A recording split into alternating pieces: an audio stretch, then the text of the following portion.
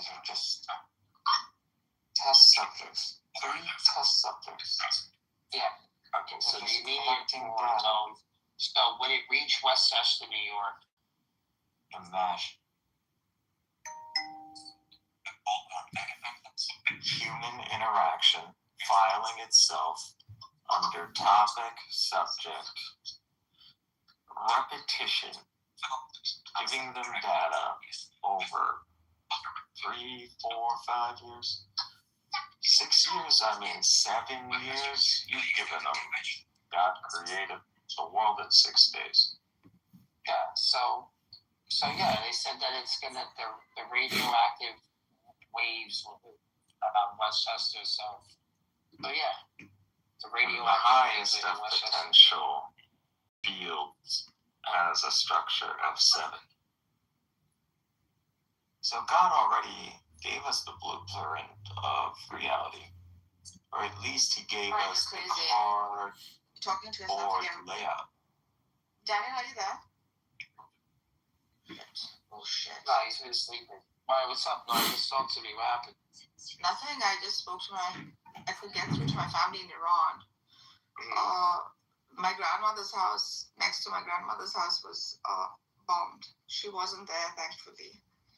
And then next to my aunt's house up north was also attacked. So Iran is in extreme commotion. Everyone's hit the streets, and they're estimating hundreds of thousands of people on the streets. So I don't think they went in for a regime change, but they just went to subjugate it so that Israel could have a hegemony on the entire Middle East. And I think it was quite strategic for Iran to sort of hit back on the Arab countries around them, because these have been cucks for Israel, right? So mute your mic, I'm speaking like you're a lunatic, please. So this all goes back to the Jewish conspiracy. Sounds good. I think it all goes back to that fucking eschatology, man. These guys, I thought it was ridiculous. And I thought it was just all Who is saying all this? We Semites believe in our eschatology. You take our faith very seriously. Dude, I'm speaking. So I think Marcus, who was saying all this? To get us the power. This Illumi was saying. Oh, okay, figures.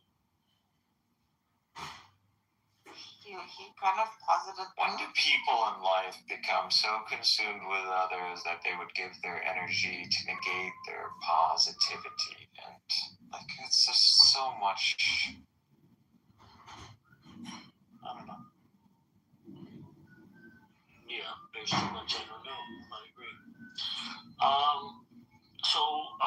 That's so wise, right? Nargis, have you been able to contact anybody in Iran yet or no? Yeah, I got a hold of my cousins. Spoke to my aunt. That's good. And so everyone's safe. It's on and off. Yeah, they're safe. They luckily moved my grandmother earlier on to my aunt's house, but the 2 areas that were attacked were by my grandma's house and my other aunt who lives in Pasdaran up north. Oh, wow. Is anybody in Tehran or no? I have everyone in Tehran. You have everyone in Tehran? Yeah. Because that's going to, the part of Tehran is going to be targeted next. Tehran has been targeted. Yeah, but that's going to be the increasing focus, I think, because, based on reports. Are they going to carpet bomb at Euro? Is that what you're saying? They're going to Gaza Tehran? No, it's not what I'm saying at all. What I'm saying is that first they'll take out the air defenses, then they'll target, the nuclear sites and the command centers, stuff like that. Actually, he's not wrong. I would leave Tehran. Yes. I might actually, if this goes past Monday. Yes. I was looking to buy my wife a new car. I mean, if you guys. But good news, there is a new government now, or a new committee supervising the government that is approached, apparently, the United States for preliminary talks. Yeah. Let us hope the best. Yeah, that's good. Hopefully they'll do what's necessary. 48 leaders dead later, but that's good. That's good. That's good. Yeah. Well, It's a good time to put stock. I don't know if you guys play with your new. And Lockheed Martin, yes. Yeah, exactly. Some guns, like gun sort of sales. Oh, wow. They're bound to go up. Yeah. No. Not so much oil, but. Okay, but that's thinking defeat. What if Trump actually ends this war by what is the time Sunday? Before the stock market closed, less than 12. Okay, less than it can still happen. It's not that crazy. You could hear this all get wrapped up in seconds. It's not over, Jessica. Nah. Why would you want continuous war? I don't want it. It's not what I want. I mean, there's American troops dead They now. don't have anything There's Israelis dead. At this point, everybody kind of put a black eye. I think Iran can save face of this performance. This is good performance. To get F-22 to F-35 Israeli, Arab, Turk, and then come out of this alive, and then still kill American troops and topple some buildings in Israel. I mean, I'm looking at the middle of Israel. That thing is caved in. That town has a crater in it now. Yeah, Those guys badly hit Israel. I hope they do it more. Yeah, there's probably Arabs have. I guess the Muslims have 57 countries, and Israel has this little tiny plot of land. Oh, fuck them. Little tiny plot of land. Little tiny plot of land. This little tiny plot. We must hit the tiny little plots. Fuck these motherfuckers. Marcus was I live in New York, so I'm Fuck fine. these motherfuckers. How I dare live in they? New York, I'm good. How dare they walk into It's another nationalism, country? Euro. Fucking motherfuckers. It's so crazy to me. What's wrong I with hope people? they fuck. I know, you would think someone so spiritual would be so detached of such an earthly thing. Well, you would think, it would have some I effect. find this wrong. This is the wrong thing to It's do. zero. It's completely like it was never there before. You think when Palestine was on fire? It's the Gentiles and their When wicked Palestine was on ways. fire. At the moment your country is brought to the ground, you turn your back and you help the freaking West Illuvi. You are someone who step back. I'm starting to think I'm the most Marcus, are you not And my back only to I'm gonna be sane. Like, I'm looking to buy my wife a new car. Why don't you guys talk to me about buying my wife a new car? Why do we have to talk about this war? The people are cheering. Does she have a van? Do you guys have I'm gonna take her car. I'm talking about buying my wife a new car. No one cares about the bombing that's going on here. I'm talking about my political, my capital gain. It's to be just. just buy her a Toyota? Dude, When your fucking country was on ground. you always buy your wife the car the family needs. You had no Buy problem. yourself the car you want. Yes. Yeah, exactly. That's He's an asshole. That's Oh, I gotcha. Just he fucking changes his stock and he changes his freaking commitments every now and then. Have you seen the new Toyota? Yeah, motherfucker. I want it. It's too expensive. No, we're looking at a Because you sound very anti-Yami today. I don't know. He's a freaking motherfucker. That's what he is. Dude, it's because I told you, Euro, they're not about war. They're not about it. Mentally, they're not prepared. It was for 2 years he was screaming anti-Zionism. He wanted every Jew on I'm the sorry. planet. I don't believe I was as This intolerable as you all right is now. all citing, I think calling himself American. from October When 7th, someone is not consistent, that's how he looks we've like. He been looks like fucking pretty lunatic. celebratory. Fucking idiotic lunatic. People, but this is war. And I've always told the Anarchist, people. this has nothing to do with him. This has everything to do with the Shia. What did you think? He's a Sunni.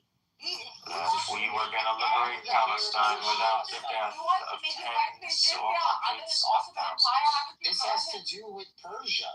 If my Palestinian fellows thought that liberation It's not Persia. It's Iran. they have been delusional. Idiotic. Wait, when did it change the name to Iran? Wait a second, let me look that up. Why did you change the name from Persia to Iran? 20th century. That was that recently? Relatively recently. Well, go back to Persia. The hell, man? I think Persia was a better name. I was like, I like Persia. It's got more history. It's got nothing to do with Islam. Actually, Iran is way more historical than Persia. Iran is from the word Aryan. Persia. Iran is older, bro. Name change. Let's look this up. Tell me.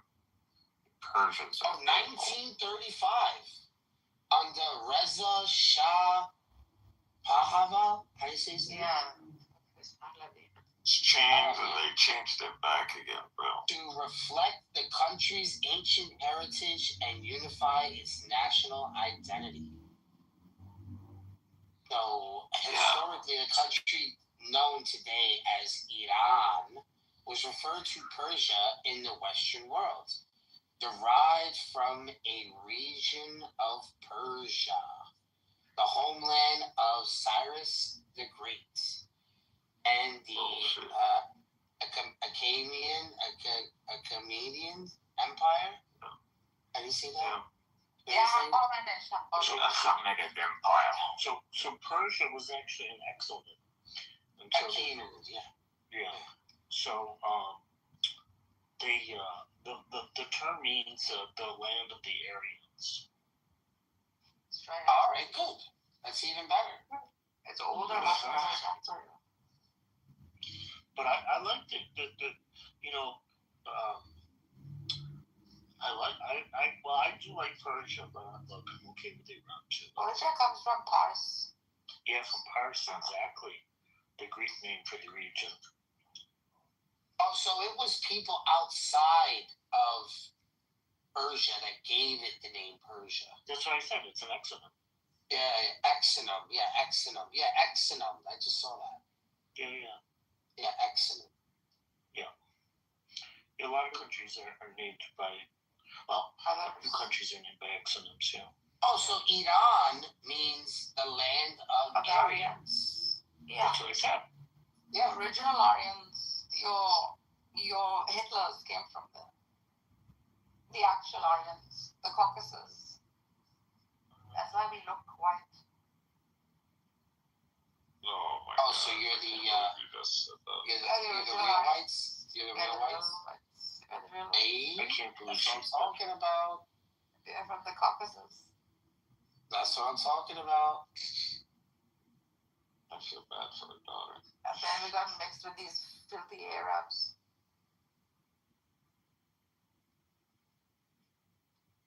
Well, that's your fault. Why did you let them in? You shouldn't have. Well, you had the Shah. What happened? The filthy Ottomans came. Not that I believe Nergis's claims, but Nergis has claimed to be of the lineage of Ali. So, just what? saying. Got mixed. That would make I thought you were from India, though. No, I'm not. I lived in India. Arab. That would make you Arab.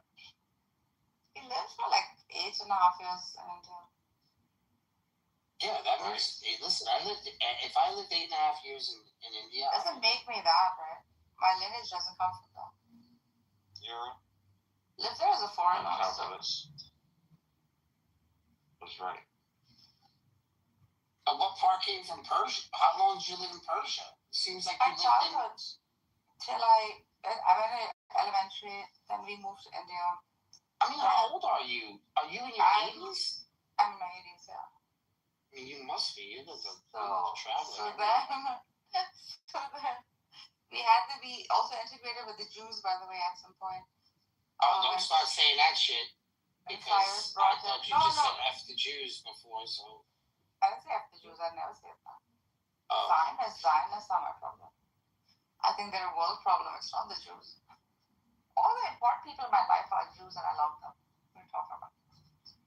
Well, the reason why Zionism exists is because the Christians killed that many Jews. So they were like, no, we're getting sick of being kicked out. We need some sort of nationalism. So, if you look at the bigger picture, Christians are the ones who created Zionism. These Christians, bro. Because we kept fucking shit up. We kept killing them.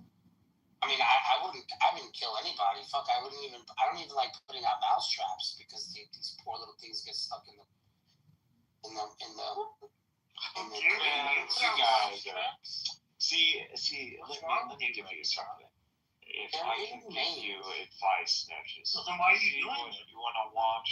I don't do it. I don't even put them out at work. What is it, Logan?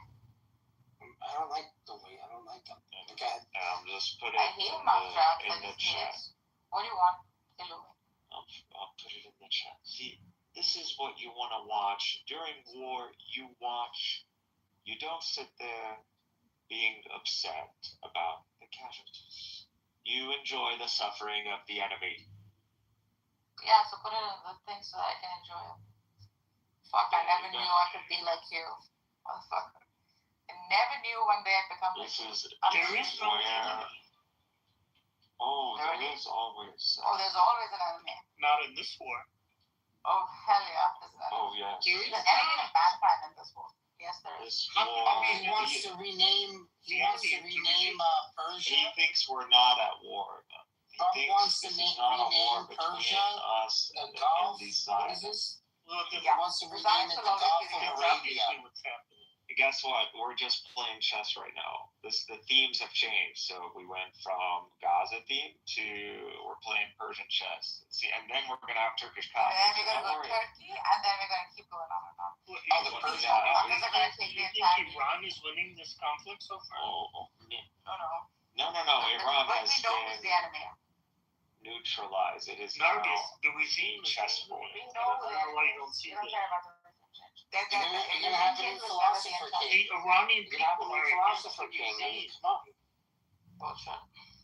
They're This not is the It's time never we're about the creating one. regime change. This is I the mean, time We're we're Quran all 381 coming is to really that gonna work out. understanding. This was never about a regime change. This is just about hegemony over the Middle East. Who is the one messenger entity. that's going to talking about? confirm The people in Iran the revelation against from the regime. Khomeini? Yeah, so am I, but this is not about the regime change. So This is all about the regime change. yeah, Nargis, I can't believe you're so blind to this. Nope, not blind. My eyes have been opened. This is about hegemony over the Middle East. And there's one entity doing that. Oh my God. How come the people Can in you Iran? send this to me How on come, YouTube if how you don't come when I mind? watch the Give me a videos in Iran, people are cheering? Yeah, because you're not watching the other side. Oh, Can there's you no other send me side. a YouTube video of this? Okay. So the side that I'm watching, they show a school, and then it hasn't been announced yet, and then they announce the supreme leader is dead, and people start cheering. Not mourning, cheering. So how do you explain that? Yeah. Keep out of the I affairs of my mean, country. We have some high schoolers that were like really Maybe proud. your Maybe you should keep away from the affairs of my country. Maybe your relatives support the regime. Can you There's just a lot send of me the people YouTube in video? Iran that are against the regime. Yeah, so am I. Correct. But Well, then what's the problem? We didn't want some designers to come free us. What Just- Zion I don't know where is? you got this Zionist idea. Most of the people that are against the regime, they're happy that there's intervention taking place to bring down the regime. Yeah, the Persian Gulf is so far away from Israel. Like they don't want to take over. That's way beyond the river and the sea right there, bro. Can take Way anything beyond. they How get. do you explain Scavengers. the reaction of the Gulf states? The Gulf states are all pointing their fingers at Iran. They're next. Your Zionist actually will go for them next. What are you Turkey and talking then about? Everyone's a It's like the Zionist now. opposite. They've normalized Zionist. relationships with Israel. They're building economic ties. what have you sent me? Irumi, what is it that you sent me? I can't open it. I don't have it still. Marcus, what do you think about what's going on in the UAE? You can't open any of those. Well, it's Tel Aviv getting bombed, so what's Okay, let me what put you it on want? YouTube so that I can enjoy it.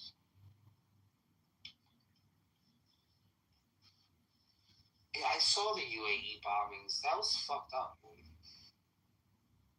UAE is called Iran cowards.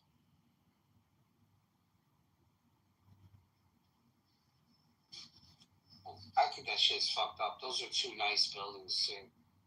Good Lord, what's going on in Israel? Fuck, the bombing it down.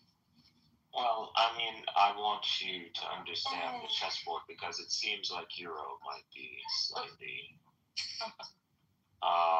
lacking a bit of essential information. Yes, he is. Yeah, what information? Let's put it up. Well, let me set up the board for you, show you what is actually happening. Go ahead. What is the objective of the Zionist in this offensive against Iran? I'm not talking about the objective of Israel. I'm talking about the objective of the Iranian people. The Iranian people want the regime to go away, and You're too smart to generalize like that. You're just too smart to do it. You can't get away with it. You're not normal. You're not normal. You're not Daniel. You're too smart. You're too smart. Sorry, bro. I'm sorry. You can't. Yesterday. You cannot generalize. And I literally woke up. I literally woke up to Reuters and BBC showing me Please watch the video. a whole hundreds of thousands, if not million plus Iranians screaming and literally vengeance in their eyes. That's what I got when I wrote. So it's a different. I'm not going to generalize either. I'm not going to say, well, Iran is dying to, drink some Zio blood. Not saying. Because if you look at when what's his name? That general that died in Iraq. Do you think there are more people supporting the regime? Hassan Soleimani. Coming down. Euros. Stop being blind. Please go watch the video on Tel Aviv. I suggest you do that. And also hundreds of I'm thousands. talking about. And when you look at the amount of people that came out to that, I saw people dancing in the streets. Yeah. No. I have to start being this way. No, some of these people don't really give a fuck about me. I gotta start separating myself from these people. Oh, bro, you're like me. Toast is always rude. He doesn't come in here to speak to me. No, speak to him in another room. I'm okay with. I've known Toast for too long. Right, bro, like when you realize, like, man, exactly, and now that class, it might be like a slightly popping off. Now, like some people want to act like. Yeah, same thing with the sister Lisa, aka what's her name again? Saxton. She's telling me to go drink Mary milk and go worship Mary and all this other shit. I start pointing out the things that she says, that she says Bible alone. I just don't know where. Muslims don't say this. Jews don't say this. Where do Christians get it saying, oh, it's just the Bible alone? So that's what Jesus said to Peter. On this rock, Peter, you will build my book. Is that what he said? On this cornerstone, Peter, you will build the threshold to a book club. No, that doesn't sound right. You will make You got the best excuse. Bookshelf. This is what Bookshelf. you say. I'm a Catholic. I follow my church. I'm just on this app talking. Sometimes that makes sense. Sometimes I don't make sense. That's it. I'm drinking. But you know I'm my drinking position. Mary I'm milk. Catholic. When I'm you're drinking Mary Protestant, milk by the gallon. you don't have that default. You're Yeah, Protestant. yeah, I'm You're gonna walking have to come up with a whole ideology, jurisprudence, metaphysics on the spot. You better come up with it on the spot before you start talking about this stuff. Unfortunately, I've realized what happened since I've engaged in social media. I have forgotten all the core rules, and it's just like been like, swear to God, deja vu these last year plus. Yeah, that's why I put stop blaming the Catholic Church. That's my theme today. I got kicked out by someone else too. You know what I'm saying? Oh, what did the rabbi come in here and summon oh yeah. Where did Euro go? He got summoned by the rabbi. But this is how it is. They'll never. They think they're come to terms with Oh, he's a back. nation and a nation. He's A back. nation and a nation. They don't get how ticking shit ticks nations off. Like when they feel like militant among them, like you'd be sitting in my living room and then your pager goes off. I gotta go, boys. And then we know you're part of the Power Rangers, motherfucker. You don't have to keep lying to us. You could just say, well, Zordon called me. Jesus Christ, man. I get it. This is why they are autistic or something. I don't know what it is. It's that Ashkenazi strain. They just all sync up or something. I think this is how the Germans were talking before they got too cynical and then someone's head got smashed. Abel versus Cain or Cain versus Abel.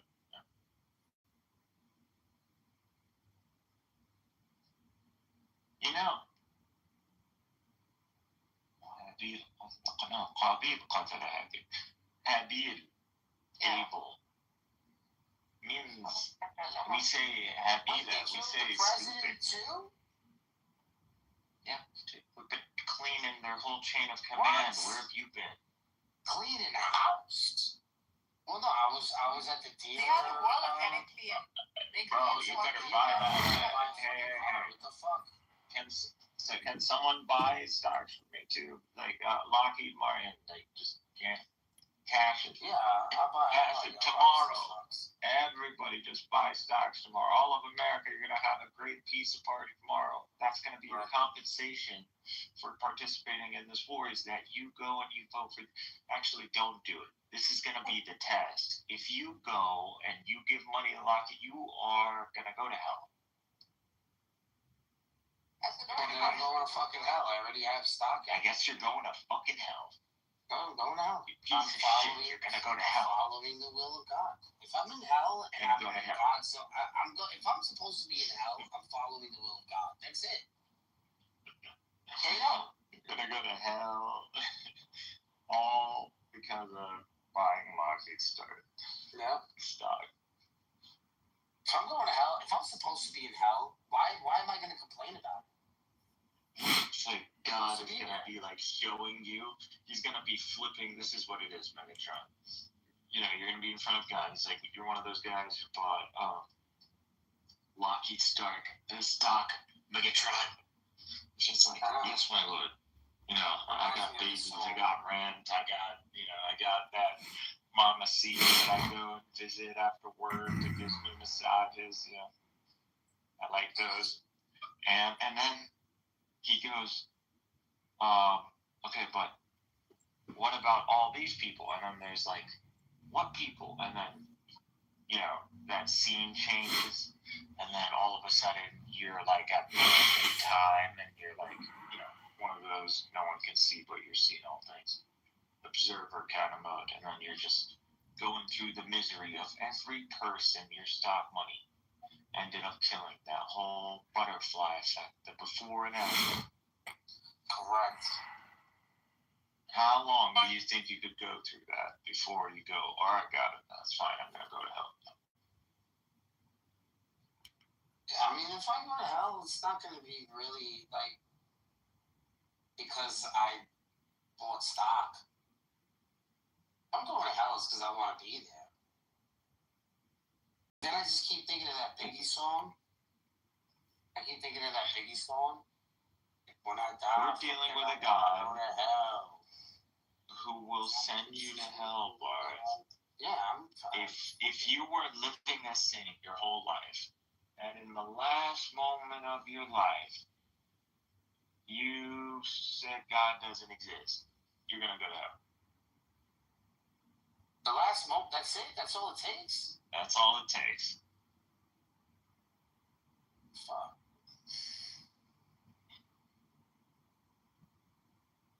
I mean, I might as well hear the Biggie song then. And this song actually makes sense. If you think about it. I actually like this version.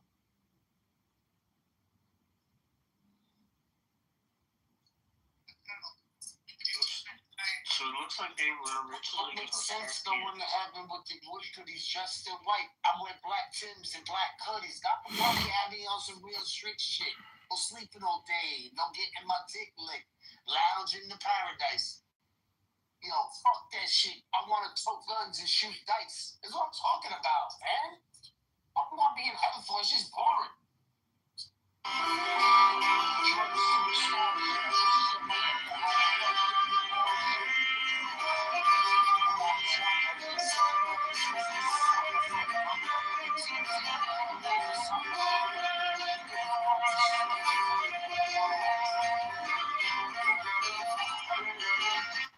Nah, nigga, not you.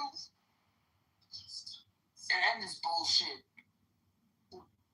Alright, sorry. So the original plan was to attack at night, to start the attack at night, and then they switched it to the Saturday morning when they found out about the meeting that Khomeini had set up to meet with 40 of his top people. So they switched it to that broad daylight attack.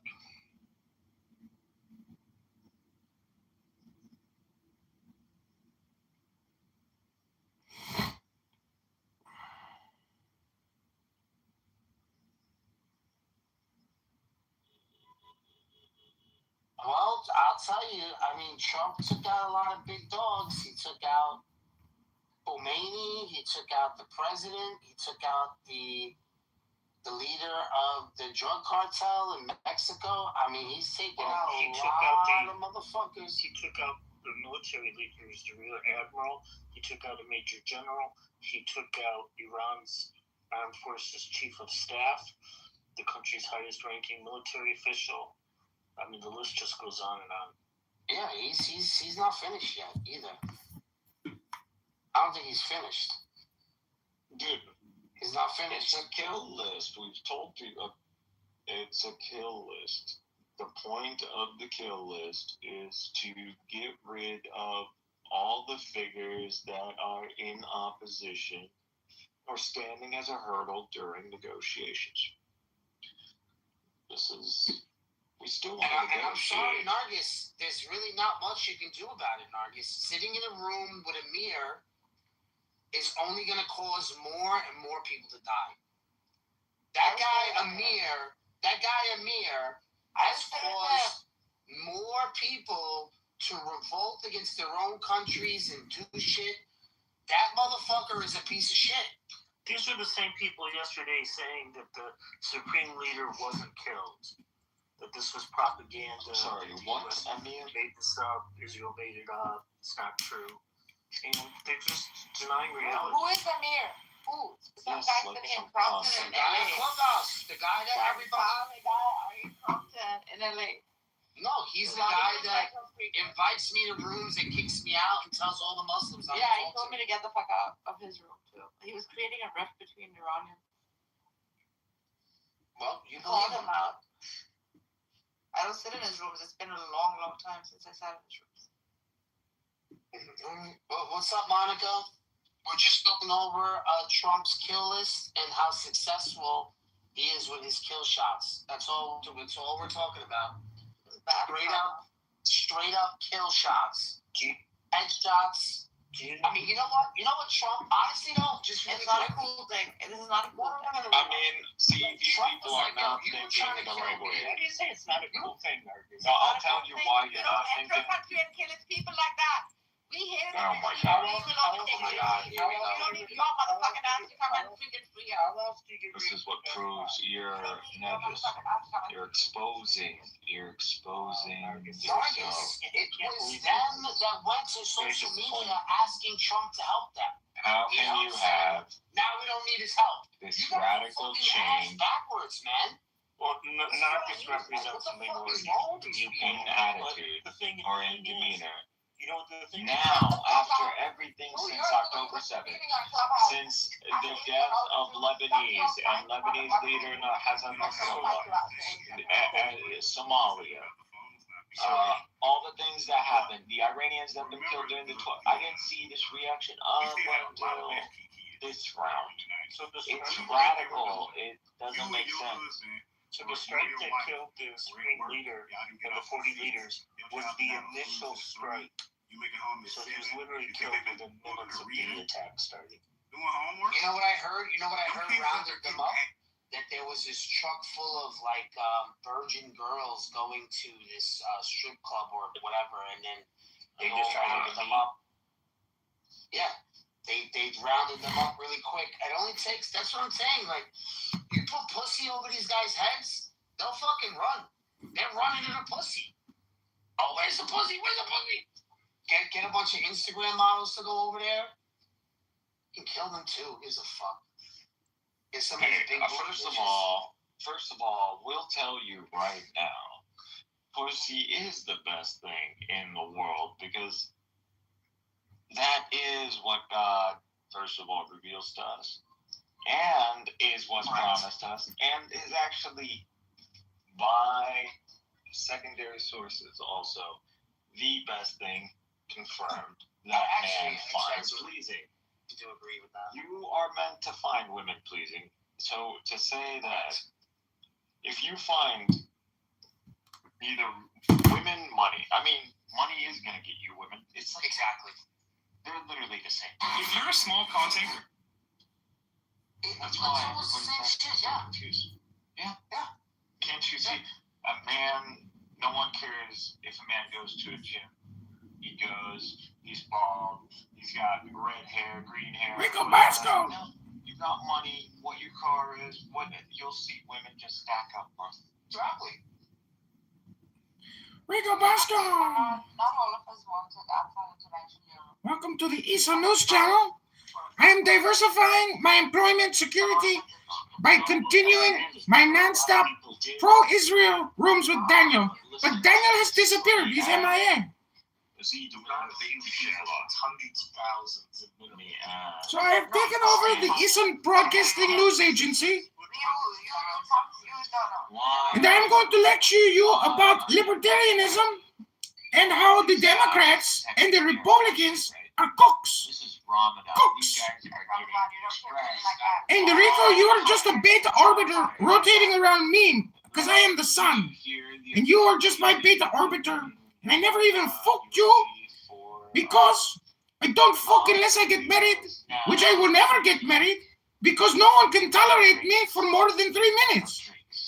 But that's okay, because my news company is very powerful and very popular. Granted, dude, you had an 86-year-old man. This guy is the leader of, which pretty much most of the Muslim world curses over what it did in Syria. He got to get killed fasting in Ramadan. I mean, I would consider that forgiveness by God. Like, hey, he got it good. Man, this is the way to go. The way to go is to get hit, slammed by some F-35s, F-22s at 86 years old while you're in the height of your spiritual kind of renewal for the year. Like, bro, that's peak. That's peak. Okay, bombarding The guy peaked. Everyone's fasting. No, they told him, hey, buddy, you want to go down to the bunker, Grandpa? There's like, no, I'm good, man. I'm not going to change my routine. Guy, They're all went down like Ali. They always see that this is how Persians are, bro. This is how they are. So they killed the Persian. They killed the president of Iran. They killed like 40 of their leaders, all during Ramadan. We're saying that like it's a holy month, and they are one with God. Oh, I didn't know they were brown. War should not. Oh, these are nice. War does not. Do you think they're going? You think they're going to heaven because they got killed during Ramadan? Oh, these are really comfortable. Imagine there are people, actually random people, you're into the conversation. Babe, do you think that I love these sneakers. Thank you so much. I didn't see anything I wanted, but I like. Imagine you're walking at Target and somebody's talking about, Muhammad, Jesus, Middle East, and They actually do look nice. Judaism and Nazis and China. Oh my God. They do look nice. I do like them, and they got that little brown in them. No, babe, if a man is a leader to a country, right, but he dies as he's praying, chances he's going to heaven, right? Even if he's a evil regime leader. Oh, you don't know what the prerequisite? Marrying me gets you. Well, apparently someone got get married and said he's an evil regime leader.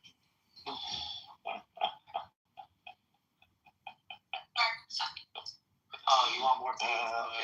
شر البلية ما يضحك يا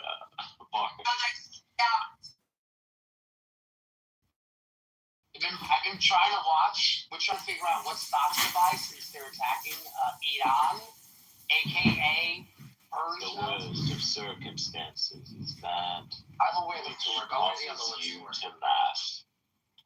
Illumi, if you keep this up, you're really going to piss off Nervous. He's not pissing me off. He knows Turkey's next. Turkey That's is not I have a alone. bet with him that I have to fulfill. Turkey is not alone. And the only reason this is happening is because the Arabs in Turkey greenlit this. You think this is Netanyahu on his own, and he did not fail to mention it in his first address to the Israelis. Like, I was like, chill, buddy, already you're telling them? Like, damn. Yeah, so that's why I'm not going to be like, you're not getting it. I try to tell you, we're all in on it. That's just how it's Semitic logic. Think about it. Me and my brother against my cousin. You guys finished? Me and my Why cousin did you buy a jar? against my neighborhood kid. And me and my neighborhood kid against the stranger. You get it? There's a... So all goes back to Esau and Jacob. Why, Inubi, why do you think the Arab countries didn't finish off the Zionists? Yes, I do. Guys, look, it's Lord King. Bring him up. Coming Bring up Lord for Buttercup. judgment Who's shoe at fairy? the wrong why the time. fuck is they keep on leaving, nigga? I'm getting his ass. Why did they continue to be? Hello, Buttercup. Hello. I thought, who's this? Hello, Lord King.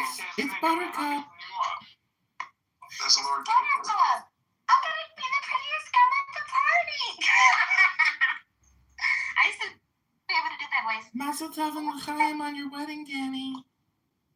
Mazel tov. Yo, was Buttercup? Mazel tov, everybody. Mazel tov. Does anybody want me to pour some butter? Does anybody want me to pour some butter in your cup? Yeah, well. Yeah, mazel tov.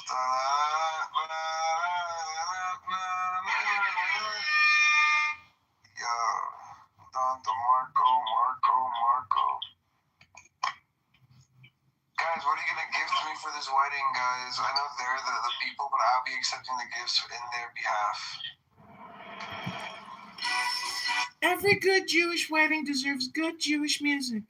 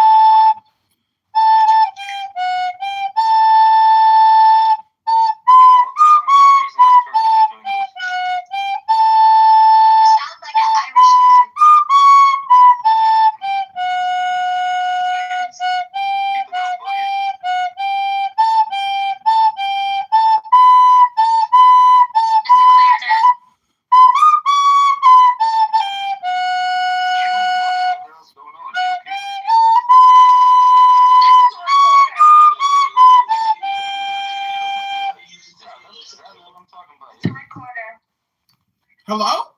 Never had one lesson. That's a recorder? He played the recorder, I liked it. He's Why the false recorder as he records us to play us on YouTube. Ribono Shalom! He has my consent.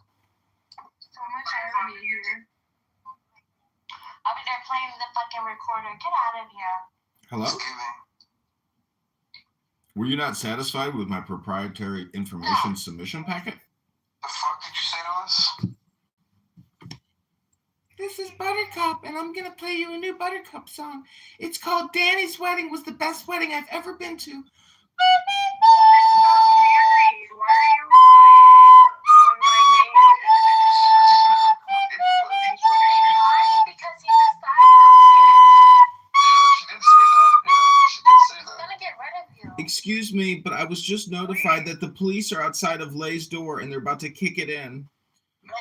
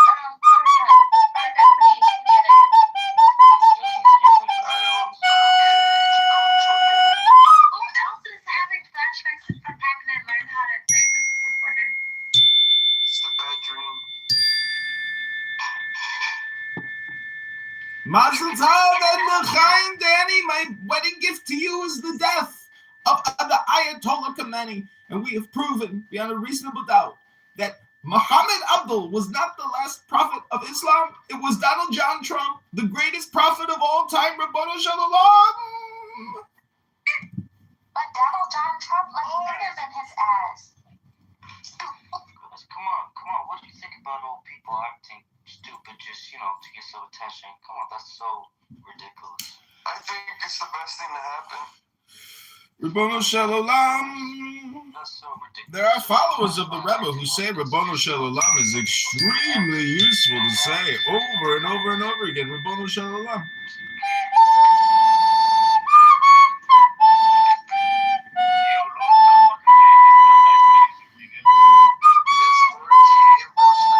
Exactly. Address me by my full name and put some respect on that name.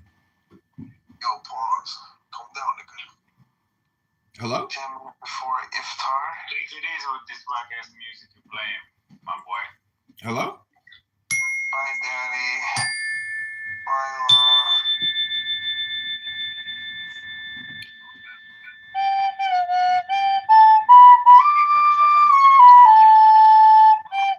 This is such a great wedding. I like it. Can you pass me some champagne? And I would love another steak. Thank you.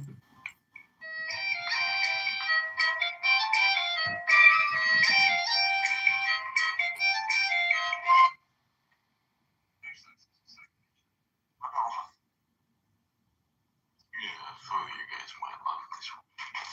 Who's your piece of shit? Elon, oh my god. I got you, bitch. Stop this whole philosophy That game. he was this great philosopher. Where is the And he died for I can't wait. a I can't wait to get kicked out of Brethren and Impurity for the last time. I can't wait to go in that room and get kicked out for the last time. Hey, Megatron, can I tell you a story? Yeah, Dad, talk to me. Why did Go God sit get down, kicked son. out? The day before He's an embarrassment. this happened, right? The day before all this Why? happened, You're carrying water for them. I don't get that. with Brethren and Matt. I know. You don't know my position, Euro. You should ask him. Please remain civil. By the way, they kicked me out of the room. They kicked you out because you're too Why did they kick flip-floppy. you out? You're too flip-floppy. I'm not flip-floppy. I have a very strong position. I don't hold that. They think you're too flip-floppy. Next, are we gonna be playing like a hot potato crazy woman patrol or call games? Hey, you come up. Crazy is you. You're crazy. Like I'm just saying, You're like too flip-floppy. You're too flip-floppy. I'm not. I have a Smuggles. very strong technical start. You have a strong technical side. in time of crisis, if this is how you're gonna behave, you aren't exposing much of your You don't have the IQ, bro. I want to know. Go on, sit in your place. Your IQ is way low. You never sit in too many times. So, Right. put your mind in. Put your mind in. Sure. Thanks. So, yeah. What happened the other day?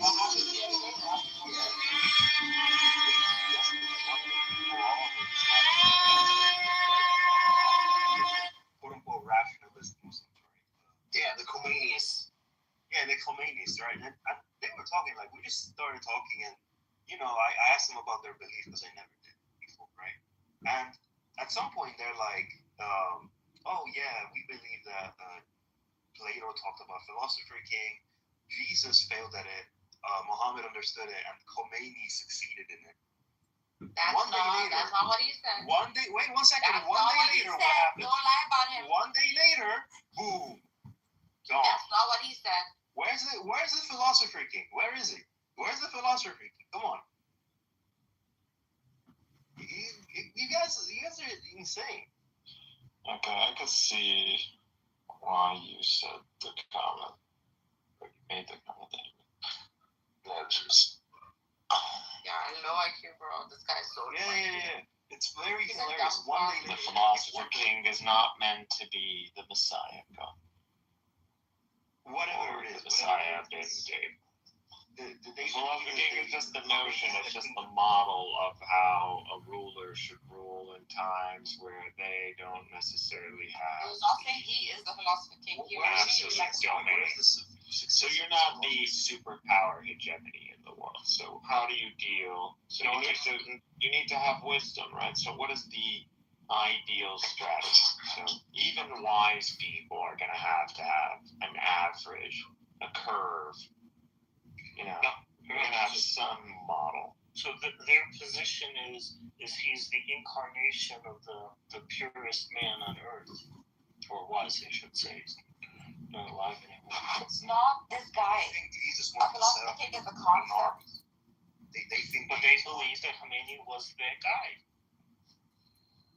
He symbolized some kind of wisdom. At least that was the freaking Oh, yeah, archetype. Just symbolized. They You're have you ever political? Jesus Have and you all looked into his political career, like how he ended up becoming?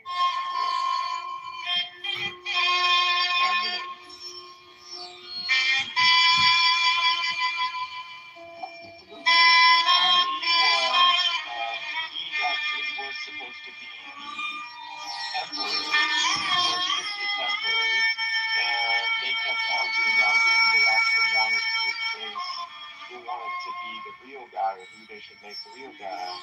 And they took too long. He remained, and they were like, you know what, this is working, might as well let it be him.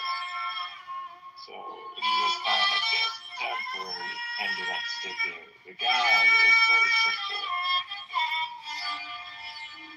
Honestly, if you imagine someone who never really felt they were destined for greatness, never really cared, and then they just walked out.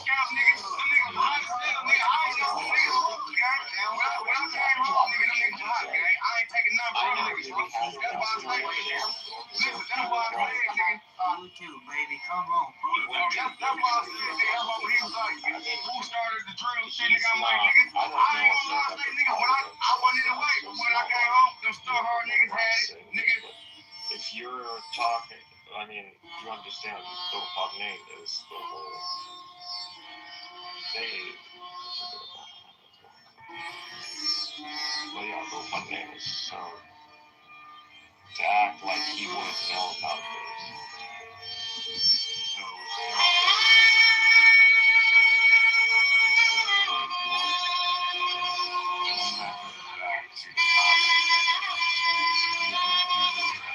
understand what philosophy really comes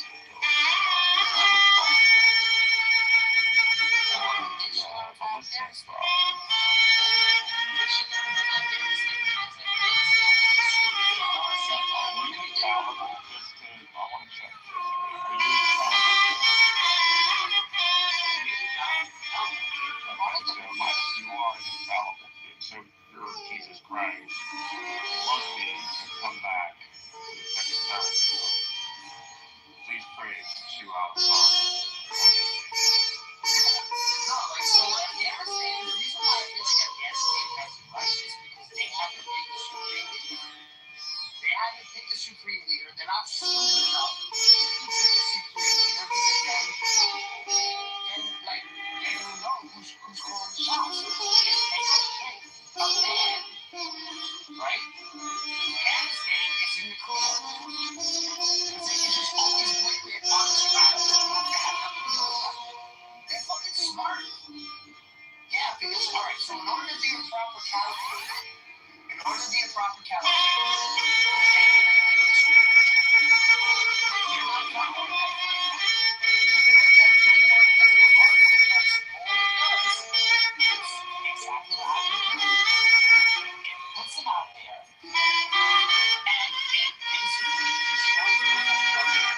Like, there's this one person who's calling shots. Uncle Jim. They have like some like a government. You can't touch them. They're untouchable. They're fucking smart. They're smart. Straight up. They're like, you're not raping our women. You're not doing nothing to us. What? They're taking over parts of Pakistan? Dude, Afghanistan doesn't experience peace anymore. That landscape experienced all its diseases. They brought the whole country to the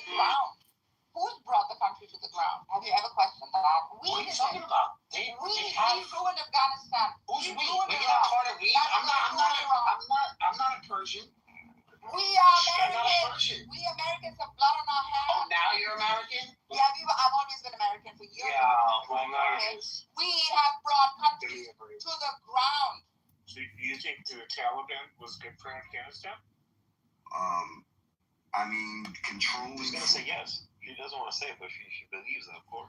Well, that's what No, I mean. So, Taliban's not good for Afghanistan. Hey, God, you motherfucker. No, fucking you psycho. just say yes. You Don't come say out- yes. no! You want the yes. I don't support the Taliban. I don't support any theocracy. I don't support theocracy. Okay? So go on, mute your mic so because how I'm come gonna lose my you don't shit on blame you. the Taliban for ruining Afghanistan? It's not Taliban. America ruins. We ruin Listen to me, countries. prophesize. We ruin countries in the Middle East. Taliban stop ruining Afghanistan? We Americans, not you, your friend. I am that I am, and I shall give you a prediction, and I wanted you, all my sheep, to listen very well. For you will see the meek of the earth inherit the earth, and you will see the true Persians from Afghanistan take over and re-establish the true. Dude, you just want to Just see like me Jacob. accent. Why do you want to come up, bring back Jacob? the Ottoman You have me Empire. blocked. That's all You you will see. I'll kick you out of the room, Jacob. Just put your hand down. You will see the Muslim world be united. Guy's got me blocked and he wants to come in my room. These people on Clubhouse got some fucking balls. I'm telling you, man. What are you talking about? Which ones? No, continue to be afraid of Jacob. I will eliminate you like Khomeini. Speaking of himself in third person, who's Jacob? I know he's gone. Oh, Hey, you know what Illuvi dreams of? Illuvi dreams of an comeback of an Ottoman rule, right? Empire. In which all the freaking Jews and Christians are subjugated and Jews genocide. He dreams of that. He dreams of that while he's Sunni access site. the Sunni access. He believes in the Sunni access. What are the fruits of the Ottoman Empire, really? Right, where all the freaking Christians and Jews are I'm taking going all with over. Deutero-Rome. So this gets the Fuck Turks included, the theocracy. fruits Fuck of Christians theocracy. included, And fuck theocracy, religious political rule. Deutero-Rome is actually a very good name. It's high IQ and it's not catching up. The nerve of Sunni Nargis to access. make fun of anyone about religious supremacy when you were like okay with Khomeinism. I was not. That's why the kids. You said something I was about a never philosopher. I was never in line politically with them. This is why They the just simply started talking about that when I started Kick you out one time. When they kick you out of the room one time, all of a sudden now you're no longer. They just took it up You from were me. supporting them for such a long time. I hold that philosophy. They took it from me because I started to do the archetype. It's archetype. I don't hold that political views. This is They why took- they fucking accuse they the took Jews my and talking fucking points. kick me out. They If took you my shut your research. Doesn't make any They sense. took my I don't hold that everything. political view. These are thieves. It doesn't make any sense. Thieves. It doesn't make any sense. They listened to Project Icarus, and then they went like Satans, gathered and congregated and started to use it. I don't have to hold that political views. All I could say for myself is that I'm an American and I put America first. And Trump is doing his thing. In a time of Right on. war, America number one. America! I don't understand. You can still hold like philosophies such as America's like God. You can still like hold philosophies like the God principle, right? They can hold like their God principle, I hold to that, or even their like worldview, I hold to that. I do not hold. In fact, I held to it much before they even knew of it. I don't hold to their political views or their political systems, right? The way they want to sort of have a This is the funny thing. You're separating. Wait, Marcus, you're separating the two I don't as hold if to they're that. different. I really don't hold They all look like God, Coptic you don't priests. understand stuff, bro. Marcus, you're separating the We two as if they're witnessed it, different. bro. We witnessed it. When you say, when I you're don't dividing talk to you, bro. You're the religious You're not idea my is their favorite, bro. political You're not idea. my It's the favorite. same. It's not. No, just listen to one second. Go on. I don't You're engage you. separating You're not the my two. patient. Use your mic. You're No, separating no, the two as if no. they're different. Why do you wanna? Their religious idea. Because Listen, you have this is to what open they it believe. before and you know how to. None, you're gonna force people to talk to you. Is that what it is? Listen. Their religious idea No, is no, their no. political idea. It's the same No, thing. it's not. It's not. They believe Khomeini literally is a typology of this philosopher king. That's what they believe. Yeah, they're lunatics. I don't stand by them. Yeah, I mean, Oh, now they're lunatics. what do They you? were lunatics when you were I Listen, don't stand by listen. their political views. What is you're not understanding it? God, either you want to understand it properly or not. You got to understand it from the perspective of Islam. If you're going to provide an internal critique, you need to be authentic to their framework. So if you're going to analyze, if you're going to be a fly on a wall in these conversations and run with it, you need to understand who the philosopher king translates to in Islam. And so that translates to Dhul Qarnayn. And Dhul Qarnayn is an archetype, and you see in the archetype a very specific philosophy and approach strategy when it comes down to, times where there is specifically high stress, low reward environment, how to engage in that. So, and the options that you have. So it's the toolkit. Dhul Qarnayn archetype and narrative in the Quran is the toolkit, an explanation of how to be that leader in a time where things are gonna pop off, but you want to compress and decompress in this time.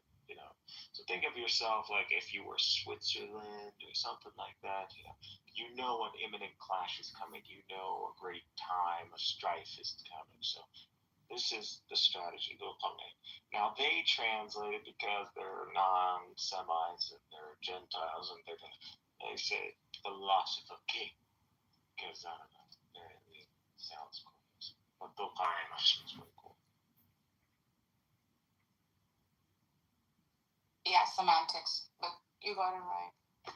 Yeah, what he said. I think what he said makes perfect sense. I don't know why they're biting off the Sunnis. They gotta create their own shit.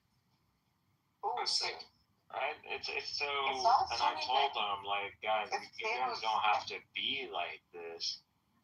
We can work together, and if you guys find this cool, like, bro, like, let's show up every day and let's share this stuff. Like, you guys have the IQ, let's do this. Nope. They just want to use Let's it be honest. for themselves. This is what they want to use it for themselves, and they would lock up in a room and just start talking, and then kick you out if they even see you in there. And then when they want to engage, they're just ridiculing and it's like so pathetic. Let's be honest. Bro, Let's be honest. this is your When they battle. stepped This on is your battle. every Go single fight. person thought they were the gay Muslims. Every single person thought the thing that they were hiding was that they were all homosexual. Matthew being the lead flamer, then his boyfriend, what's his name? Ilyas. Hummer.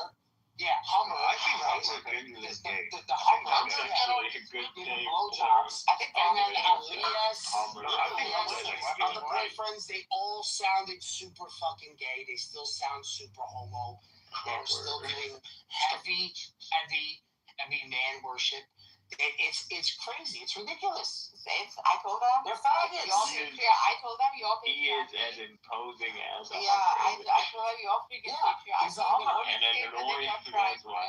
He's But the literally. Hummer is still chill. Like, I told them He's you're a Hummer. Can I tell you something? is a such We a used to be a big group before, but like we started this from scratch, right? From Who's we? I thought me and them, was bro. we. Me and them, like 4 When years were you ago. part of the homo group? Bro, 4 years ago. I mean, only No. Listen. You You can't trust that just because she's part of that clique, they do talk. Yeah, I'm serious. They are very into their own shit, bro. Like 4 years I ago. agree. right? They have a bad spirit. They're like Jews. They are like Jews. I swear to Yeah, God, yeah. find So a solid connection for this heresy Parsi 4 shit. years ago, I right? totally We believe started off it. on I a totally believe there's a Parsi person. Oh shit, that's a badass PTR, bro. So 4 years ago, we started off like in these smaller groups. In a small That is group. a fucking badass PTR, bro. That's a fucking badass. Oh, PTR. what, mine? This guy's high, man. Mine? Stop with the drugs. So bad, bro. Yeah, it is so cool. What are you talking So, about? That we is started so off shit. like investigating on a clean. I can't do this. Look at this thing. Bro, you made this? No, I actually took it from Daniel. I can't take the credit. Daniel, man? Nah, fucking Daniel. That's oh my god. So years ago, we started off like on a clean slate, right, Euro? Euro, are you there? And we were discussing like just basic concepts like existence of God, etc., Neoplatonism, etc. And we sort of, me and another girl in the group, and we became like a tight group, all of us, right? Then they would sit in their own little tribalistic sort of, you know, little cultiness. And then I told Matthew, I said, this is getting too much. This is too tribalistic for me. I can't do it. And I freaking blew up on them and walked out. And then I have met 3 members in that group. I know them in real life. And then these people started to like take it off suddenly. Like it took like a year or so, a little less than a year. And they became these non-traditionalists, right? From their tradition. And then it became a high it became a high end, like they started making it look like a high-end patriarchy. And we had no place. I mean, me and the other girl, who's extremely intelligent. I don't know if you know her. I don't think you were there around at that time. It became a patriarchy, and somehow it stayed I like don't know, that. what was her name though? The other woman? Senna? Yeah, she's a lawyer in Los Angeles. Oh, I think But this isn't Khamenei. This is She's like she's fantastic. Like, I gotta tell you. And then, and this is how it all became this. Her clients found out that she was on a social media site promoting Khomeiniism, she would lose 50% of her. No, she isn't, right? This is what the thing is. Like, What the fuck is wrong with you people? she and I did Like, politically you guys gotta get affiliate out with them, right? This is the thing. She and I did not politically affiliate with them. They were on their own with this whole freaking. It was shocking. It's like you lose credit once you start sort of like idolizing one person, which was my freaking complaint to them. Suddenly, I was like put out of the whole thing. This is recent, by the way. Well, they idolized one person because he's supposed to be perfect. Yeah, it's Donald Carmel, exactly. Which was bizarre. Because how do you pick that? How do you choose that? So I told them, fuck off, like, I don't stand by politically, and then that whole thing began to bully me. The whole trolley freaking question. Would you not kill if it? I said, no, I cannot murder. I kept saying I cannot murder, period. Then I became that example of the fence sitter, the the patriotic, the freaking. They put every freaking title under the sun on my head. versions of the Pharisees. I know it. So, that's how I think I have been completely exterminated from. Oh, I'm so sorry about that. I never understood the group because, like, philosophically, it made a lot of sense to me. Yeah, exactly. They're soft-headed wannabes. Everything was kosher and copacetic until they switched and they said, okay, now we go from divine simplicity, God is existence, blah blah blah, and now Khomeini is the most perfect man on earth. And I was like, well, wait a second. What? That's what I said. What? That's what I said. I said, well, how do we jump from the head? I told you this is the ideology we're fighting right now. And then they explained that there's always somebody on the earth in every I understand generation that. that's the most perfect. Yeah, you accept Because that. they're antichrist. Even then, I had a problem. No, I mean, in perfect in the sense that there ought to be like a wise human in order to. He's not just wise, wise, though. He's the most wise, and he's the most closest to perfection of every human on the Yeah, planet. we Oh, can that still sounds hear pretty about good. the kid, So right? wait a second. So Can I then get his autograph? So they tell me it was Jesus when Jesus was alive, and then it was Muhammad, and then today The one in our It's picture, Tony. right? It looks Yeah, cool, right? what? So you How's know, that guy? when they made that jump, right? For me, Khomeini. it was like, Not Khomeini, on the what one that basis? just got Like, the one before. The badass looking one. that's what I said, like, on what basis? So when I started to question that, This is the they're like, guy that that is, would have you been should know really good your for these version. times. The guy said, he won't let me talk, man. I said, on what basis? Like, It's always complaining. It's a point. I'm speaking to Euro. You're No, speaking in she's the background. actually This is very explaining disrespectful. it's happening. Let's keep it like politics. Let's keep it like non-personal, please. You're What was the speaking basis? while I'm speaking. Like, it's disrespectful.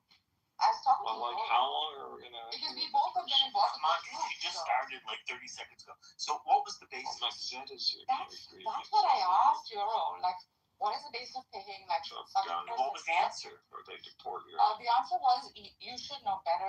You're Persian. You have seen how it all goes. There is a common enemy, which I agree there is a common enemy for. Yeah, but the common enemy doesn't make him the best person on the earth. Yeah. So that's a very good point. And the other point is like, how do you even pick one, right? Like based on what do you pick this particular person? It's very simple. So It's very simple. So They he's see saying Israel as the bad guys, and because Iran is basically another lunatic like Main- one has to speak. the Well, main makes rival sense. A good to judge Israel of in the character. Middle East, Exactly. What do you think about this that's proposition why they that the idolize former supreme leader was the most perfect man on the planet? I mean, put it forth as a syllogism. Don't pick people. According to whom? The brethren. Okay, so what are they doing now? I don't know. Morning? They have to find a new perfect person. That's not what he's asking. Yeah, I mean, they can they're mourn not his even loss. mourning his death. They're not even mourning his death. Well, they should. They should mourn the death of Fuck a you, perfect fake person. ass followers, bro. But Will they Fake-ass but followers. they're replacing him. They're going to replace him with the next most perfect guy. Oh no, he's already been replaced because Listen, which is gonna be because- one. I know. They've got the interim supreme leader. no, it has nothing to do with the supreme leader. Well, their position is whenever the most perfect person dies, there's another most perfect person that comes into existence. Yeah. Meaning he has to be born that day. They don't necessarily have to be born that day. I asked that question too. Like Because I was wondering if we could else- check the birth records. somebody else can become perfect, like an adult. This is Okay, the verse in the But Quran. what was that guy right before the death of the perfect guy? He was just like, there. Oh, Okay, he's so- there waiting his turn. oh, you're saying so he was like close to perfect, He was but close he, to perfect, and then he when wasn't as good as the At the one. instant Oh, that he was the other always good. person dies, he becomes perfect.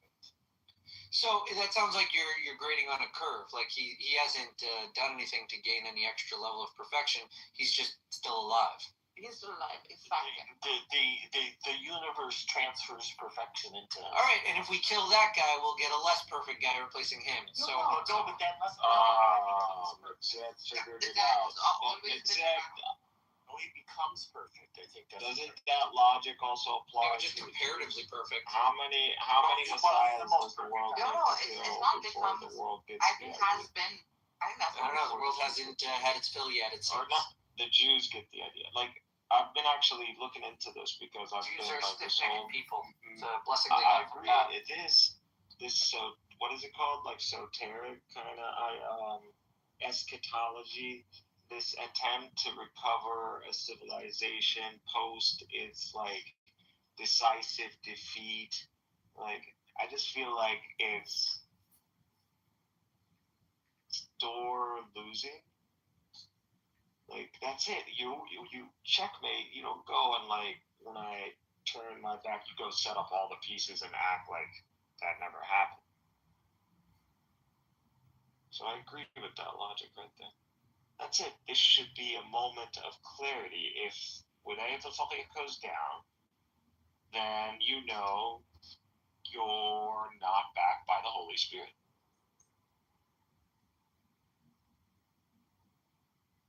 Are you a lunatic? No. You can check. Come on, Marcus. Is that a serious question? You're talking a little. You're asking that now.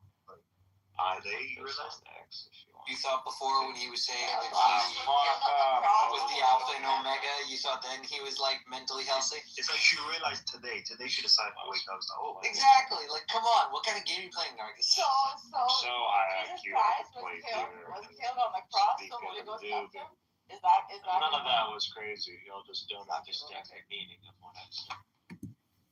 Here, but this is what I wrote. I put this on X like 8 hours ago. This isn't just a leader loss. It's a strike at the core of the 12er Shia political order for Iran's clerical establishment. The Shias are much bigger than Vilayat Faqih, you idiot. Look into Shia It's history the a little bit. closest parallel Before writing stuff about them on Twitter. If the system built on Wilayat al-Faqih fails to answer challenges from a Sunni U.S. regional alignment, the entire Safavid era political legacy comes into question. Dude, it's a small group amongst the many methodologies Nothing of you can do, establishing Nargis. government. Shiism has fallen. Illumi. Illumi's Ottoman Empire. He's been dreaming of this Sunni access, bro. Illumi has come to deliver the eulogy. If you're making fun of me, you're making fun of Bibi Netanyahu and Bennett as well. And you know what I'm making fun of? You're and ignorant. That's right. The Israelis have come to sing the eulogy of Shiism. the former Mossad head of or the head of Mossad. So I have a bunch of Israelis who pretty much tell you that the next threat is the Sunni axis. It already is. That Sunni axis. Yeah. Your Sunni access is never gonna. The real threat has to do with the real enemy has only begun to reveal himself. It has to do with the demographics. When are you going to acknowledge that Israel's existential threat to the demographics? When are we going to have a serious conversation about saying, I forgot. Because, being cynical without actually being willing to expose falsehood is just being a pussy. Yeah, that sounds like it means something.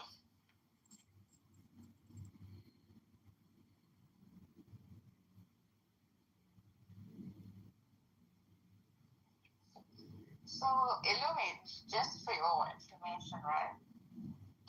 The Shia are a very, very big, diverse group of people, right? One small faction of such a big body is called Vilayat Faqih. Okay, or the system. I'm sorry, was my post that they not? picked from. Your post is false. But please. Your post is false. Okay. Because Alright, what's you the false in the Shia. post? So It here, doesn't break let me down again. the traditionalist tribals. The entire, this is what I wrote at the end. The entire Safavid era political legacy comes Your into Ottoman Empire is question. not going That's to what I come said. back. Your dream of the Sunni access This is all I said in the post, so there's nothing in the post that's wrong. This doesn't collapse the 12 school, idiot. That's right. The same to what I said. They live on and on. Your post is And your still Sunni access will never come to Long live the 12ers, long shall they reign. The Sunni access, your This is what Ottoman I'm going to do from now on. Before happening, the Long main talking suffer the points of the day.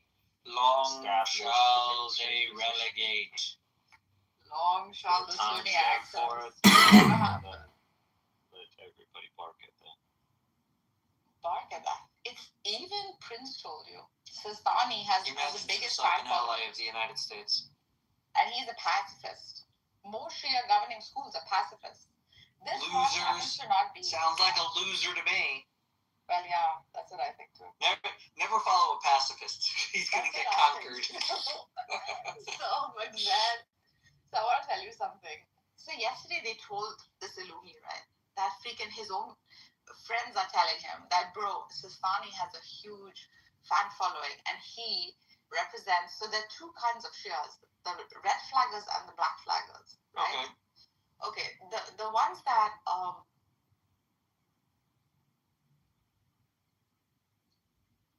Well put.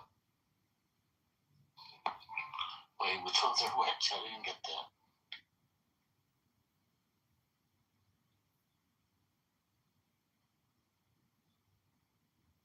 really don't see this landing before one day.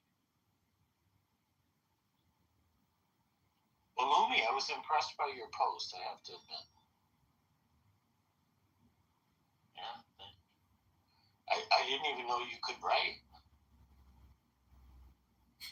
I'm just on this app to see what people are talking about. Like, inspiration. That's good. I'm doing things. So Illumi doesn't seem to think Like I that said, she has patterns. access to. There's bigger things than where this is all just, Super Bowl.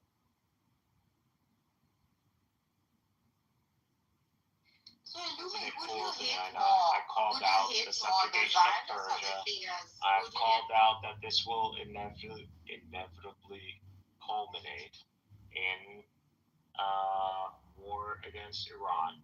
To subjugate it, I said there wouldn't be any regime change, as in the model, there wouldn't be like no new republic kind of thing. So I don't believe there's going to be a regime change. I do believe Iran is going to eventually surrender. There's going to be some, save face where this is a negotiation. So it's going to be like, we negotiated to ceasefire and all that. But, technically it's a surrender.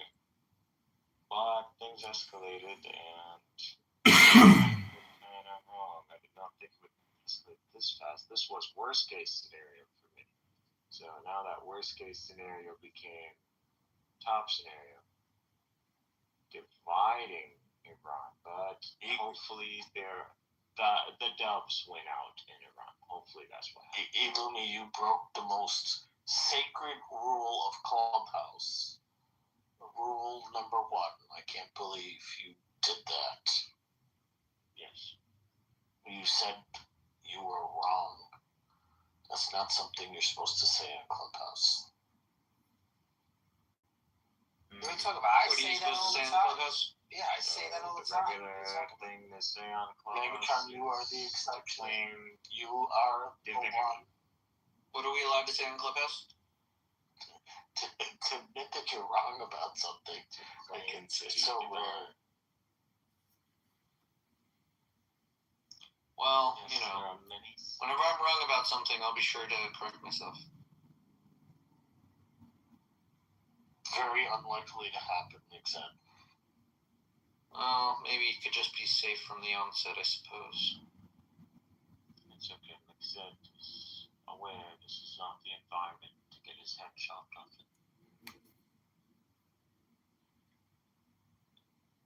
Yeah, I'm not really worried about losing my head here in America.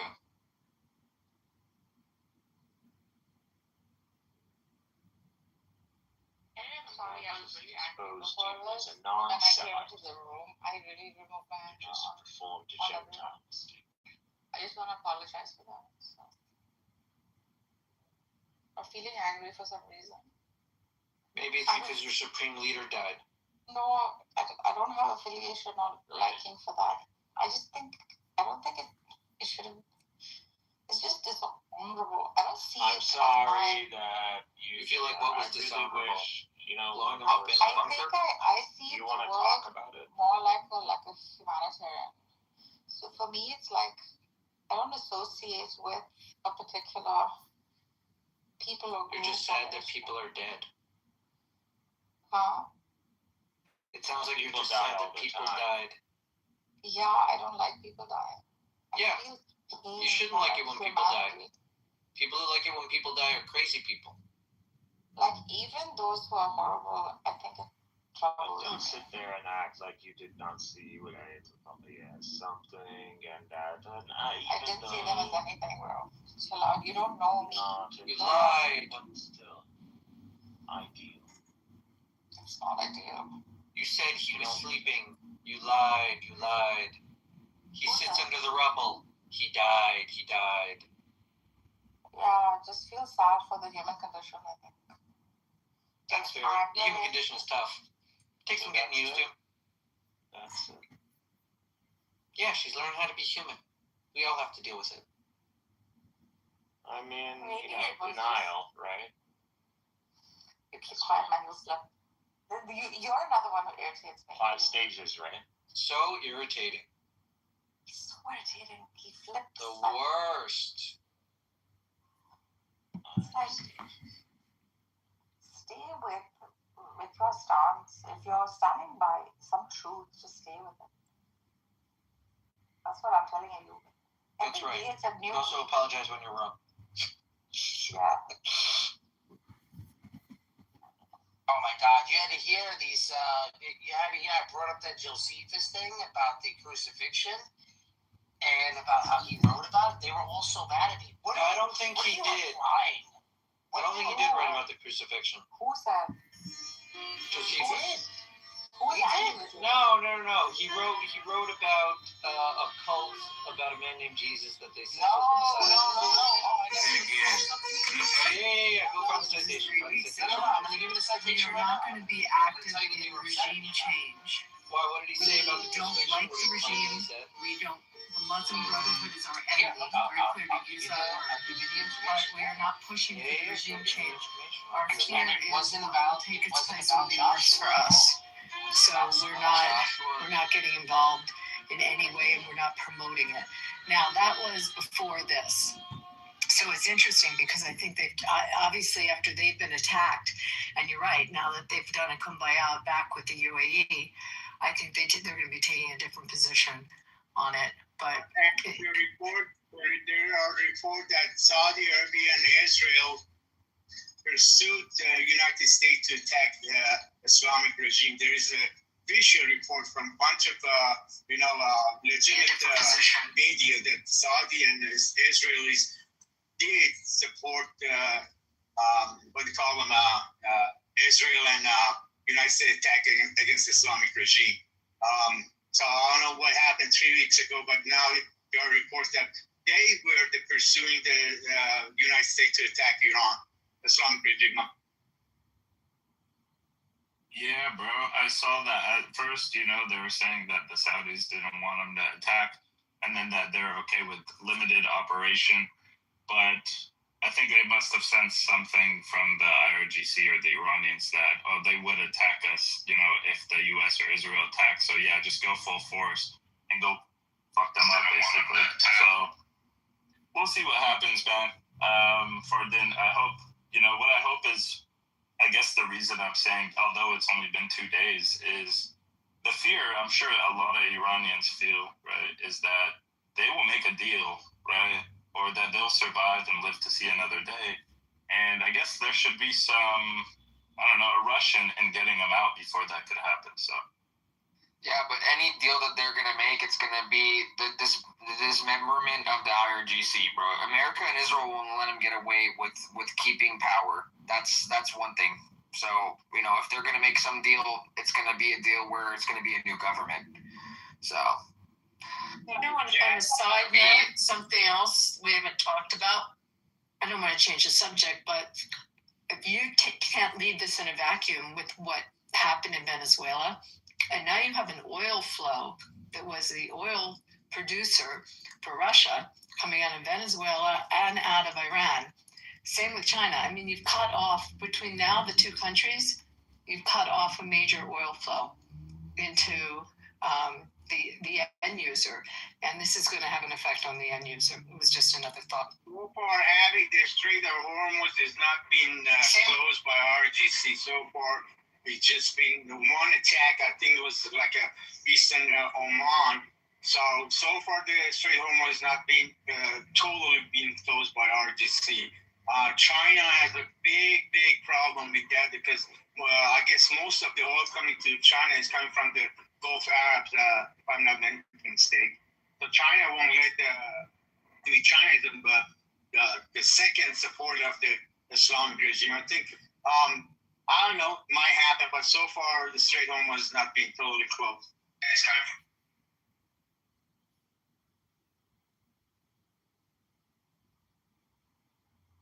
But can you imagine if that oil flow stops? I mean, we've already cut off Venezuela. For China, that's pretty significant.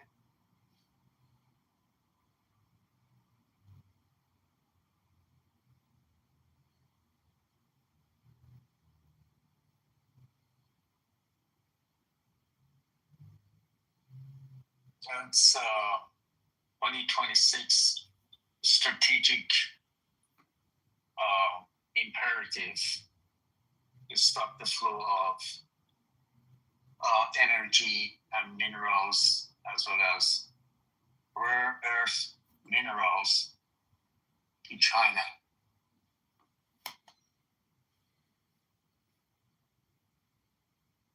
Did Jack leave? Yeah. I had a question for him if he comes back in. Ask him what his thoughts are on why Hezbollah has been quiet and Hamas. Why haven't they been activated?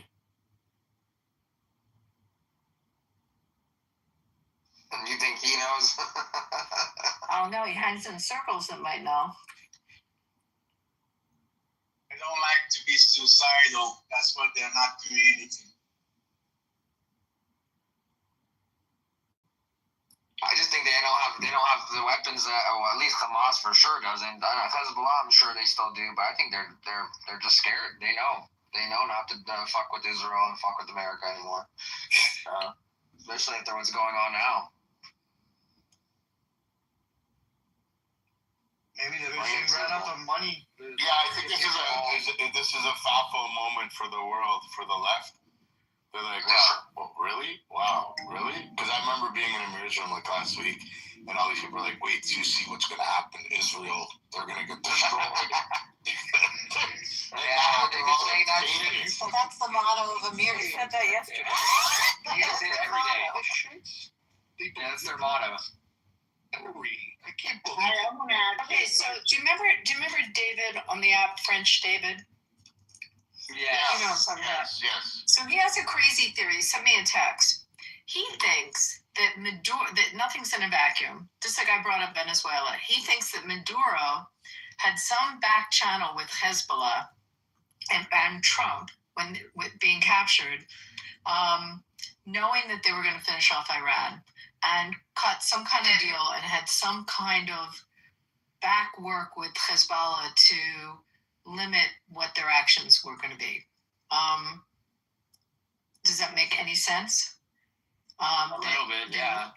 They would refrain from attacking Israel, and that somehow this is connected in to Maduro.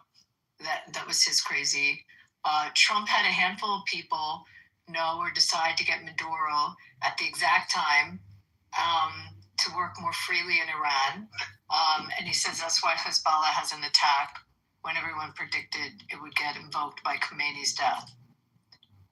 So I'm not throwing that out there. The Islamic regime, Abby, they're a real good friend of the Islamic regime. So, Abby, let me just make sure I'm understanding which hand is scratching whose back. Are you suggesting that Maduro effectively called on favors to get Hezbollah to stand down? Or are you suggesting that Hezbollah turned in Maduro? I'm going to read what he wrote. This is not me. This is not me. This is, you know who I'm talking about, who came up with this theory. My 2 cents. Read Maduro. What if getting Maduro led to some back channel with Hezbollah with a message from Trump? You know that we need to finish Iran, right? So you have a choice. You can either attack Israel, and if so, we'll hunt you down everywhere you are, starting with the triangle borders, or you let us clean up Iran, you refrain from attacking Israel, and you become the small little Shia in the room. So then he says, his point is that Trump had a handful of people know or decide to go get Maduro at the exact time to work more freely in Iran. And it's his explanation as to why Hezbollah hasn't attacked, although all the pundits and everyone said that they would. So I react, that's a very interesting theory. He said, he's speculating the reason underneath the non-participation of Hezbollah, so far neither group's engaged in conflict, Hamas either, is decapacitating the Venezuelan regime and capturing Maduro at 3 main goals. Khomeini capitulate, or next, which failed, Hezbollah, don't mess with Israel when we attack Iran, or you get to survive in South America and Africa. And China, if you want oil from Venezuela extracted and refined by U.S. companies with U.S. technology and low price, you keep the Houthis at bay when we clean up Iran. In conclusion, when considering the silence of Hezbollah, the Houthis, and China, Maduro's capture, instead of being separate and parenthetical event, was actually one of strategy. That is a crazy, crazy theory, but that was his theory. I mean, a lot of those elements make sense. The main element, though, makes no sense, right? The idea that Maduro would be in prison in New York and somehow have the political capital with Hezbollah, who really couldn't give two shits about him, to convince them to stand down. Like that one piece makes absolutely zero sense, right? No, it could be that Hezbollah sacrificed Maduro with information like that would make some sense. But all the other parts, yeah, I mean, I think they're factors, right? You do have these parts that feed each other. And certainly Venezuela is part of the strategy of isolating Iran, right? And depriving Hezbollah funding, because their activities in Venezuela were actually generating a ton of Hezbollah's revenue. So, but I don't think we need to invent things that probably aren't real, because there's enough things there that really probably are. I agree, but I think it's not totally in a vacuum. No, it's 100% not in a vacuum. I mean, like if you take this out to 10,000 feet to look down on what's going on here, it's about stabilizing the Middle East. But the other factor here is this nascent policy of stay out of our fucking hemisphere. America and will be running all of the Western Hemisphere. So.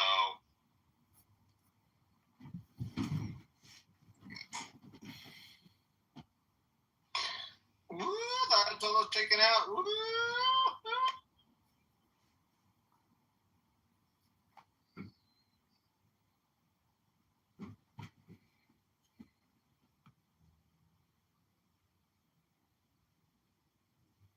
But could Maduro have cut some kind of deal? Why are they at bay? So maybe I should rephrase my question. Why do you think they're at bay?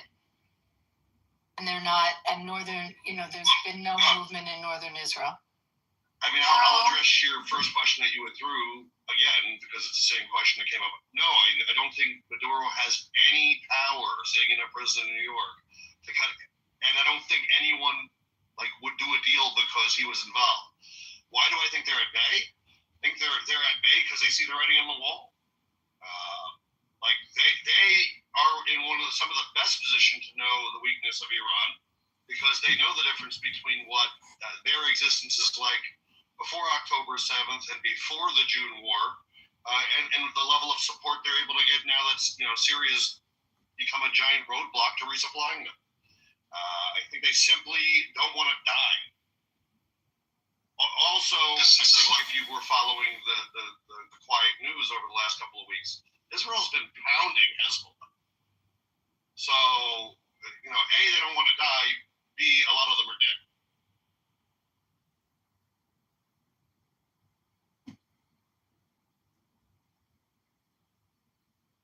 Okay, that's a good answer. I try to give, good answers sometimes.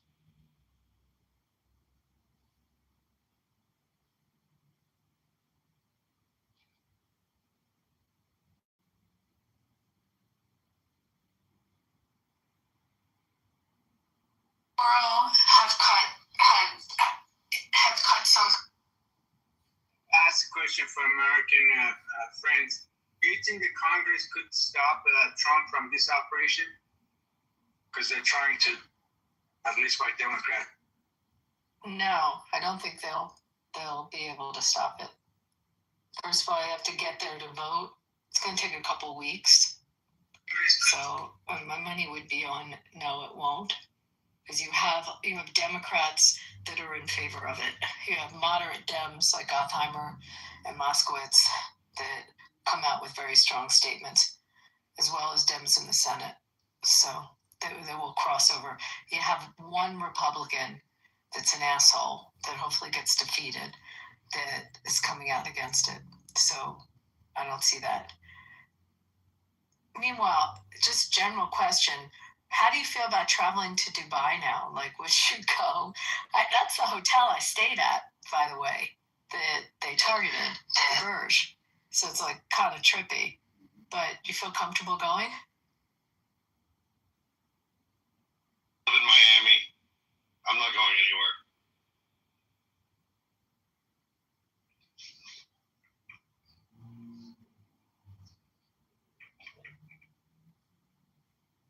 I mean, with respect to the congressional number, you could probably Google what they're estimating on the voting on that.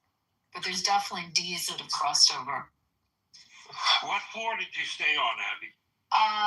So I've stayed there like 4 times, and the last time it's kind of interesting. The entry level room, like their what's called their bottom level room, is a 2-story. Incredible. I'll send you, Billy. I'll send you a video. I videoed the hotel room. Oh, good. But the last time I stayed there, I upgraded, so I thought maybe I'd get something even crazier, and it was just a higher floor. Yeah. So I don't remember. I'm going to say like 20ish or 8 or 17, something and like how many floors are there? It's not as tall. It's not incredibly tall. I don't think. Oh, this is not the big one, the really big one. No, it's not the Khalifa. It's the Burj Al Arab, which is the one that there was a little fire in it. Why not the Khalifa? Have you tried that yet? And that's the Armani Hotel up there. I liked this one because I like the products that they give you in the room. And it's a 7-star. And the price was, I couldn't believe what the price of the hotel was for a 7-star hotel, like compared to what you would pay, if you were going like to see Jeff in Miami, or you were going to like California. 2-story basic room. 2-story. The downstairs is a huge living room, dining room, bar, office, bathroom. Then you have a big marble staircase. Upstairs is a big dressing room, massive bathroom, sunken tub with mosaics around it, shower with a million heads. All the products. I like a lot of head. Yeah, I figured you'd like this. All the products are Hermes.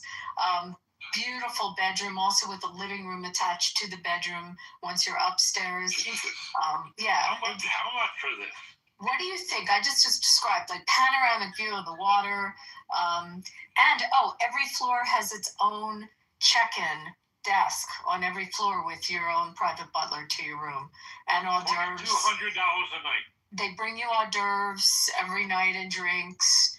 And you know how to travel, baby. Okay, so what's your guess per night?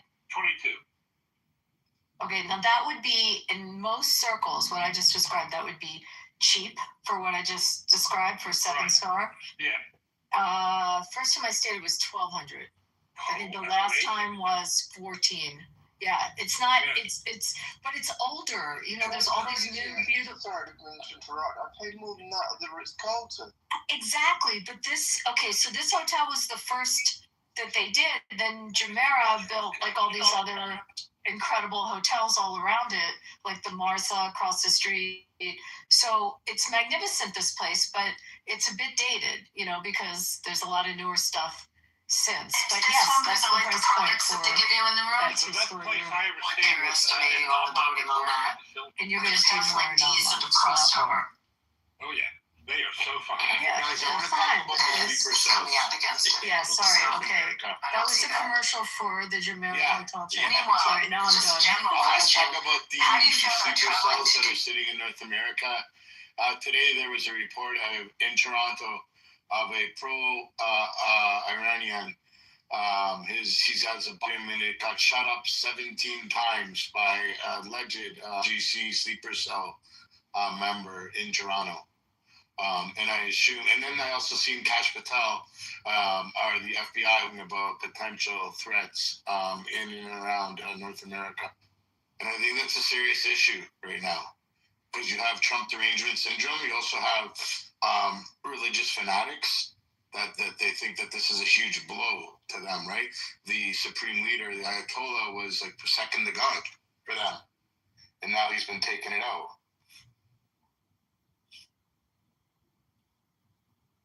We've been on a heightened alert. It was an Iranian with Senegal. But we've been at a heightened alert from the time Director Wray testified in front of Congress. We had already bumped up our alert levels. But I think now it's even greater. But, that were the 7th. I have somebody in the room that I'm trying to get to come up to speak. And he can talk really good about what's going on about security levels. He's in that. But I don't want to out him as of yet. If he wants to come up, I'm just going to text him. He's in the room. Can you come up? Because he did security for that shooting. After he's there now, his guys are there to make sure that everything's okay. But he's engraved in Toronto and especially in North America and the States, in Ontario and Canada, in securing certain venues and institutions and people. And I'm just curious if everything is heightened because of what's going on. You asked who'd go to Dubai. My sister, my nephew, and my niece are out there. And now you can look to charter something today and you just can't get out there. It's not happening. They can't leave because the airport's closed, right? Yeah, but on a charter, you'd think they'd just find a smaller airport or go to Abu Dhabi, but they're just not touching it. They can't. What about they can't go by boat? They'd be scared to do that. No, I'm saying I'd charter from London to go over there and be with them. I can't get out there. How bad was the airport hit? I'm sorry, I know you want to talk security. I don't know. Didn't look good. But the airport's, the airport's massive. What they're estimating on the voting on that. But there's definitely diesel. Did they hit runways or the terminal? What did you stay on it? I think from what I read, a terminal. And it looked like just before passport control. I recognise that bit. Okay, so Jewish Resistance, what's up, brother? Are you able to speak on security, on what's going on in and around North America? Are things heightened? What's the assessment right now? Well, the same thing we saw after October 7th. You've got pockets of, let's call them resistance, that are trying to intimidate the community in the Iranian world. And one of them took a couple shots, several shots at a gym, as you said. One of the organizers of the massive rallies that we do security for, that you've been seeing all over the news in the Iranian community within Toronto and surrounding areas. So standing up against it. Yeah, we assigned some fully protective details to him today, and some of the other organizers to ensure that their safety was met at specific times. They did a very big rally at the U.S. consulate today to thank President Trump for his work over the last 24 hours. And we had to send down a lot of security personnel and bulletproof vests. We had to liaise with the police to ensure we had a very large police presence there. So it's similar to what we saw after October 7th in our community. And we're implementing pretty much the same protocols that we did for us for them. You're going to get people that are not happy. I've been saying it for months. As you know, I do the security for the Crown Prince. And we're going to get the same type of resistance, where they just refuse to believe that the Islamic Republic is going to be top toppled or falling. And I said it jokingly today where they're trying to elect a new leader. And you know, within our world in Israel, we know that that's probably going to be the shortest, you know, stint of any leader in the world, because he'll definitely get assassinated. No two ways about it. I wouldn't want that job. But yeah, that's what's going on. So we've got to start protecting their community the same way we did with ours.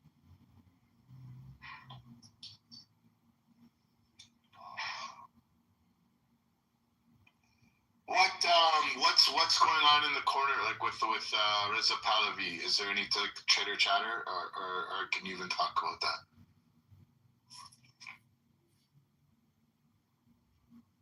What do you know? What do you want to know about her? No, he does the security for Reza Pahlavi. And I was curious what do you know?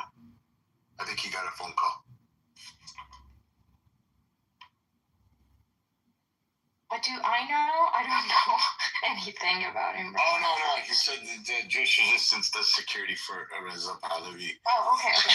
I missed that part, sorry. And I was just curious if there's anything he can share.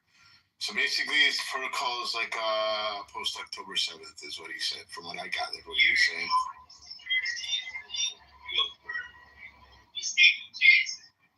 We can't hear you, Fardin. We can't hear you, brother. I don't know why. Your mic didn't sound good there. What they're estimating on the voting on that. Said I saw him last year, and he's security force for. How do you feel about traveling to He's Dubai taking now? chances. He Like, we goes should through. go. He I goes also hotel I stayed meet at people, shake hands and stuff. But 4 times. he had good security The people last around time, him. what Just they're that's what I estimating on want the to say. voting on I that. just saw him last year. There's definitely. Yeah.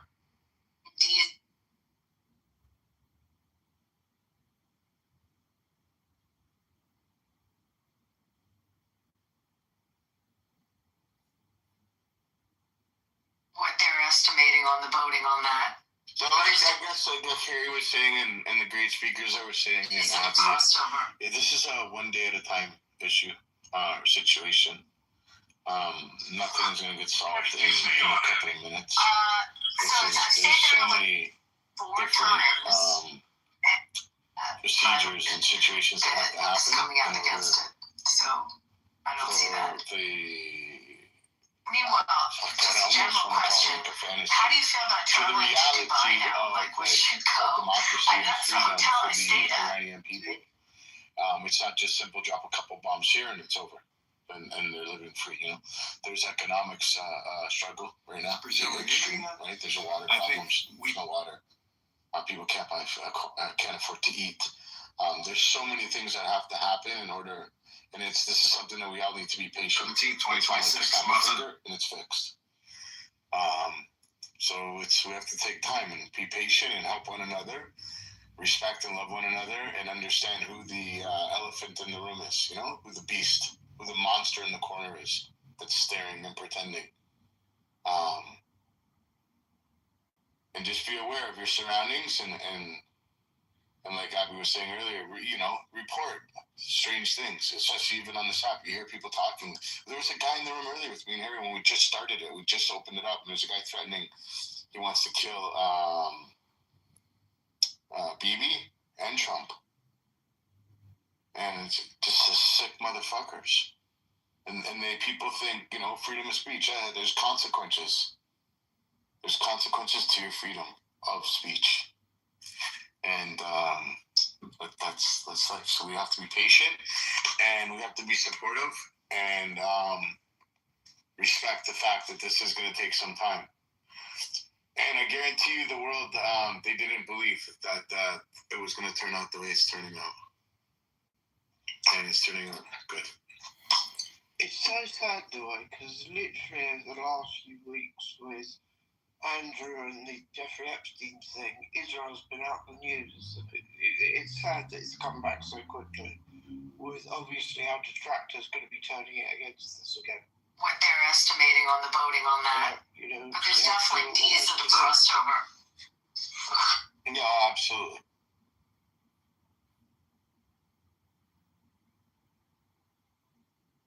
you were in a room yesterday where they were telling you, you were arguing with someone else from Britain about the strike on the children in that discussion. Yeah. So Lee, there's like I put this in the chat a while back, but I can try to put it in again.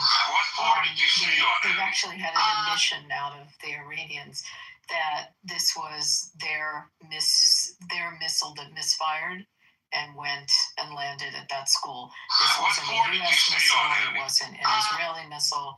It was an Iranian missile that hit that school. And there's a video. There's a video of the missile. You can see it where they tracked its source. So I just wanted to give you that next time you have that discussion.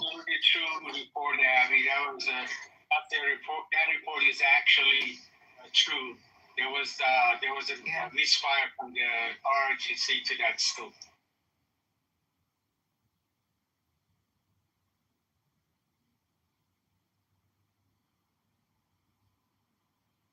What for? Not the first time in the 12 days of war with Israel. It happened one time in Kermanshah. It hit the civilian structure by one of those pieces of missiles. And the irony is, for the Jewish festival, which is food from the Iranians 2,000 years ago. Meanwhile, just a general question. How do you feel about traveling to Dubai now? Like, would you go?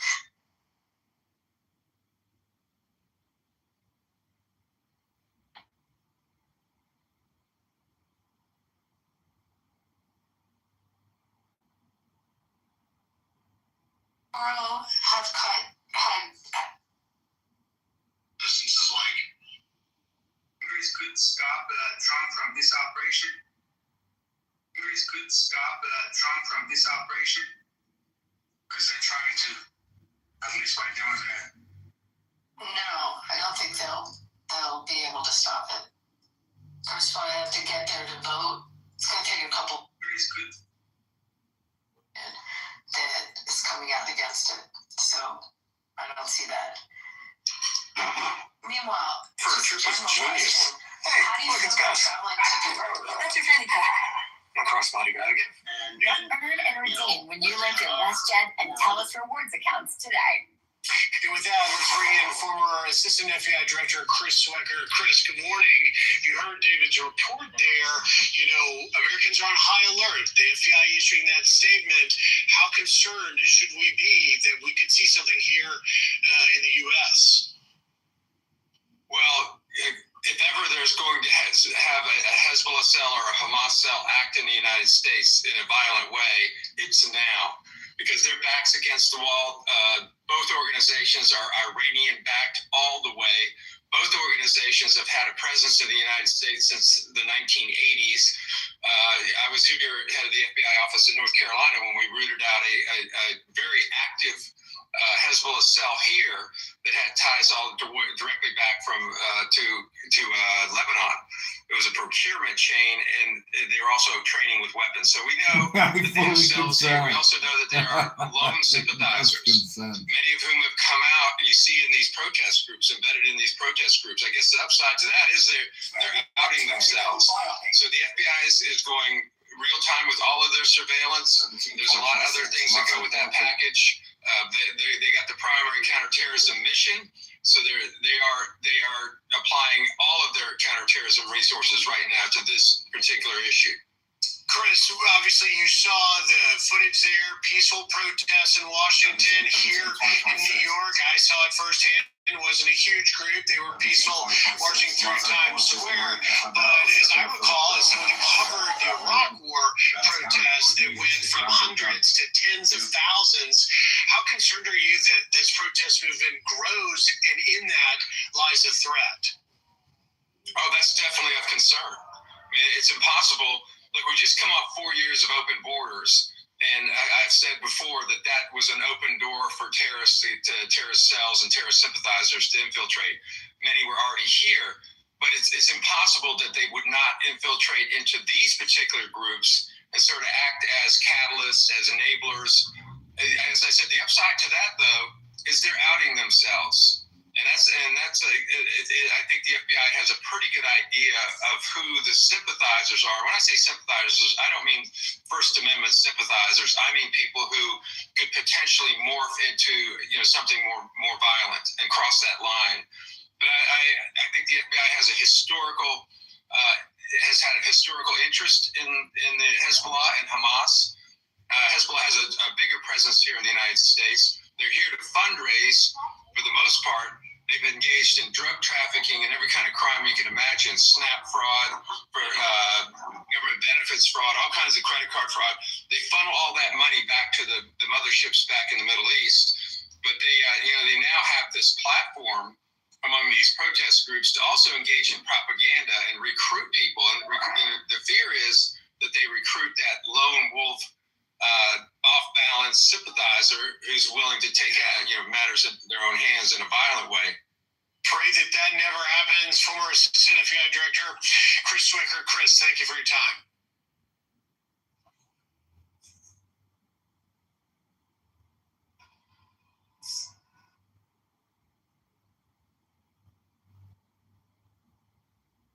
So I guess the FBI made a report today, or sent out a report telling everybody to be on high alert for sleeper cells.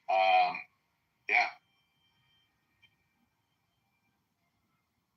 That's what's going on. And like this news reporter saying, they're outing themselves. 1 second, here's Kash Patel. I think maybe the difference between the Iraq process. Sorry, is it convenient for me to speak, or have you got somebody coming up? Oh, go ahead. I think the difference is that a lot of people didn't think the Iraq war was justified and correct. It was between Bush and Blair that really went for it. Whereas most sensible people can see that this is the right, logical, correct thing to do. So I don't think we're probably going to get the same numbers, because there's not going to be a sense of injustice apart from the Islamic Republic people. Does that make any sense? Yeah, no, I understand. Even I marched against the war in Iraq, and I'm not big on rescue some fraud. There's so much of this fraud. So I can't imagine. I can't imagine the certain numbers that we have there coming out here.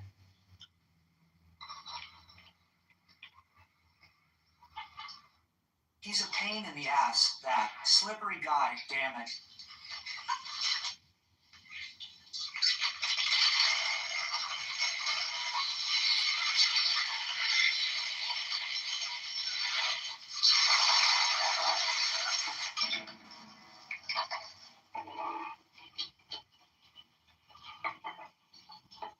Today's rescue mission was a it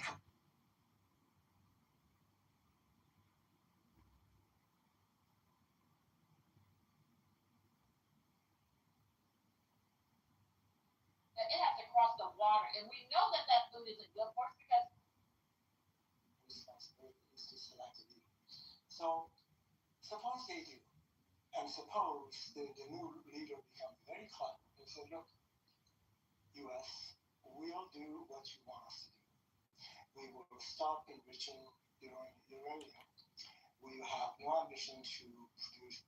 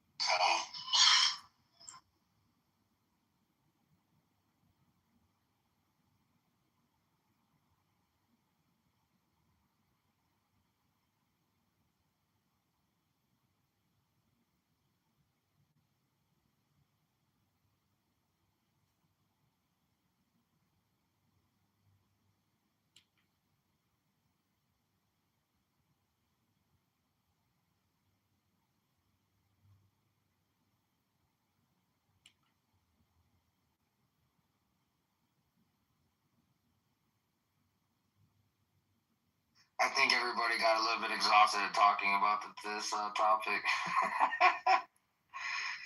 Everyone needs a break from this tight tension times right now, huh? What's up, Jewish Resistance? How you doing, bro? It's been a while. Good to hear from you. What's up, Dr. Adams? There was an attack in Austin on a barn. A couple people killed, 14 people injured. Guy was wearing a sweatshirt that said "Property of Allah." Where? Yeah, that's old news, man. Texas.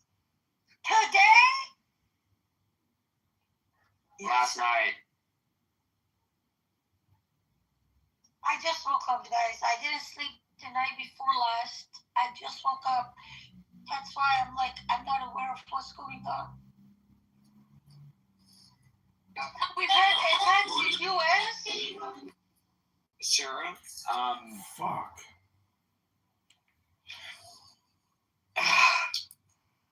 my thoughts and my prayers go out to you and your family. It's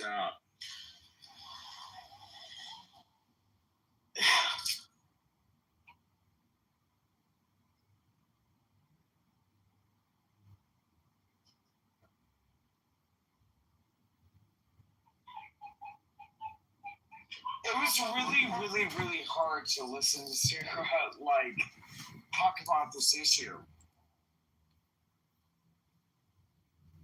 Is it me or is it Dr. Adams, guys? I don't hear him. No, it's Dr. Adams. He's emotional like everybody else is right now. Oh, thank you, Adams. Thank you. And it's a tough time. It is a tough time. But I promise you, people are happy. That's all that matters. People are happy. It is one of those situations. There's no other way. People have to understand. There's no other way. Fucked up. It's fucked up that it comes to a place where you gotta fucking destroy to build. But even now, we don't know if this is gonna work out. We just have to wait and see.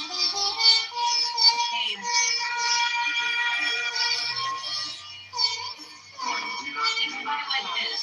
Alright, I'm a new millennial. I'm like 94, so I'm at the end, right? So I can't understand or understand Gen Z on one another, but I still don't like binary and the nose piercing in the middle.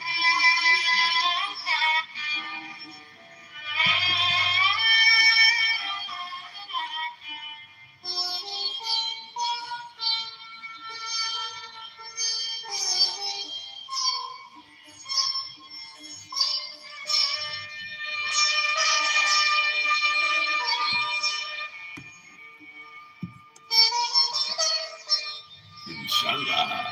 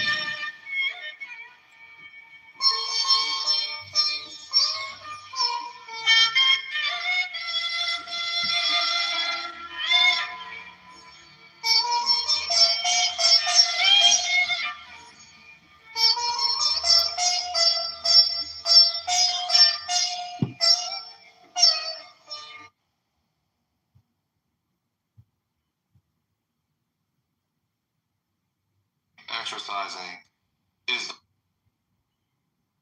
Oh, I'm blocked from the room now. I can't. We can do. So you Why would I be mad at you? I enthusiast. No, it's just like some people. I don't know. Like people have different ways of engaging. I think that when there's good arguments out there, it's fruit for people that want to engage in it.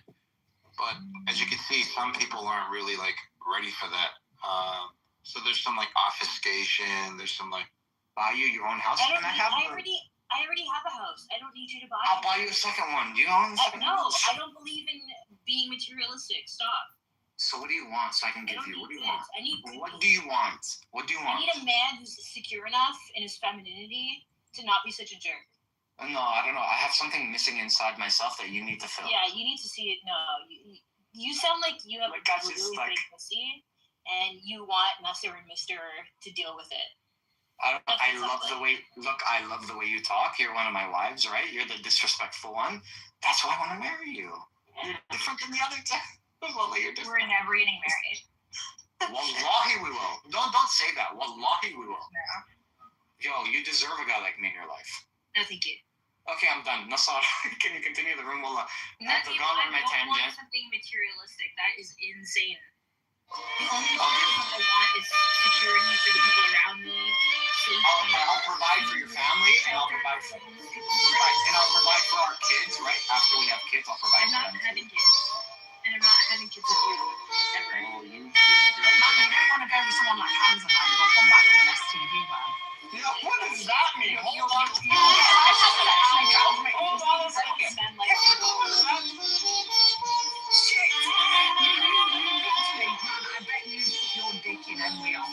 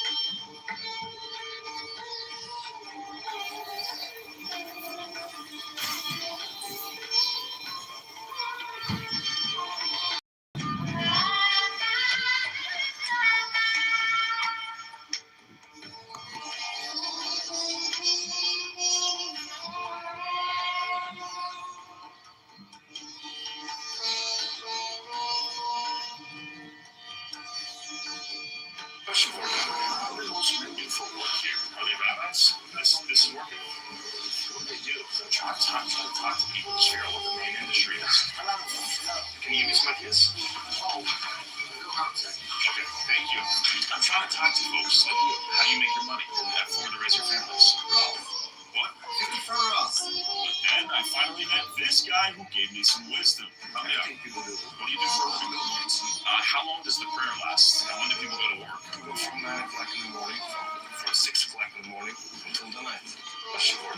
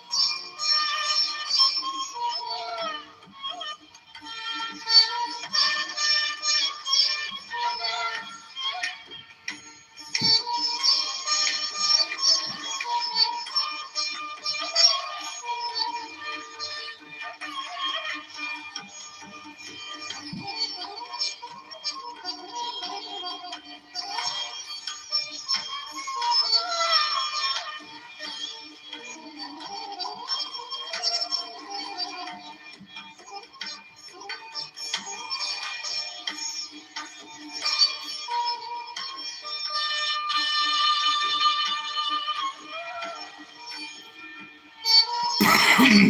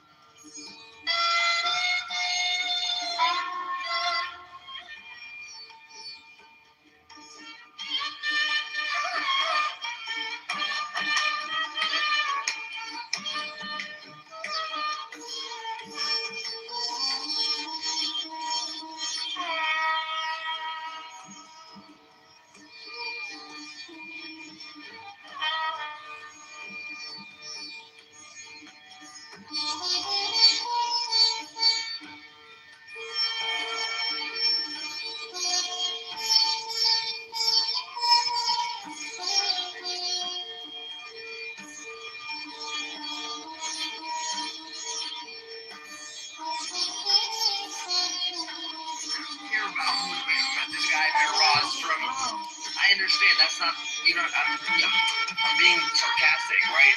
I don't care about the guy's house, what he said. What I care about is what Trump says.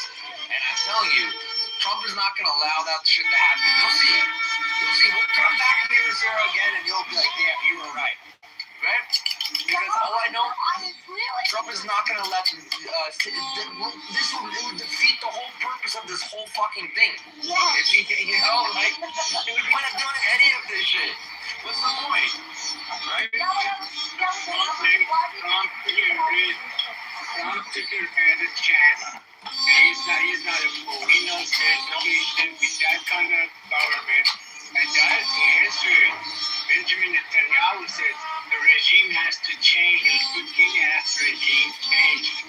And I'm sure Trump would consider what Israel wants. There is no deal with this regime. This regime has to be gone. End of. And I was saying this like at the very beginning of the room, and even yesterday, it was like what happened in June was a setup for what's going on now. And now what's going on is a setup for the fall of the regime. I think this is the beginning of the end. I've been saying this because this is what we're seeing, and it's a shock for a lot of people because rather there is a God, right? But it's here. And the majority of the leadership for fucking RGC is dead. I didn't get a message when they saw that happened to Hezbollah and Hamas, you know, and some of the Houthis. I get the message. Lucky to survive after Hassan Nasrallah got killed. Hezbollah got fucked after Hassan Nasrallah got killed. They don't have no more willing. They don't have no more desire because their leader got killed. I wonder if Jackson will go to the funeral for Khomeini. I can't wait on this funeral. These piece of shit Americans. But yeah, I mean, like, we're seeing American drones flying over the skies of Tehran and in F-35s, Israeli jets, F-16s. You know, I think we're seeing a lot of improvement from just June and this year. You really think about it. So, like I said, it's just a shock right now because no one expected this day to come, I guess, so soon, right? But June was definitely a setup for what we're seeing today. So.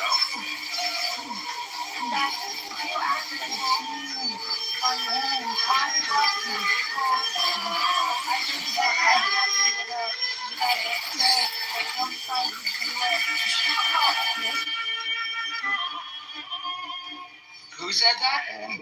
Oliver. I don't know why this motherfucker is alive. The Speaker of the House. That's his title. Speaker of the House. That's his title. Speaker of the House.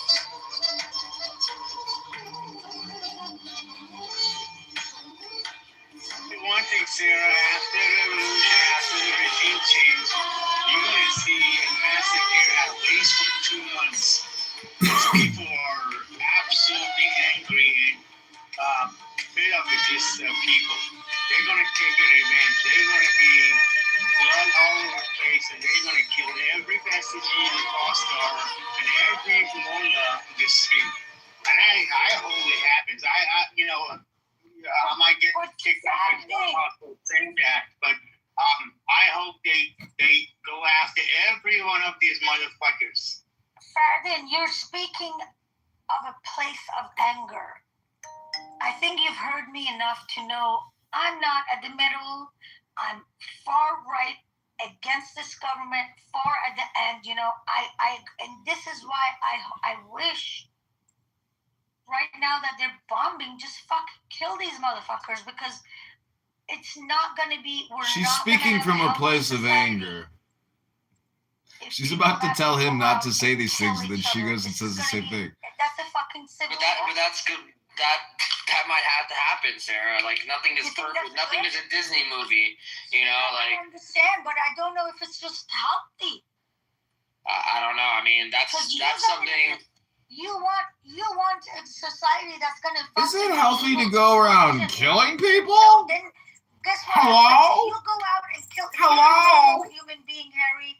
If you're a good person and you go out and you kill 10 people because you know they killed other people, right? But you go do it out of revenge. You're probably gonna commit suicide. You're never gonna be a normal person. We're not gonna forget and we're not gonna forgive. I'm not saying forget or forgive. I wish there was a way for people not to get their hands dirty. I wish we had a fucking military that would go and just kill all these motherfuckers. We wouldn't commit suicide. We'd be having pina coladas on a fucking beach. Trust me. No. Do you like pina colada? I would be playing that song, bro. I want a drink right now.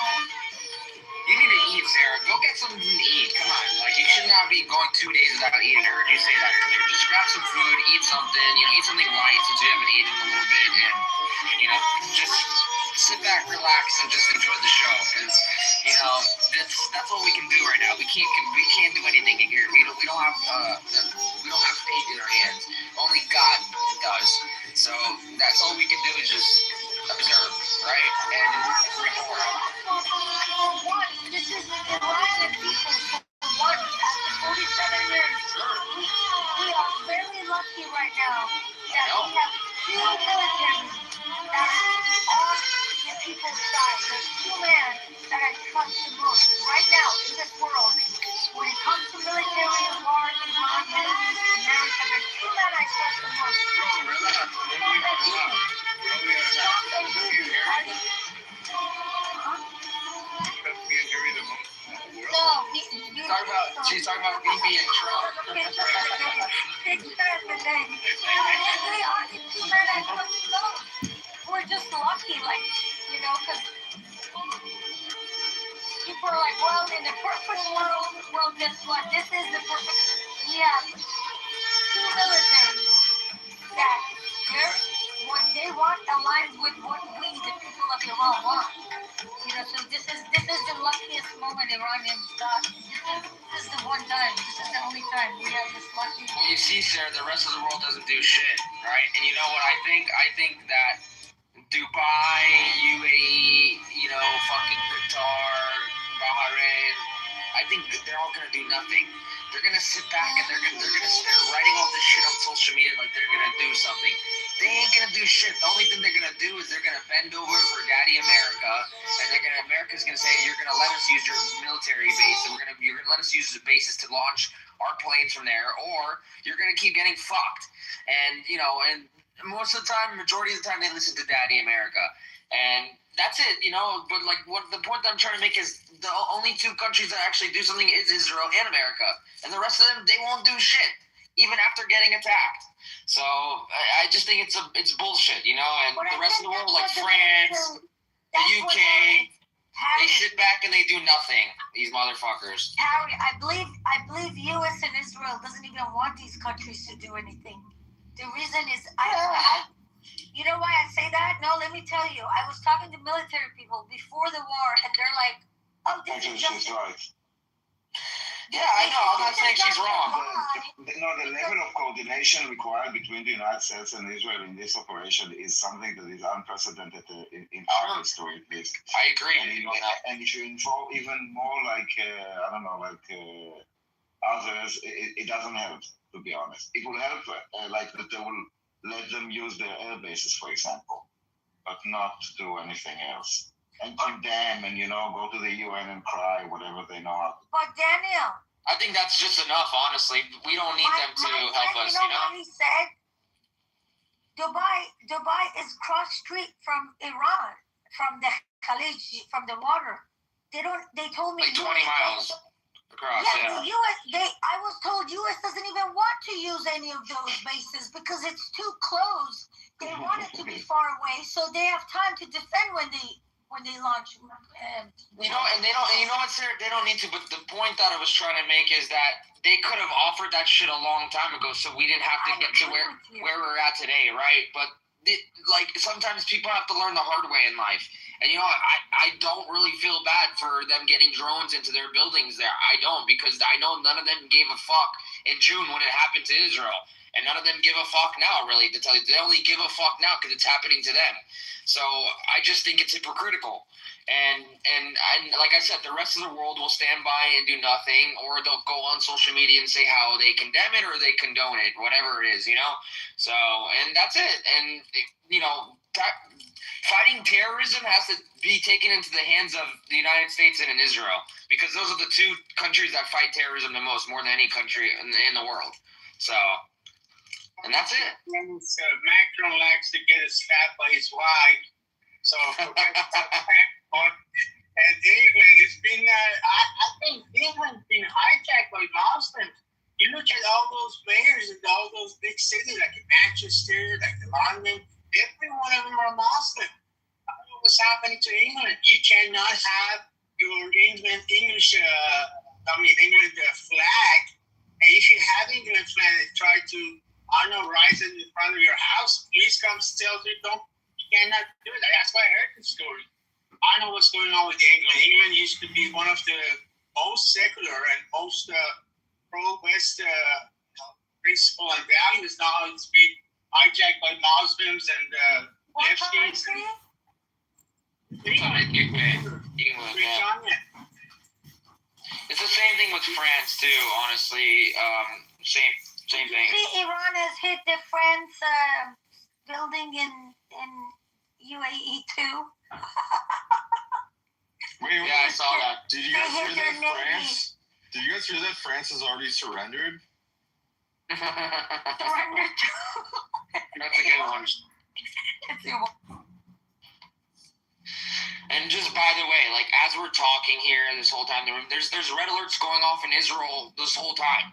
You know, so the people that are all there, you know, they have to deal with the repercussions of this shit. And how Daniel mentioned earlier, people have already died. You know, so it's not, you know, I feel for them too, because they're just trying to live their everyday life, and you know, this is the repercussions that they have to take too in order to make sure that we fight this fucking terror regime, you know? So everyone has to do their part is the point that I'm trying to make. Yeah, I accidentally put that emoji. I wanted to put the sad face. You're good. No worries, Sarah. I was like, what the fuck? You know when that happens? Like okay. Someone saying something and you want to like show like sympathy or something, and then you put like a fucking wrong emoji. I'm like, oh yeah, I've done that before. I know what you're right, or talking it shows up at the wrong part of the conversation. I wanted to put the sad face. I put rolling eye, Jay. I was like, oh my god. Wait, I have an announcement. New York City Mayor Mamdani mourns the loss of a spiritual leader, declares February 28th Dead Dictator Day. Did you guys hear about? Okay, so it's like an Islamic scholar that came out and did a YouTube talking about the day on Ramadan that Khomeini died, and apparently he doesn't get his 72 boots if he died on that day.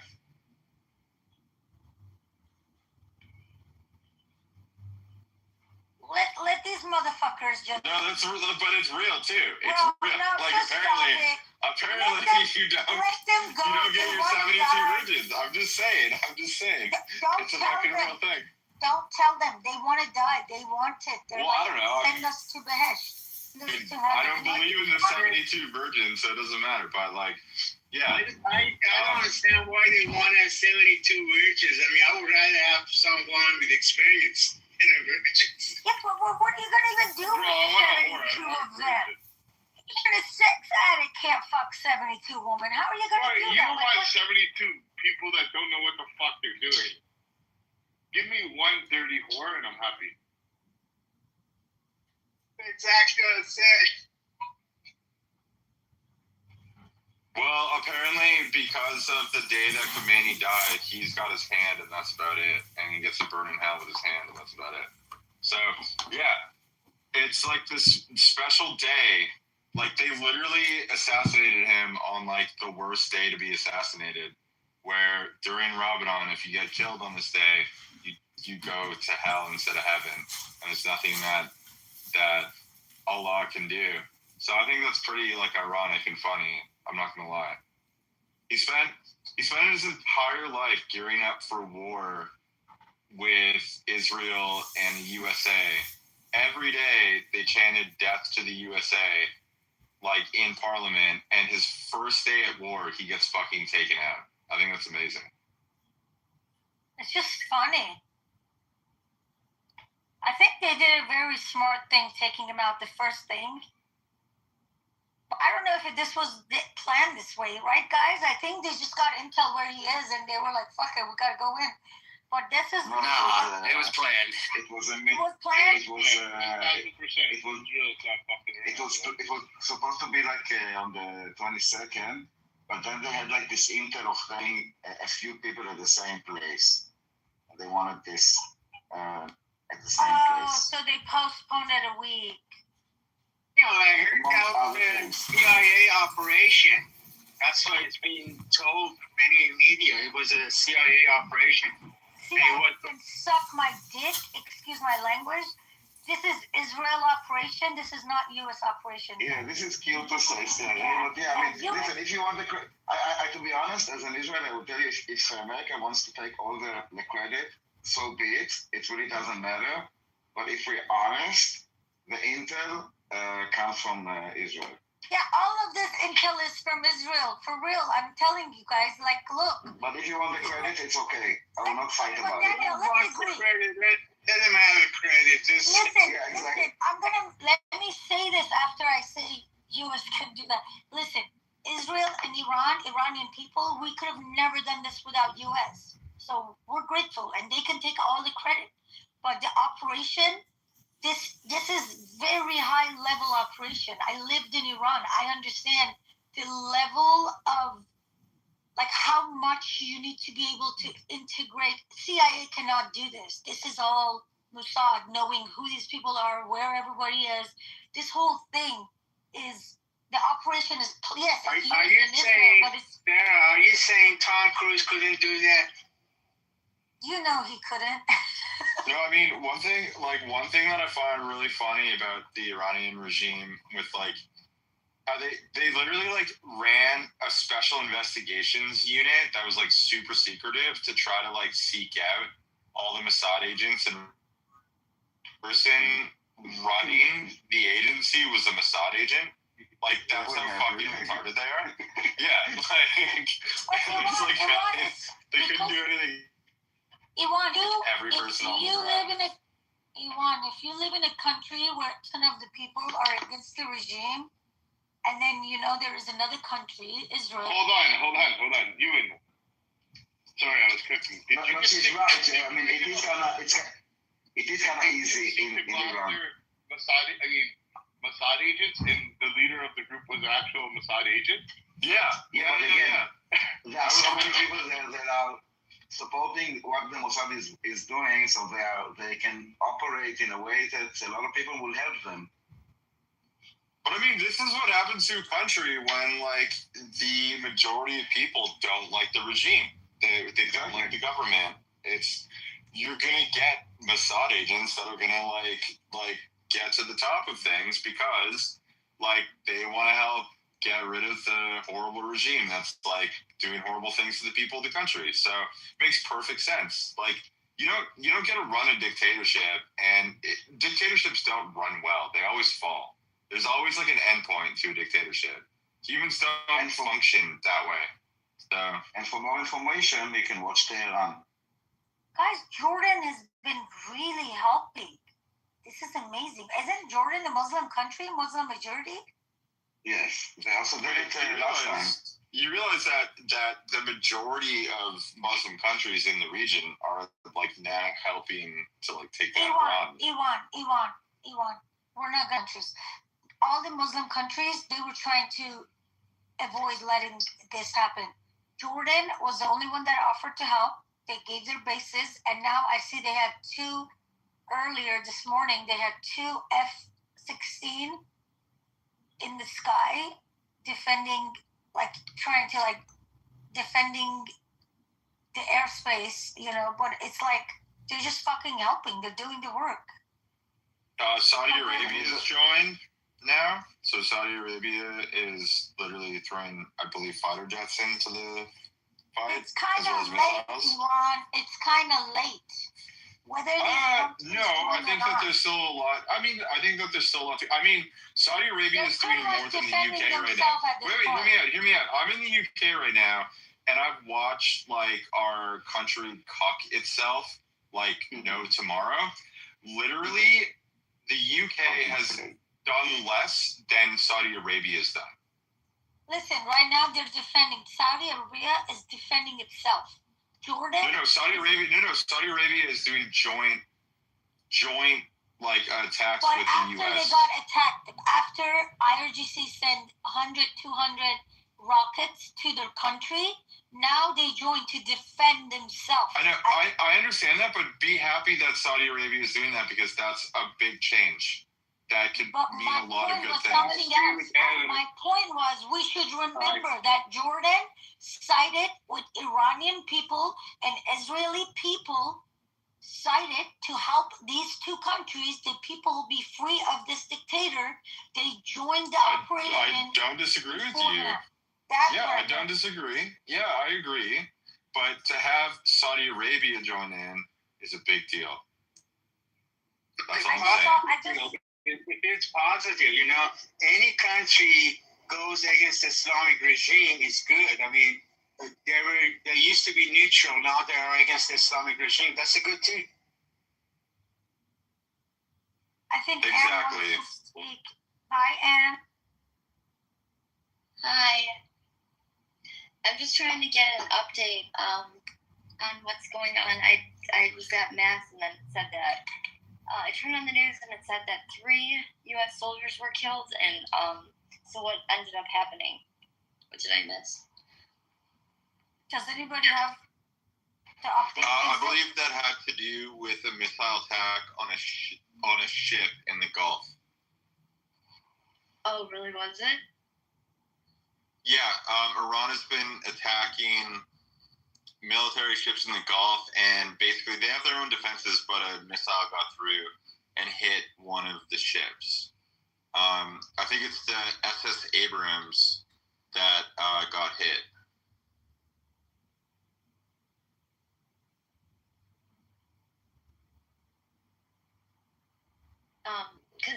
So I know that, well, that's considered boots on the ground then, right? Considered if it's like in the water. Because I didn't know that we were doing that yet. I figured that we need to, but I wasn't sure that we were doing we're that not yet. boots on the ground. These are the ships in the water. Right. They still threw same rockets. thing, right? No, nobody on the ground yet.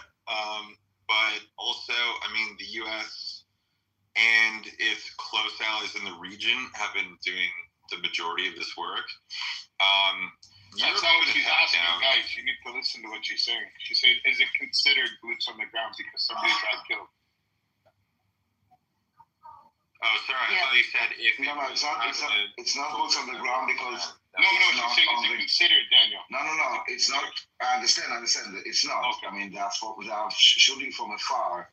They got fired at. It's like an airplane got shot down. Doesn't even on the ground. Mm-hmm. And so I know that the other thing. And you go first. Oh, sorry. I know that that's like the next thing. Do you guys know like when? Why next thing? I thought that was the next plan, was to put boots on the ground. Correct me if I'm wrong. For what purpose? Like, I don't know. I didn't hear. I don't see a reason. Like, unless it's like a quick in and out or something, like extraction or something like this. But I don't see it. Right? Like, yeah, exactly. Like something with the tip, like an extraction or something, or I don't know. But I don't see a reason that they would have boots on the ground. Okay. So I just woke up and I'm following the news that I'm behind. I just got to this. This was our 6 a.m.-ish. That it says that Abraham Lincoln was attacked by 4 ballistic rockets. Yeah, I don't even believe that, really. I've seen that like everywhere. I don't believe it. I really just don't. They could barely hit the fucking Burj Khalifa, which is like the biggest. It's like a big ass target. You know, they can barely hit that. They were aiming at the Burj Khalifa. They were doing it with a drone, and the drone you program the GPS in advance where it hits. Yeah, that's exactly my point. It's precision guided, and they still can't hit a fucking Burj Khalifa, like the biggest building in the world. Well, yeah, they've been throwing missiles and drones at the Burj Khalifa for the past 2 days. I've got friends in Dubai that have been like telling me what's going on. They've heard like upwards of like 200 probably explosions, but like nothing's landed. That's my point, bro. So it's like, how are they gonna hit an aircraft carrier that's like moving in the ocean consistently? I mean, they just seem like they don't know how to fucking program any kind of GPS. That's why we lost 3 soldiers. I mean, I wish they lost it because I think it was the shrapnel and whatever was the effect from the missile, from the ballistic missile that hit near the base or something. And that's not the first time that's happened. That's happened actually many times to U.S. troops that are stationed overseas, you know, in the Middle East. They've gotten hit by. Like the ones in Iraq, there's been a couple times in Iraq where it's happened too. So it's not like anything new. But yeah, I mean, it's fucking sad.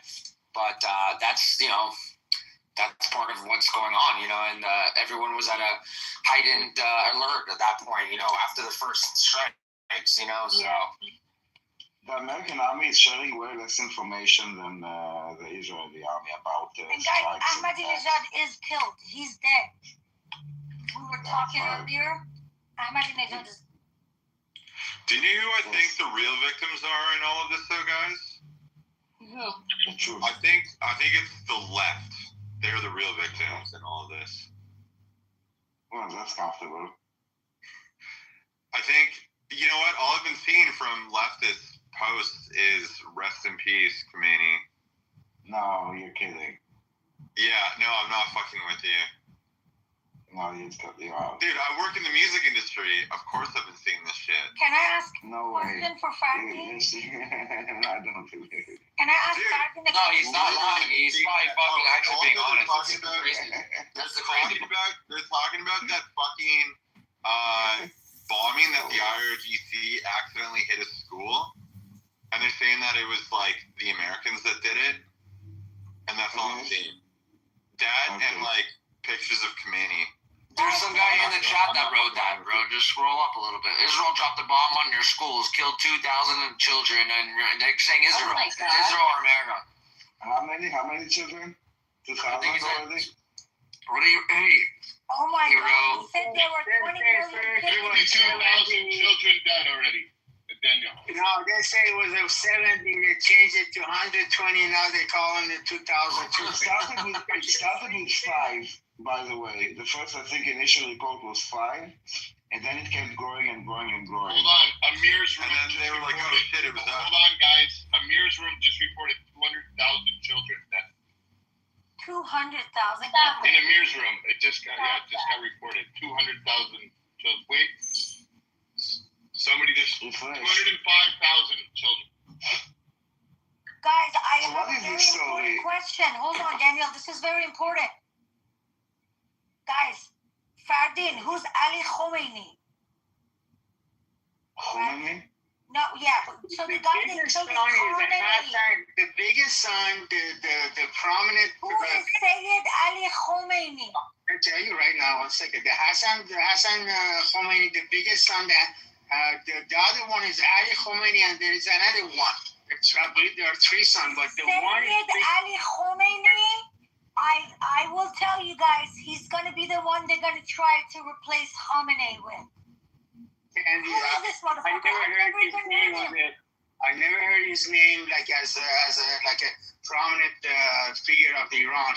I He's guess on if I he's had on to Channel guess, 6. I heard. He's on Channel Sarah, 6. Sarah, I heard that the new supposedly person in control Iran wants to negotiate with U.S. Yeah, but that's With Daddy Trump. That's a temporary.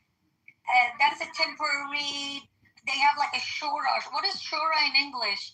There's like 3 people running. It translates to Daddy Trump. Shura Council, you mean? Shura. Yeah. It's they like say a council by of, tomorrow they know who's going to like be a the council leader of of, the It's That's gonna what be they Sayyid told. Ali Khomeini. Watch. Don't you guys understand? Whoever's going to be the leader is going to be Trump's little bitch, right? Don't you understand that? Trump is not going to let anybody be the leader there that won't listen to what America says and what we want him to No, do. Harry. These people, they all hate Jewish people. They won't after Trump is done with them. Don't worry. Yeah, they're all gonna die. That's it. Sarah, No deal. Sarah, do you remember what happened after Hassan Nasrallah? They brought like a replacement, and every replacement got fucked. So I don't remember the name. That's what I mean. We're gonna. Don't remember the name. It was too quick. Harry, Trump is going to take out every replacement. I said that earlier in the room. I don't know if you were in here, but I said, I'm like, whoever wants to take the replacement, It's gonna be his bitch. they have balls of steel. That's it. You have to have balls of steel, because if you don't listen to Trump, either they're gonna Maduro your ass or they're gonna fucking Khomeini your ass. It's gonna be either one. It's not gonna be fun. Why? Oh wait, has Trump given a speech yet about Khomeini? Or are we waiting until Monday? Yeah, no, we said it already. We played it before. Okay. Oh my God, it's so good to have an opportunity to talk to the MAGA-loving Trump is the peace candidate crowd here. I see some folks in here I definitely recognize as telling me that Trump was going to ensure we had peace, and I was wrong to claim he was going to win the election, bring war. But here we fucking are, boys and girls. We're making peace. I mean, I think you're making peace right now. Are we having I think you guys are doing a great job. having a lot of fun, actually. We're having fun. It's going to be a big war. It's going to be a small war, but it could be a big war. We're going to have to do as much war as we need. But it's not even a war at all. That's the thing. Absolutely not. It's not a war. No, it's not a war. It's not a war. It's not. It's called an operation. Same thing Obama did. What's what about Obama? Was Obama's drug strikes not a war? Hold on. Humanitarian operation. Humanitarian operation. Are you upset about it? Are you saying it's a bad thing? Like people are upset? I'm incredibly happy. We are happy about it. Yes, I am too. I am happy about it too. His cousins are Muslim. He feels bad that the non-Muslims are winning in this world. Everything he believed in his life is now crushing down. No, he's just a leftist. He's not a Muslim. Winning. Again, this is like, you know, like, it's like taking a knife in their hearts, like turning it slowly. I would actually. You know, like, this is hilarious how they do it again. I would love to. Yeah, he's just a lefty, bro. That's it. Yes. I'm a lefty. Well, you're definitely not a Trump supporter, that's for sure. No, what? You know what? I think I won quite a bit of money betting on Donald Trump winning the election. Doesn't that make me in some way That doesn't mean shit, bro. That just means that you made a good bet. What about this? I think that Donald Trump is doing more to advance my political agenda than any president has in the last 50 years. Even here. What about that? Then you should be very thankful to him. You should call him Daddy Trump. Because I saw a little bit more. Go have a good day. If you're happy, why are you here trying to like? If you're not miserable, why are you here arguing with us? I just want to check in.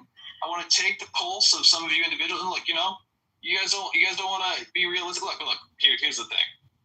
We got domestic issues in the United States. I know it's hard to believe it. I know it is because you're looking at how much winning we're doing. And it's all right, you guys are an audience. You guys have a good one. You guys. Audience? Are we an audience? That's the problem. We had this show here. Everybody was going against him. I'm in Iran right now, actually. Him and his girlfriend Abby left. Oh, so cute. I'm actually in Iran, so I mean, I'm. Yeah, I know. We talked to you yesterday. You said that you're in Iran, but we don't believe you. It's all good, man. I'm in reserve, and inshallah. No, you're nothing. You're a liar. Just throw him out. You're in Canada, probably. I want to have fun. Can I have fun with this? That guy had a Canadian accent. Yeah, guys, he's fighting so hard that he has time to go on Clubhouse on the first day of the war. I mean, it's hard to know what to do when you don't have a commander, right? Why not for commands? I also don't think he's in Iran, and even he's not, bro. No, because in Canada, Iranians are celebrating. Iranians are extremely happy. My friends, I was not in Copenhagen, I was away traveling, but my friends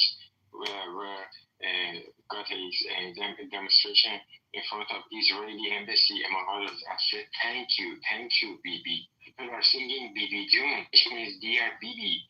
And Bibi, of course, refers to Bibi Netanyahu. They are naming streets after him in Iran. I think he's even more popular in Iran than he is in Israel. Iranian people are celebrating.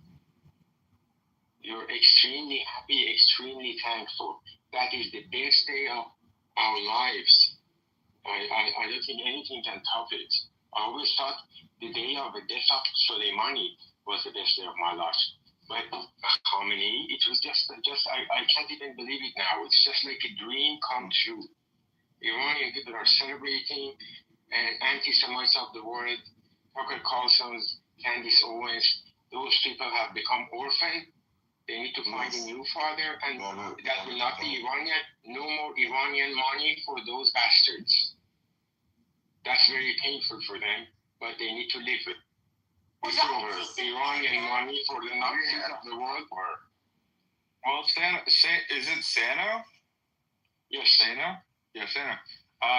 The issue that we have going forward now is we have to clean up like all of the leftover mess that Iran has caused. Leftover. So like, yeah, no, but literally the leftovers, like we have to deal with the indoctrinated left. We have to deal with the like alienated Muslim youth in like our countries like the UK and stuff like that. We have to deal with it in Europe. We have to deal with it all over the place. And like basically this was like the core of all of it was this regime that was like funding all of it. Qatar is also doing a bit of it. We need to deal with that as well. But like, yeah, there's going to be years. This is going to be a whole generation of fixing shit, hopefully, if we can keep going in this direction. You know, I'm just happy that the Iranians are like getting a chance, hopefully, to like have a fresh start. So that's good. That's a good start. You know, Iranian people we get very offended that we see like the Shia in Pakistan, for example, they are mourning the Khamenei, this monster, this child killer, this child rapist, this serial rapist. They are mourning his death, especially because they were the ones enjoying all the funding and all the money he was sending to them. They were not paying the price of the consequences of his actions. He was not like poisoning the girls' schools in Pakistan. He was doing that in Iran. He fired missiles as a passenger jet in Iran. He didn't do that in Pakistan. So they were not suffering from the consequences of his brutal actions.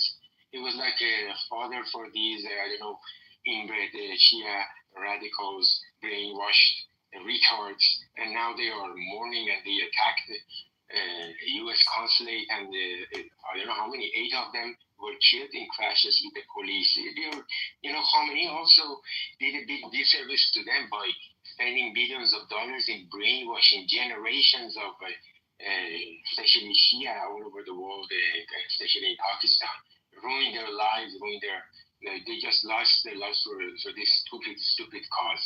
So I think after a few years it will be all forgotten. And the leftists of the world need to notice Iranian people are celebrating all over the world, not just in Iran. In Iran, it's very risky, of course. Oh, man, they hate it. Dude, they hate it. That's the thing. I'm literally looking on my... That's because they are racist. Because America invaded... Not that. No, do you know what it is? It's okay, this is what it is. And it's the exact same thing that happened in Lebanon. It's the exact same thing that happened in Iran. It's the exact same thing that's happening in like Western countries in Europe. And what has happened is that there's this groupthink that Islamists latch onto with socialism, and they think that they're going to work together. But in reality, what you end up with is that the Muslims are much more aggressive, and they just end up taking over, and there's nothing left. And this is what you get. Like, this is the reality. This is literally what happened in Iran, literally what happened in Lebanon.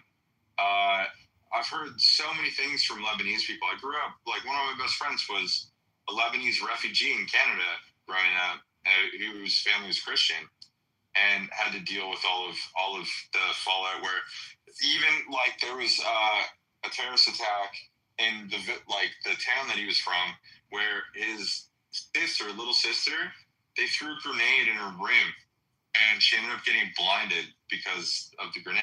She was blind for the rest of her life. Like, fucked up shit like that, man. And I don't know. The way that I look at it is that the next thing that we need to focus on is these leftists. We can't fucking let them get away with like slithering away after they lose all their power, because they're not being funded by literally the Ayatollah anymore. We need to find out who was like, funding this stuff, brainwashing our kids in like universities in the West, turning them into these insane fucking socialists that are literally siding with a psycho rapist like dictator, and making sure that they don't get any more social power in the West. And we're almost there. We just need a few more steps, you know? You know, what I always tell these people is that a lot of them think brown people do not deserve freedom, do not deserve democracy. Because when American and allies invaded Europe and liberated Europe, among others France and Germany, from Nazism, that was a good thing.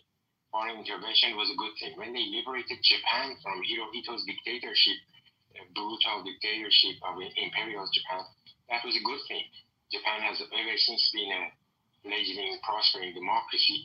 But Iranian people don't deserve that. Suddenly, foreign intervention is not good because they think Iranian lives don't matter, because they think our lives are cheap. Let Khamenei massacre us.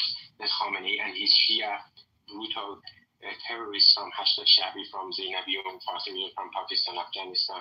He brought over Shia from all these countries to massacre Iranian people just a couple of months ago. Our lives don't matter. It doesn't matter. Let them do that. They just deserve it. They're brown people. They don't need to have democracy. But yeah, it's because they are. A lot of them are just racist, and they think brown people like us Iranians, we can't have like democracy and prosperity and have it live in peace and enjoy human rights and all women's rights. Can I say something? I've met a lot of Iranians in Canada, and like I would say the majority of them want the downfall of, you know, the Iranian, like the IRGC 100%. But it's scary because there's a few of them that I know that actually defend the IRGC but they're also part of like hardcore leftist circles. That's like what I'm talking about. To me, and this is where I think that everybody's wired differently, I actually think that a lot of Western leftists actually look at race and generalize. So if they think that you're brown, they think of you a certain way. The way that I think is that you're an individual, and I'm going to treat you as an individual. I don't treat anybody differently based on race. I'm friendly with everyone, and I give everybody a 50-50 chance at the beginning when I meet them. I think that's like the best way to go about life. I think it's like, can you let the other guy speak, bro? Just so someone's trying to speak. Yeah, he was trying. I couldn't hear. Sorry, that's okay. It's okay, bro. Go ahead, man. First of all, I want to say hi to Rashad. He's the one keeping the freedom light on. But as far as everyone talking about socialist Islam, that's the misunderstanding. The leftists, they think Islam is more pro, regular people, and they have more justice as far as like a socialist justice. That's what always Islam and communism, socialism, as far as talk about the old kind of socialism, because I believe there is a new kind of socialism. You have some social benefit in the United States. I mean, like healthcare for poor people, or retirement, or kindergarten, programs and stuff. But as far as this combination, it's always been Islam and communism. And do you know who's paying for this all Palestinian, marches and stuff? Islamic regime. It's been recorded many times. There was guy even came and said he's got paid $30 an hour just to participate in those Free Palestine marches. And I just want to say, always Islamic regime, and I could say some Islamic foundation or charities always supporting socialism and leftists in the United States and Europe. We recorded. That's because they share a similar framework. When you look at communism and you look at Islam, maybe at first glance you're like, one is atheist, the other is like super theist, but they share a common backbone, I should say. Like Ewan just told us about the common points, that you have to think that in those two movements, people are dreaming of a golden age where they can really get rid of what is evil by just transforming society and having like an apocalyptic mind, and they just like they just share so many things in depth. When you look inside, they just work in synergy. So this is a form of delusion and collective delusion that just draw people into like crazy scenarios where they start to dehumanize anyone who disagrees with them, because they are on a divine mission. The communists have this supreme principle that they have to apply to just purify this world from inequality, and the Muslims have this illusion of making the whole world Muslim. So, and in both scenarios, the group worships itself. Like you can maybe think that Islam is a monotheistic religion, but the Ummah is what is central. Same for the Communist Party. It's and you just examine them. They live in a parallel universe where their mission is everything, and so those two mindsets combines very well, and people don't even change. They can swing from communism to Islamism very easily. So yeah, that was my point and my observation. But yeah, many people have worked on that.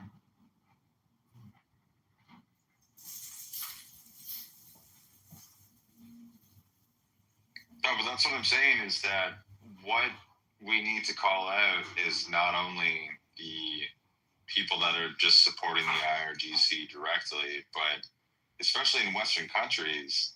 And you even have like people calling out in the UK saying this was illegal, this shouldn't have happened. And these are people in parties that literally have open Islamists that are MPs in office now. It's crazy. I can't believe like what I'm seeing in the UK, but it's starting to happen in the US too. You guys have to worry about this stuff. It's gonna become a reality very soon for you. Yeah. Like it's really going to be something that you have to give up certain amounts of principles that you currently hold, where you have this everybody is welcome, everybody's valued equally. But you're going to have to start saying things like, well, except for, and that's going to be a really difficult decision to make. But, I mean, if you look at Saudi Arabia, if you look at UAE, if you look at, like, that region of the world that's still it's still Muslim, but they're very, very westernized in, I guess, the right ways. They're telling us right now, you guys have to look at your belief system and change it before you irreparably damage it. Well, and yeah, so I don't think it's like having to drop, like, I know what you're saying, like how liberals think, like, principally that it's wrong, but like, God gave us the gift of discernment and not ignorance, right? So like, to be ignorant and to not do things to better your life, better your family, for peace, love, prosperity, all of that, like, God wants that for us, for everyone. So like, to ignore that and for them to think that they're doing something by not standing up, God didn't give us the power of ignorance. He gave us the power of discernment. Those countries who are Muslims is still pragmatic because they don't want to sacrifice, like the UAE and in a much less extent, Saudi Arabia. They are pragmatic. They won't sacrifice their comfort and their wealth. To just like an ideology where you have like some other countries that are very absolute, and we could see that in the Khomeini's and basically post-revolution Iran, that these people are very apocalyptic and they're panicking and they have like huge propaganda. they're ready to just starve their own people just to serve a narrative. Die as martyr. I think Saudi Arabia is going to right direction under the what we call an MLB. I saw a show. It was very funny. Jennifer Lopez was in Medina or Makkah. He had a show and he used Islamic what do you call them picture like a structure of the Kaaba, which is the holiest structure in for Muslim, for her show. I mean, they're trying to make a separation from the religion and the power, the government. And I think Saudi Arabia, I'm not going to here defend Saudi Arabia, but I think every country is supposed to defend their interests. But as far as Saudi Arabia, I think they're going to the right direction under the new prince. And I think it's going to be example for other Arab Gulf. So I'm happy with Saudi Arabia. I think after the topple of the regime, I think Iranian, even they have a different ideology or different culture and stuff, they could be friends with the Saudi Arabia, Emirates, Oman, UAE. I don't see no reason, but Saudi Arabia is doing what it's supposed to do. I mean, going to the right direction, investing billions and billions of dollars just to make it different country. It could be kind of Western country, maybe 10, 20 years.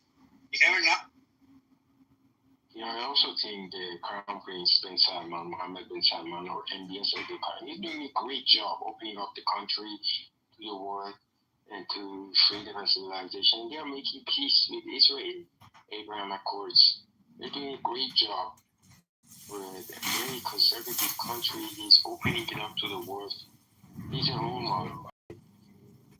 He has made some mistakes also when he was young with Khashoggi. Of course, Khashoggi was a radical, dangerous person, but to eliminate him in that manner was not the best choice. He has made mistakes, but now he's doing a lot of good things. Like my thoughts on the whole changeover with the Middle East and the way things are moving, like just worldwide, is that technology is actually kind of taking a hold in politics. I think that you see things going on in the world where the smart Middle Eastern countries are picking up on it, and they're like, oh, okay, well, this makes sense for us to move in this direction. And it would be like, UAE, Saudi Arabia. And you see them becoming, obviously, increasingly technologically advanced very quickly. But then you look at China, and China is becoming very technologically advanced very quickly. And obviously the U.S. is like at the forefront of it.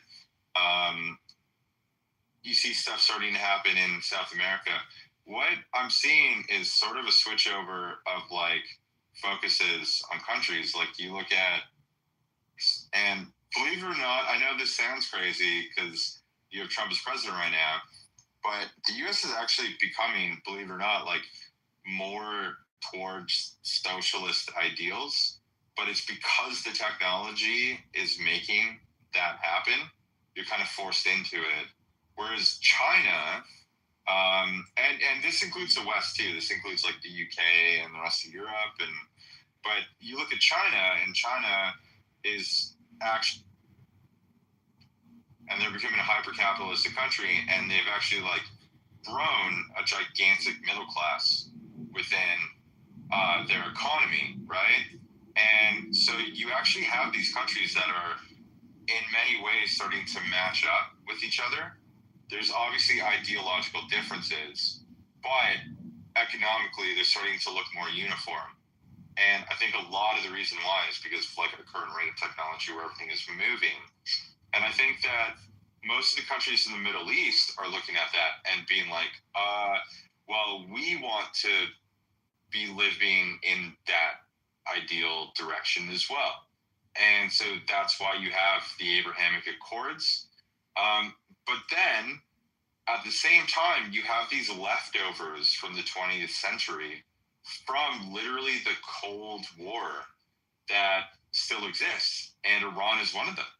And I think that you can't really allow these things to continue existing for long. I mean, this is why I think that Trump went after Venezuela, because he wanted like South America to start catching up to what is going on in the rest of the world with technology. With Venezuela holding, you know, the maximum amount of oil, they could enrich the United States, but also enrich like the rest of South America and detract from this movement. Well, you look at Iran. Iran is another Cold War country, basically, that is outdated. And you have ended up with like a situation where Iran, again, needs to fall because it's a Cold War country that doesn't need to exist. North Korea is probably on the chopping block, and then Cuba. So, I mean, after that, I think you have a pretty modern world going forward. And there's just these like weird hermit kingdoms that continue to exist and cause problems. That's good. Go ahead. No, I just said dinosaurs. But that's his. Yeah, I want to say two words: being patriotic and religion, like being Christian. Don't you think those two things would stop leftists in the United States? I mean, we know leftist ideology is against religion, or especially Christianity, and also against being patriotic.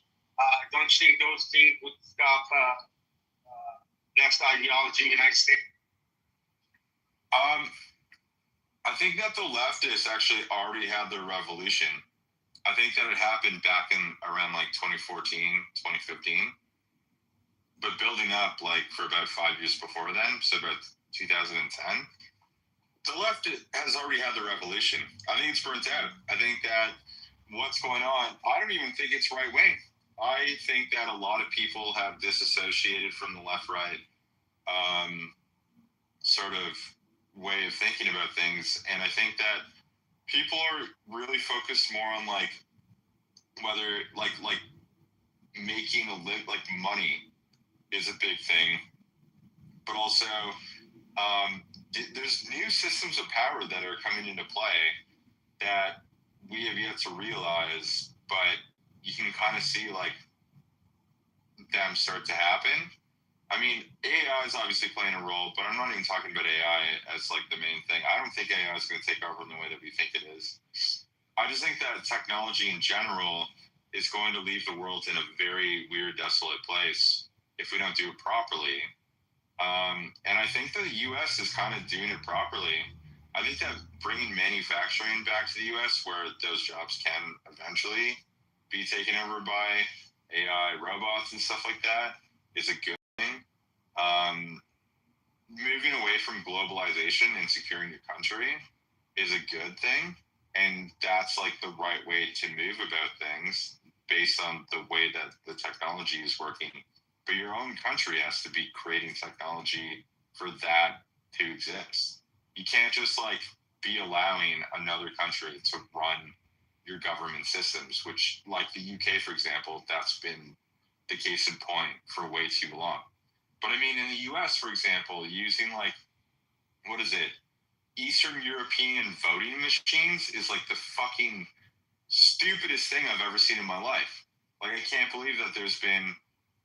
So I think like where we're getting to, the point that we're getting to is a point in place where people are starting to see the facade that's been put up in front of us for many, many years. And we're going like, yeah, just tear it down. I don't care anymore. I don't care. Like, fuck off, you know?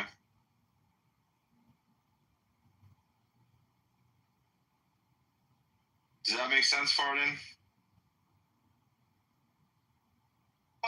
Yeah, I'm listening to you.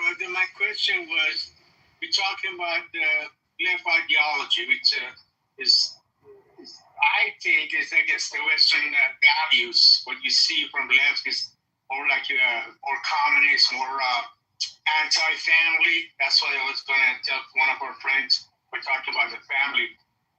They're against the family and family values and the traditional values. Now I'm thinking being patriotic and religious could stop this left ideology, because we know they don't like religion, especially Christianity and Judaism. They have no problem with Islam, but they hate Judaism and Christianity. We see it in this country. We see it every time you go pray, and stop it, or you I don't know, you have a cross in your neck, around your neck. They look at you like you're crazy or something. So my question was, don't you think those two things could stop the left ideology in this country? I'm just a question. When it comes to religion, I don't think that religion is going to hold enough power, to be honest. I actually believe that in like the UK, for example, where I live, the Muslims are trying very hard. The Islamists actually are trying very hard to take over certain regions of the country. And even they are finding it very, very difficult to do so. Even with like, they do like family voting where they get everybody in their family all out. They go into the booth and they all vote together. That's illegal here, but they still allow it here. I mean, the way that I see it is that there's going to be a lot of wake-up calls in Western countries in the next 10 years. It's going to eventually happen where a lot of people are going to go back to their countries of origin. That's just going to be a thing. But a lot of those countries are actually going to hopefully be in a better financial position and in a better place. I got breaking news. I got breaking news. So, yeah, let's hear it. Like 40% of the population, I guess, in Bahrain is Shia, and they're rioting right now. They're with Molotov cocktails. They're destroying the place, so it's not really good.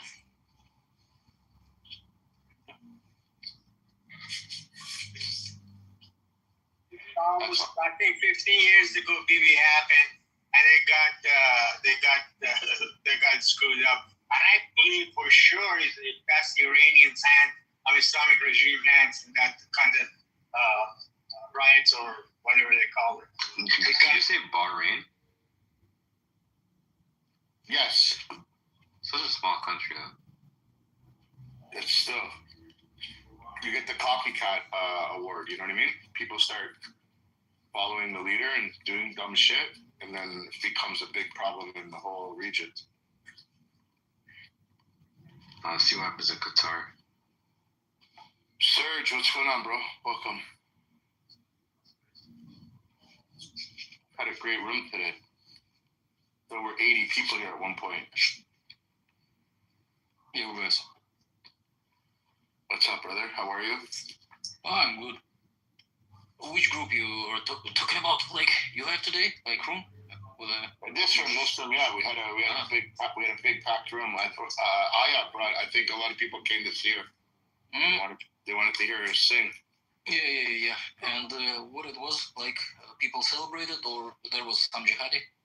There was everything. We always attract all the retards and the good people. As usual. That's okay. Yeah, I just yesterday also just met some Pakistani people and good people also. Oh, in Amir's room, they're pissed right now. No. Amir, I just... No, I know. I just went in there. They're so upset in there right now. They're angry. They're so angry. They feel they lost a child. But it's very good because, every time in this situation, like it was in the 12-day war and right now, I just come into the room sometimes.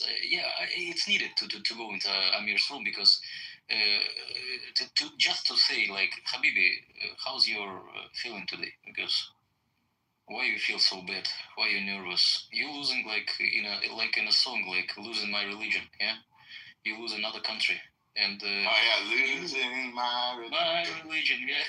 Yo, Serge, what country are you from? I'm from. Yeah.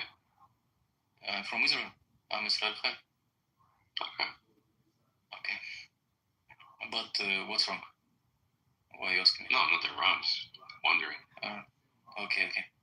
Originally, I was born in Russia and lived for a long time in Russia. And also just... Yeah, your accent was giving more like Slavic vibes. Of course, yeah. Yeah, and Habibis, like low-grade Habibis, like Amir, of course, are very nervous these days, and it's brilliant, you know. It makes me like my feeling is much better when I see like they are so disappointed. Right now, I just like it's something brilliant.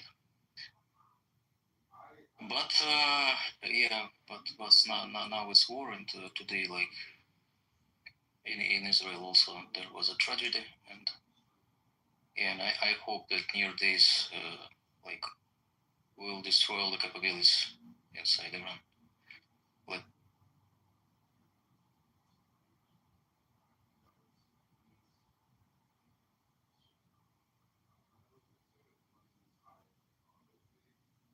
But also I don't understand like Pakistanis really, because they like don't have money. They don't have anything like, and they care about different like Islamic countries. Oh, we are staying with it, guys. You are a Sunni. What do you care about the Shia? You have a lot of contradictions. I understand that you hate Jews, but so what? Why you care? Are you talking about the Pakistanis? They're also linked to the U.S. Sorry. Are you talking about the Pakistanis? Sorry? Are you talking about Pakistan? Yeah. Pakistanis? Yeah. Oh, it's because they're inbred as fuck. Like they marry their cousins, 60% of them. They're kind of inbred, so they're kind of like retarded. Probably the most retarded country on the planet. I'm not even joking. This is a serious stat, guys. And that was a country designed on Islam. Islam was their founding aspect.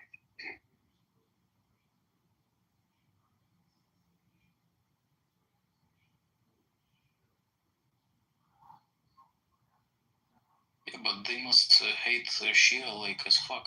I don't know why they care, because like it's I don't know, because real in Pakistan, maybe in Afghanistan also, there is like the biggest amount of haters, like maybe bigger than in Egypt. That's why I just every Pakistani you meet. That's the second country in numbers of Shia after Iran. Ah, really? 15% of the population is Shia. Okay, I got it. Maybe because of this. Okay, I got it.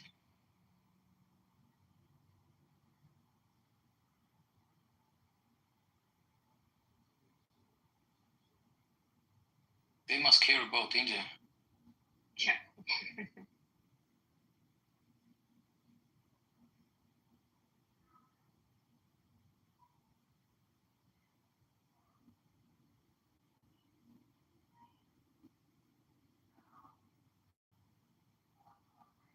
Maybe someday they will like convert to Buddhism. It will be better. Or Jainism. That's good.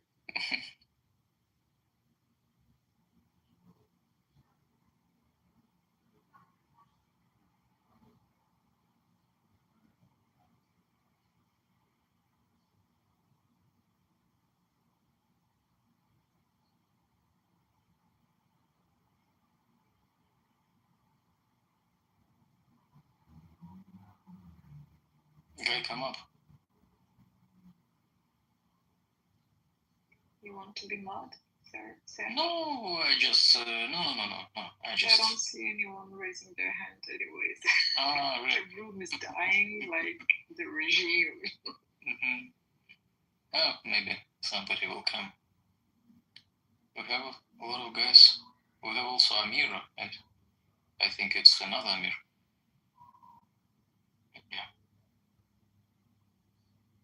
What are they really like saying in Amir's room right now? What are they like? What are they possibly crying about? I want to know. BB, were you just in there? Or anybody? They're screaming and attacking people that are like supporting the IRG. I mean, that are not supporting the IRGC. But it's hard to like make like what they're specifically angry at. But you know what it is. It's a Muslim problem. They're fucking such hypocrites, bro. Fucking hypocrites, man.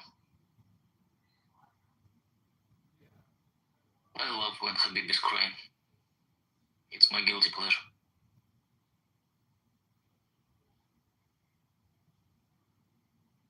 Oh, I love it also. And then they'll try to act like they're winning at the same time. Like, pick one. Are you a victim or you guys are the winners? Which one is it? They did the same shit during the whole thing in Gaza. Yeah. We're winning. We're all getting. Oh, look, Israel's committing genocide. Oh, like, what, dude? It doesn't even make sense what you're saying. So, like, how can you be winning and the victim in a genocide? It just doesn't make sense.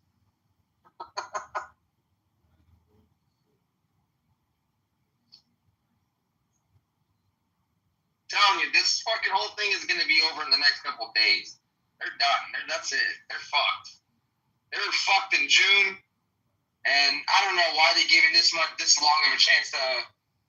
I mean, even if they tried in every single day since June to rebuild what they took out and you know during that time, they wouldn't even get to where they needed to be, you know, today. So I just think, you know, this is not going to last much longer. And then, you know, in the last 48 hours, they took out over like 700 targets. So, I mean, that's a lot. It's not just like rocket launching sites. It's like they took out parts of the military, parts of the government, like buildings that they had operational centers and shit like this. When I was reading what the IDF posted. So, yeah, they know what they're doing. You know which? I'm not worried. You know which question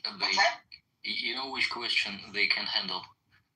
Like if you just ask them that 2 years war in Gaza and 50,000 people killed, including Hamas, and 3 days in Iran, around 50,000 people died. And where is the real genocide? And you know the reaction is like insane. They start like to be like, oh, this is the piece of a shit, you know, it's a Zionist guy, it's a genocidal guy, and so on and so on. They can handle this question because it's like the break their logic, you know. 2 years in Gaza and 50,000, and there is 50,000 also. It's sadly like for Iranian, of course, but you know there is a real massacre, okay, and there a real target on people. Like, yeah, and if you just, you know, collect every casualty, like for 2 years, including Hamas, including natural deaths and so on, it's like, yeah. I agree with you, man. I agree. And those type of questions, they like when you ask them almost any type of question like that, in that sort of sense, that's actually a factual question. They can't come. They always come back with the same rebuttal, like the same thing. You're a Zionist, dirty Zionist, Zionist supporter, whatever. Same shit every time, guys. And also, like yesterday, we also talked. I don't remember in which room, but also with Pakistanis, and they said, "Why you still bomb Gaza?" I asked a question like, "Why you are now bombing Afghanistan? You are doing it right now." "Oh, no, we're not talking about Afghanistan." I said, "Why? You're in Pakistan?" He said, "Yes." And I said, "Why you can answer my question?" He said, "It's irrelevant." "Why it's irrelevant? You're a Pakistani and you want to talk about Gaza." Hold on, guy. Talk about your country.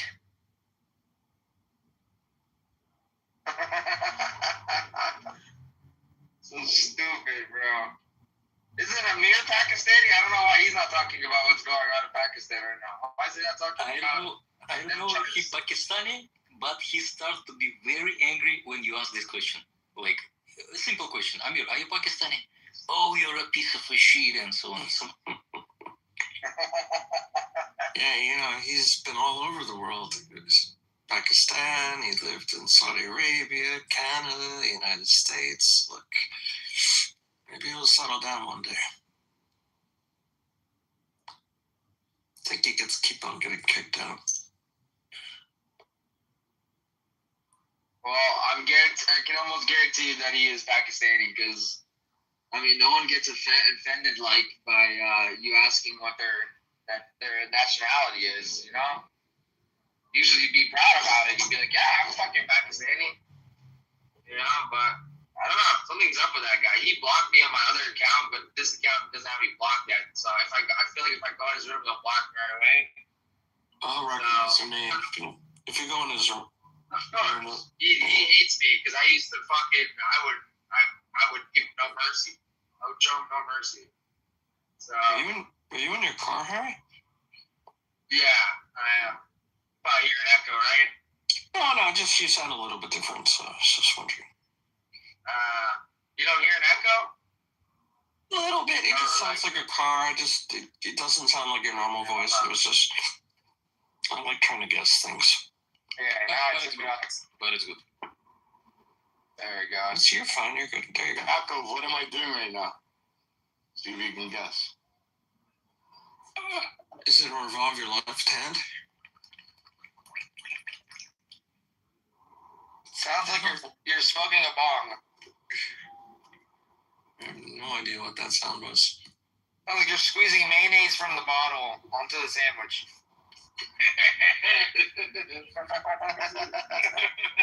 What were you doing, BB?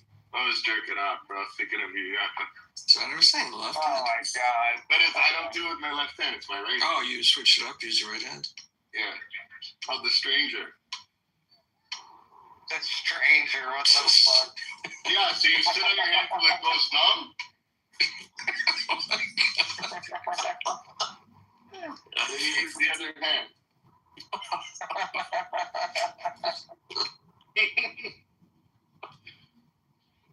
Oh my god.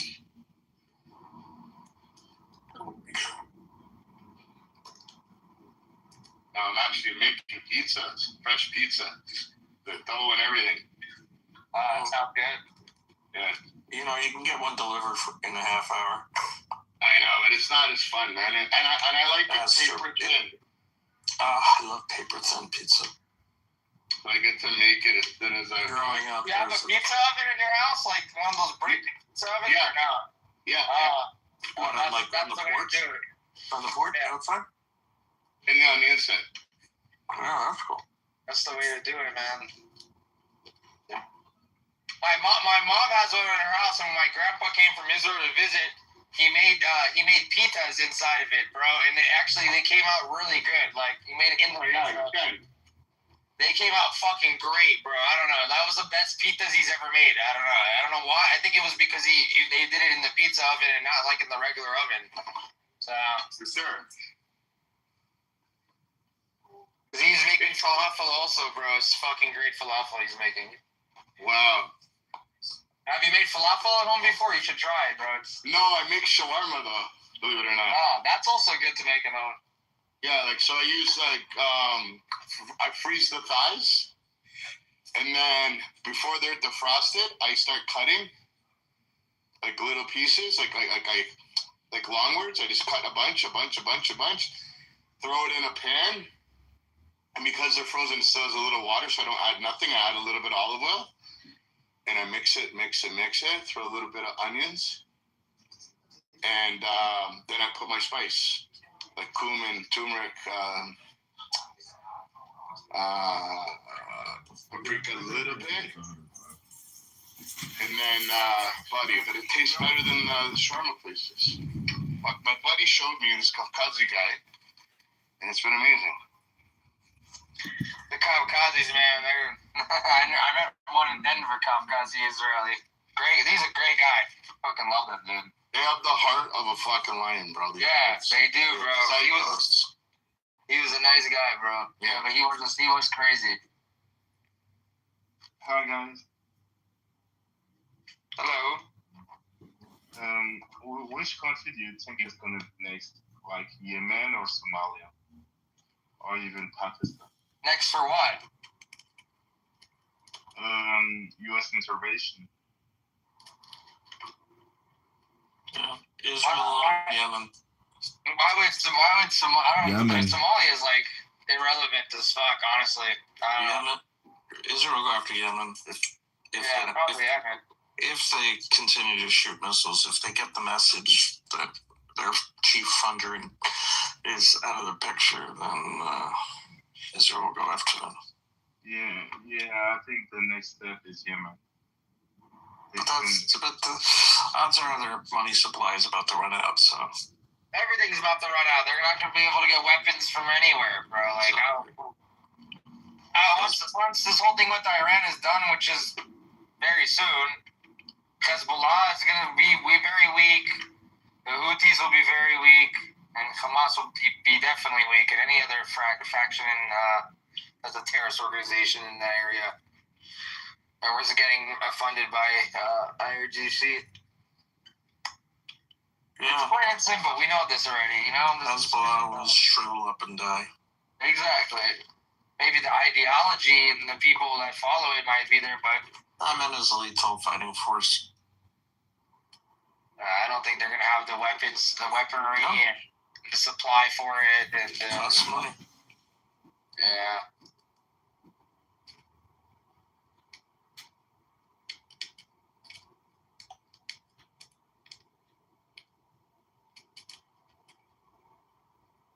Like the real question is will the Persian people do fucking anything there once this is once the targets are taken out? You know, well, something significant happen on the ground because shit needs to happen on the ground. You can't do everything from the air.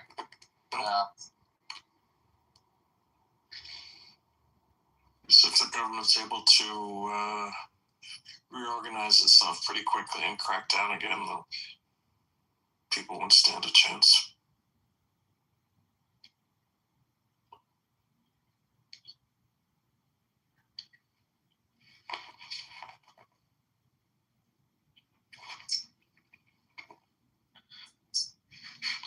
They could have killed his ass in fucking June, honestly. I don't know why they just waited this long. I don't know why they gave it. Apparently they pulled a trick and they killed it. I got them to all meet together again. Like, why do they fall for this shit? Just Zoom. It's so fun. I don't know. I was reading up in a couple different news sources. Who knows? Working for Israel. Like they were like, I think there were 7 or 8. One of them was probably leaking information. I'm sure there's something like that, and that's why they decided to today, you know, or yesterday, whatever, 2 days ago, to do it. But they had the same information in June, is the point that I was trying to make, because even Trump said that. He said we knew exactly where he was at, and we could have taken him out. And they decided not to do it. I don't know why, but...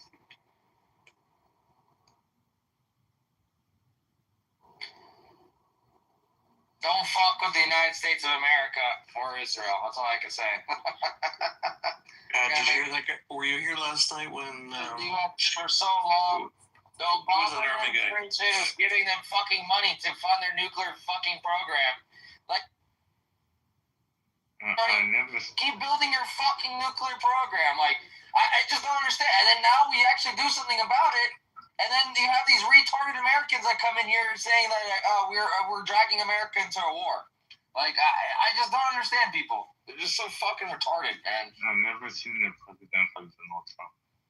Yeah, me either. I'm proud to have him as my president. Because like, what is showing, like, he's showing us something that we never seen. Like, he captured and killed 2 presidents in less than how much? In less than 3 months? Like, this is unheard of. No, this is unheard of. It just shows the world, don't fuck with America, because America has a long arm and it can reach anywhere in the world. Because, like, you can capture presidents during the space of a couple years, I never seen like two presidents like captured in like 3 months.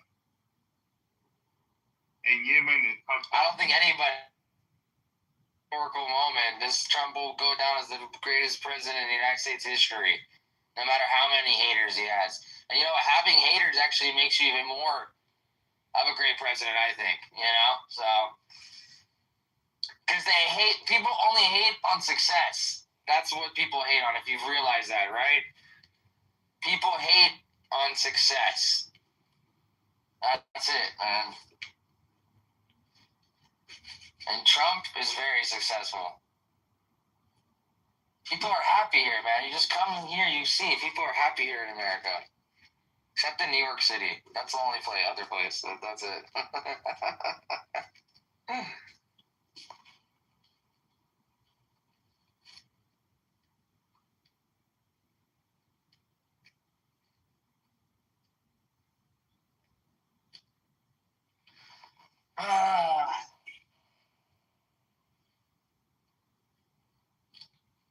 I'm happy that my tax money is going to these rockets, the military, my strong and mighty military to fight the IRGC. I'm very happy.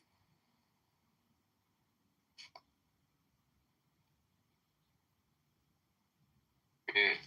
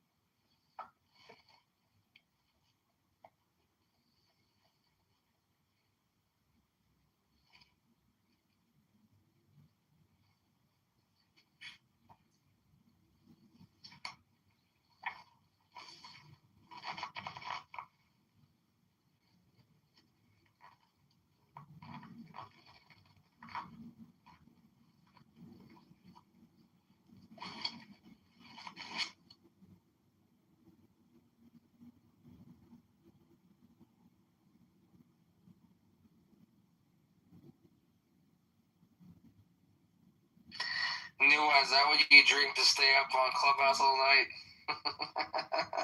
Monster Energy? Ugh, shit's so bad for you. It's like drinking poison.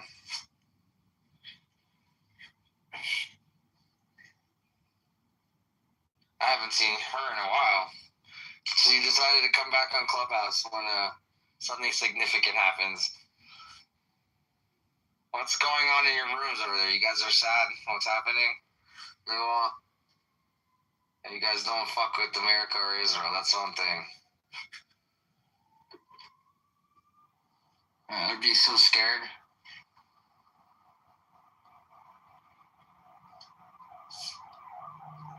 What do you think, Saudi Arabia? They make such a grand entrance when Trump comes there. Have you seen? I have to find the video. I'll find the video and put it here for you guys to see. But when Trump comes to Saudi, man, they treat him like a king. It's crazy. Let's see if I can find it.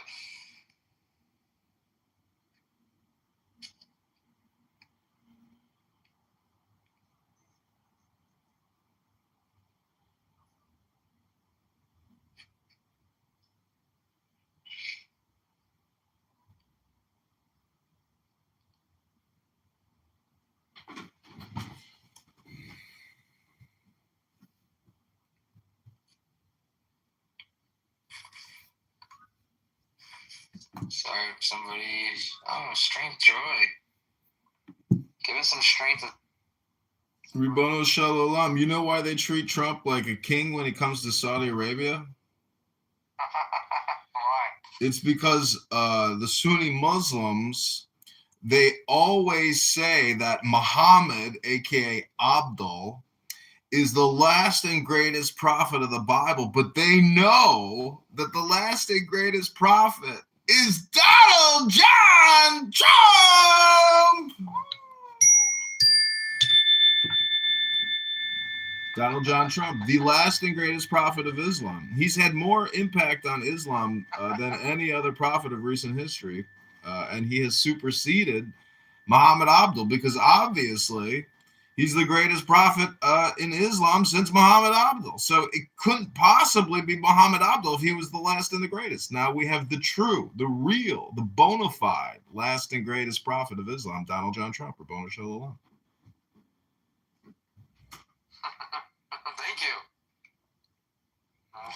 Stop making fun of my religion and my prophet. Stop it.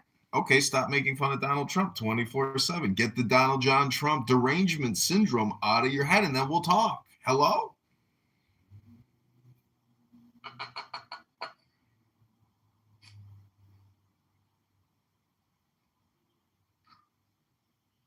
Hello?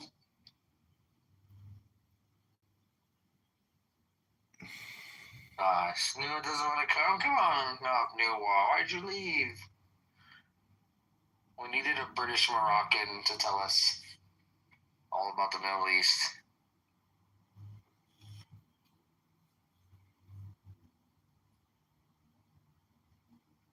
The Middle East is like a continent. So, Middle East is like a continent? Yeah. Why is it like a continent? It's its own thing. Oh, because you're saying that it like sucks up the vacuum of everybody's attention?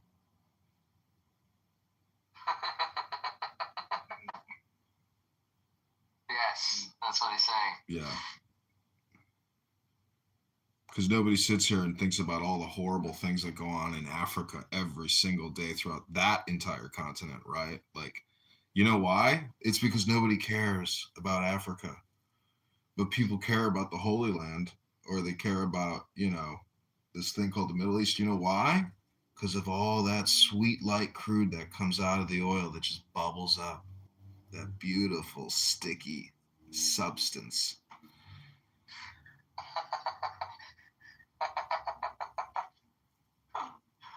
Saudi Arabia. Yeah, man. I put it in my car so I can fucking drive. I need that shit. Well, if you go to Celavi's room right now, she got a room open called "They're All Evil." Both sides are evil, and it's people like that who are really the real fascists. They are just unwilling to admit it. They can't have a conversation about it. But if they can't pick a side and they can't even sit peacefully in the middle, well, the truth is they wish they were in charge. But when you ask them, what would you do for we the people? They don't even have a response. So what we're actually dealing with is low IQ people frustrated that they're not intelligent enough to have an opinion that's accurate. And so they have an internal friction that they want to share with you here on this hypnosis app called Clown House.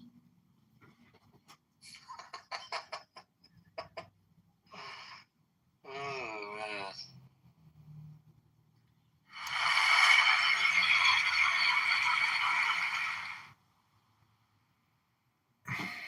This is a masterclass in hypnosis propaganda put on by Amir and Celavi. She screamed at me. How dare you use my voice and my image without my express written permission? I'll kill you. And I was like, Jesus, take it easy, Celavi. You sound like a fascist. You sound violent. I didn't give you fucking permission to use my fucking image. I did not consent to this. Well, Celavi, you're in a public space all the time, nonstop. I mean, have a little compassion on the content creators. Some of us are trying to be productive capitalists over here and turn you into a product. Rabboni Shalom. Bro, I think I have an account where she's a public figure. So that's out the window. Listen, anybody on here is a public figure. If you think that somehow your consent is required not to be recorded, well, grow up. I hate to break the bad news to you, but you are in a public space. And if it's recorded or unrecorded, it just doesn't matter. You are here publicly speaking, and you can be, you can't conceal your identity when you put all these markers in your profile about who you are. So, grow up. Like, the thing is, they're unwilling to admit that they actually want to be surprised. because that's what everybody likes, is the surprise. Like, oh, like maybe not all the way, but I'm just saying that there's a lot of immature people who demand that their opinion is the accepted opinion, and it's ridiculous. Grow up. If you want to sue somebody, you better have the money to sue them, and you have to look at it as a strategic decision. What's my ROI on this lawfare? And that's really the way law works. There's ROI, and there's huge mega law firms with billions of assets, and they made strategic decisions on how they want to invest their money in the law. And sometimes it pays off, sometimes it doesn't.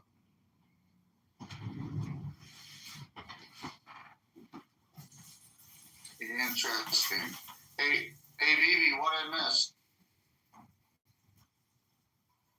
Well, bro, you were here? You missed a huge fight, man. John Kitover jumped through the screen, punched out a fucking guy. The police came, ambulance, they took somebody away. It was like a brawl in there. Damn. Other than that, my friend got in a fist fight with the duck, and I got two pet ducks. And I know. I've seen the pictures. He got a fist fight and he lost, so I got to take care of him. No, we just been here, man. Just keeping the room going, trying to give people positive vibes, and that's it.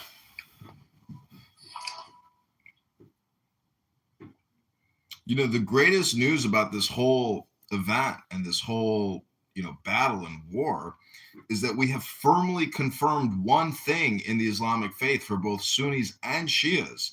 And it's that Donald Trump is actually the last and greatest prophet of Islam, which is truly the most amazing revelation of this entire experience.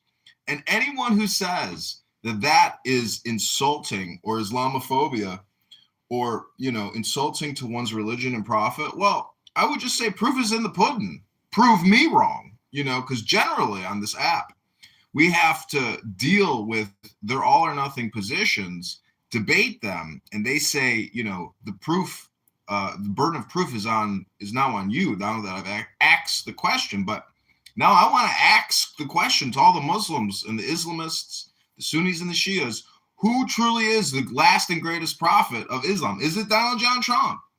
Or is it Muhammad Abdul? Hello.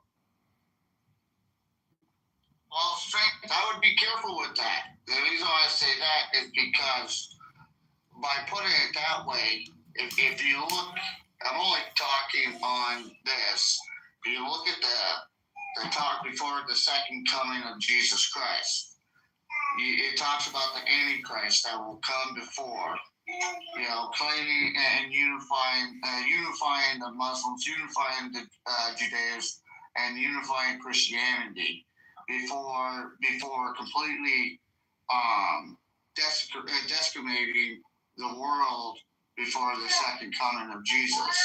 I understand a lot of people don't believe in Jesus Christ. Wait, you're telling me that the world is now going to have to answer to a Jewish king known as Jesus? Oy vey, Rabbanu Shalom, the Jews just keep winning. How's that possible that a Jewish king, according to your opinion, is going to come back to fight the opposite of himself, known as the Antichrist? Anyways, Rabbanu Shalom, there are Jews for Jesus, which is also remarkable about Judaism, that it can be that flexible. But you never heard Jews for Muhammad, have you? I just haven't heard that yet. You know why? Because when you look into the history, Muhammad wasn't that kind to the Jews. It turns out that Abdul was a warlord cult leader Anyways, we won't go there because it's been proven that there's a new prophet in Islam, and his name is DJT.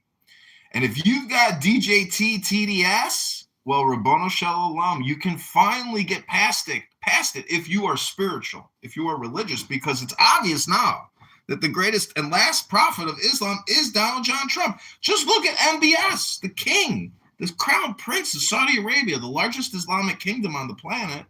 He loves DJT. They fist bump, they touch each other, they hug, they're best buddies.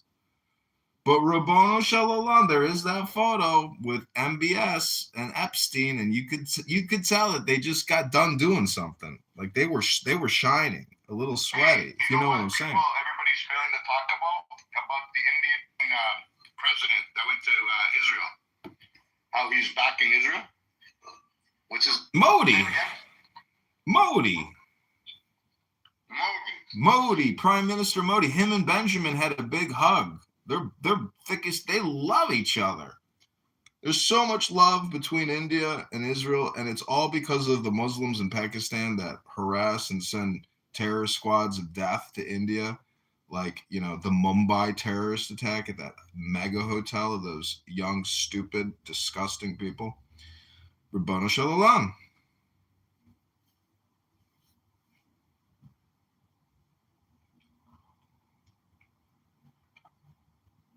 Owen, I heard you say that you think there's going to be a reverse migration of all these people. I know, you know, you're living in a country that's been completely taken over by Islamists, but Rabbono Shalom, what do you think will be the catalyst in this return flight homes?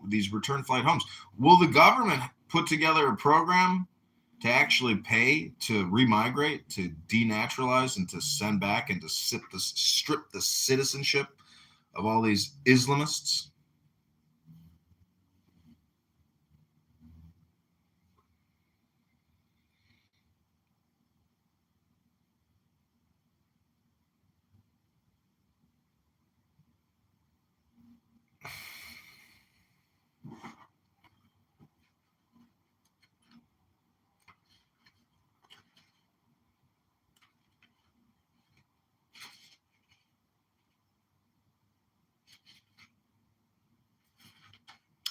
You know, not many people read anymore. Most people just want to opinionate and demand that their opinion is the accepted reality. But some of us have these things called books, and some of us have law books. And when you get to the actual battle,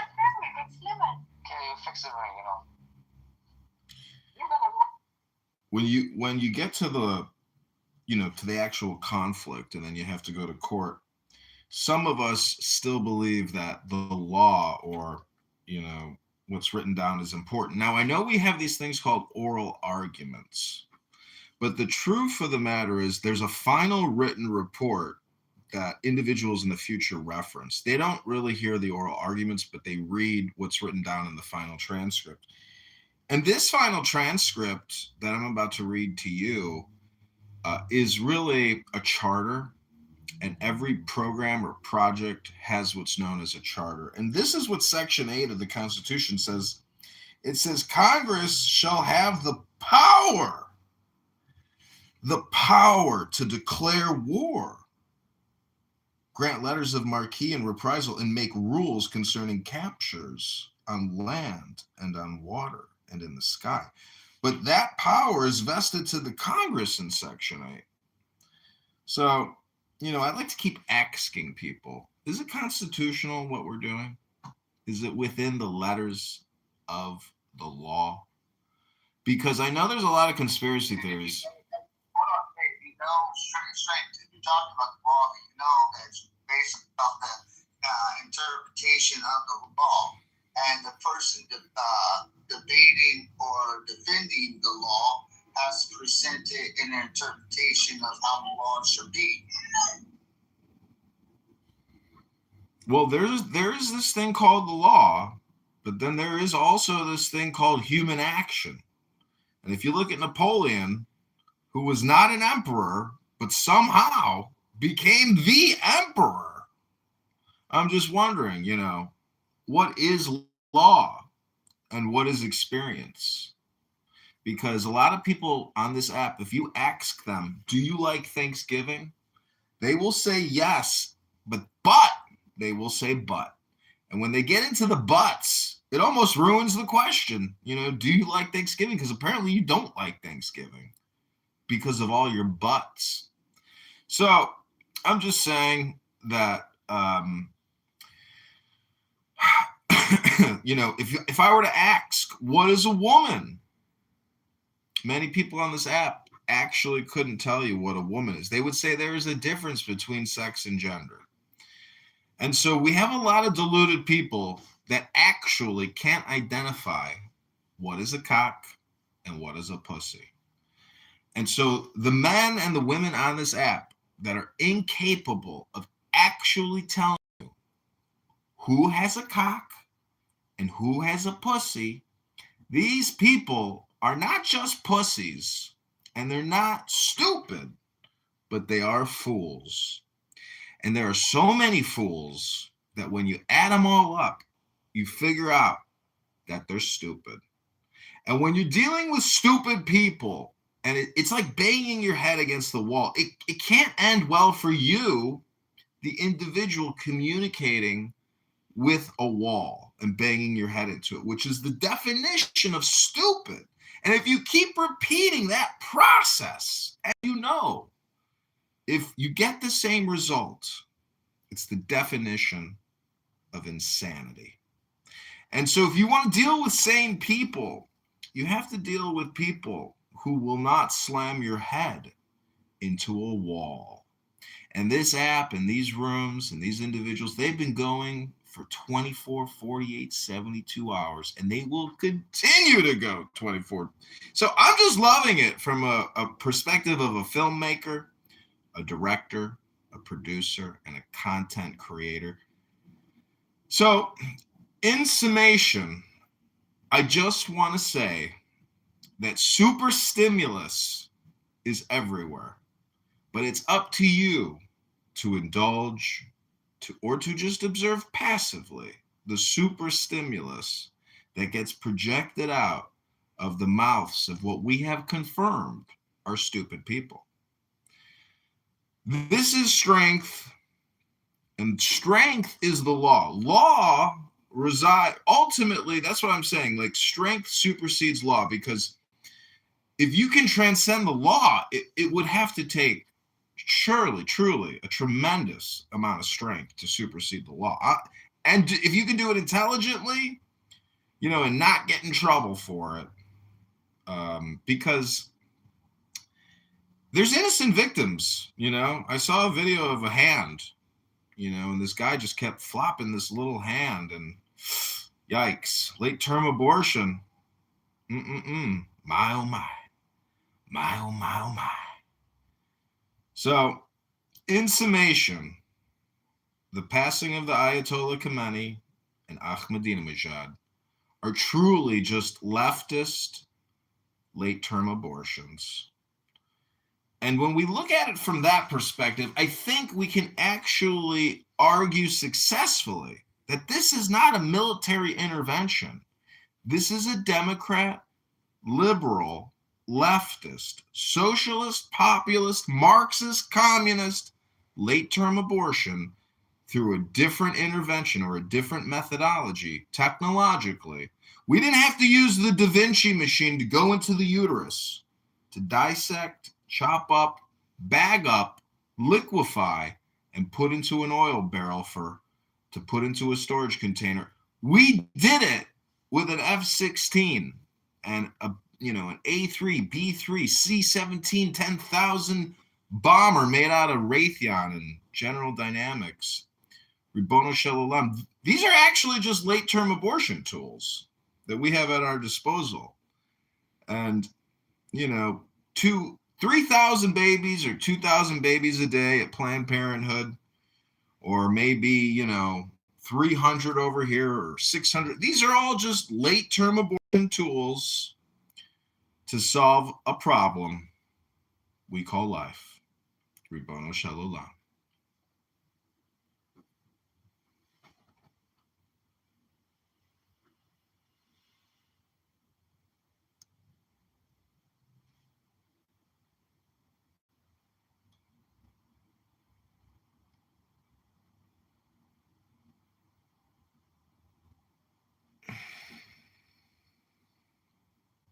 I now would like to dedicate this song to Donald John Trump, the last and greatest prophet of Islam, both the Sunni and the Shia sects, as well as the one that Bashar Assad was in. I don't know what that's called, but that's another sect of Islam. Ribono Shalom.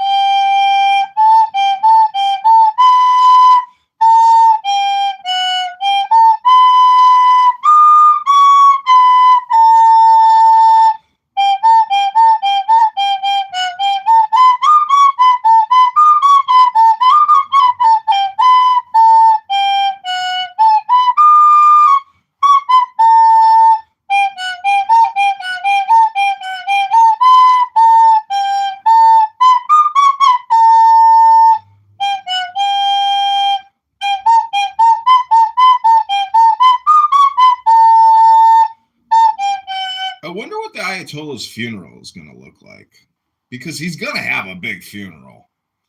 They're going to march that body down the street and have the biggest cry fest on video you've ever seen. I've already seen the videos of the crying Muslims all around the world putting out these, crybaby videos for the Ayatollah. Oh, Prophet,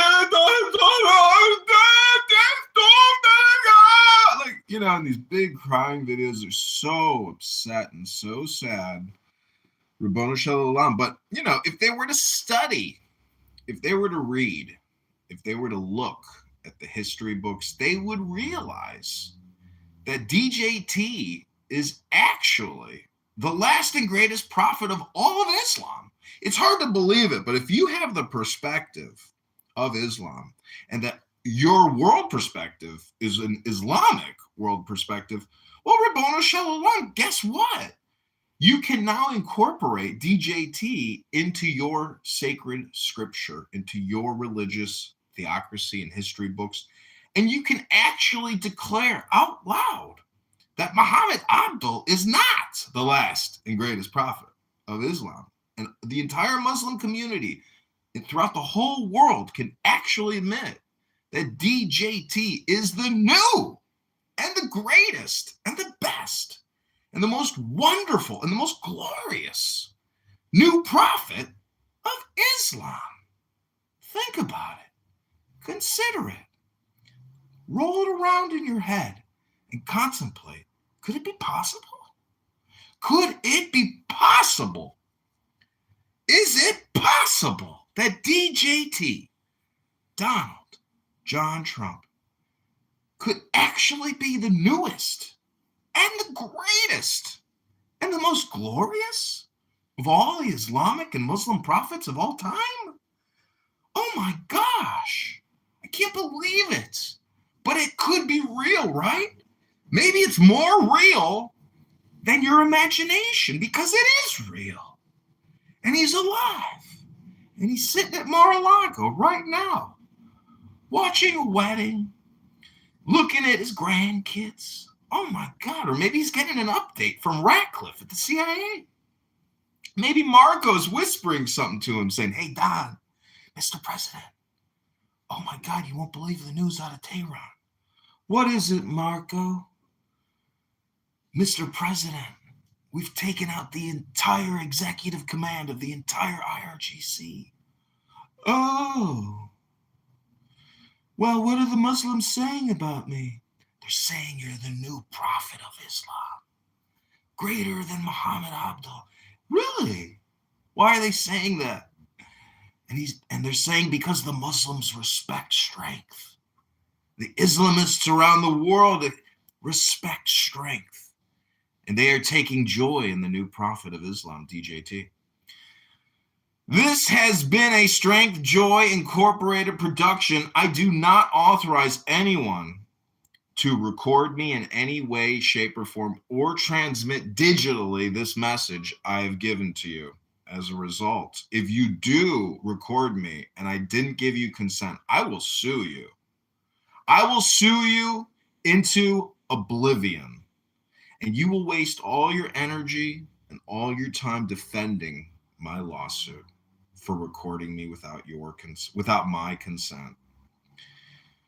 And in closing, This hypnosis communication, this communication hypnosis has been brought to you by the United States government and Donald John Trump, the last and the greatest and the most glorious prophet of Islam and Christianity, for that matter. Fuck it. Judaism too, right? He's got Jewish grandkids. Rabbono Shalom.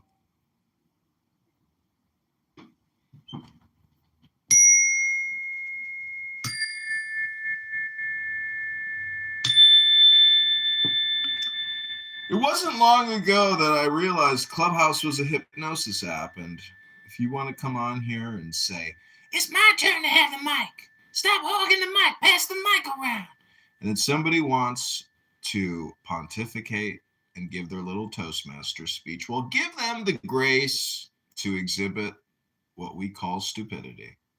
It's okay.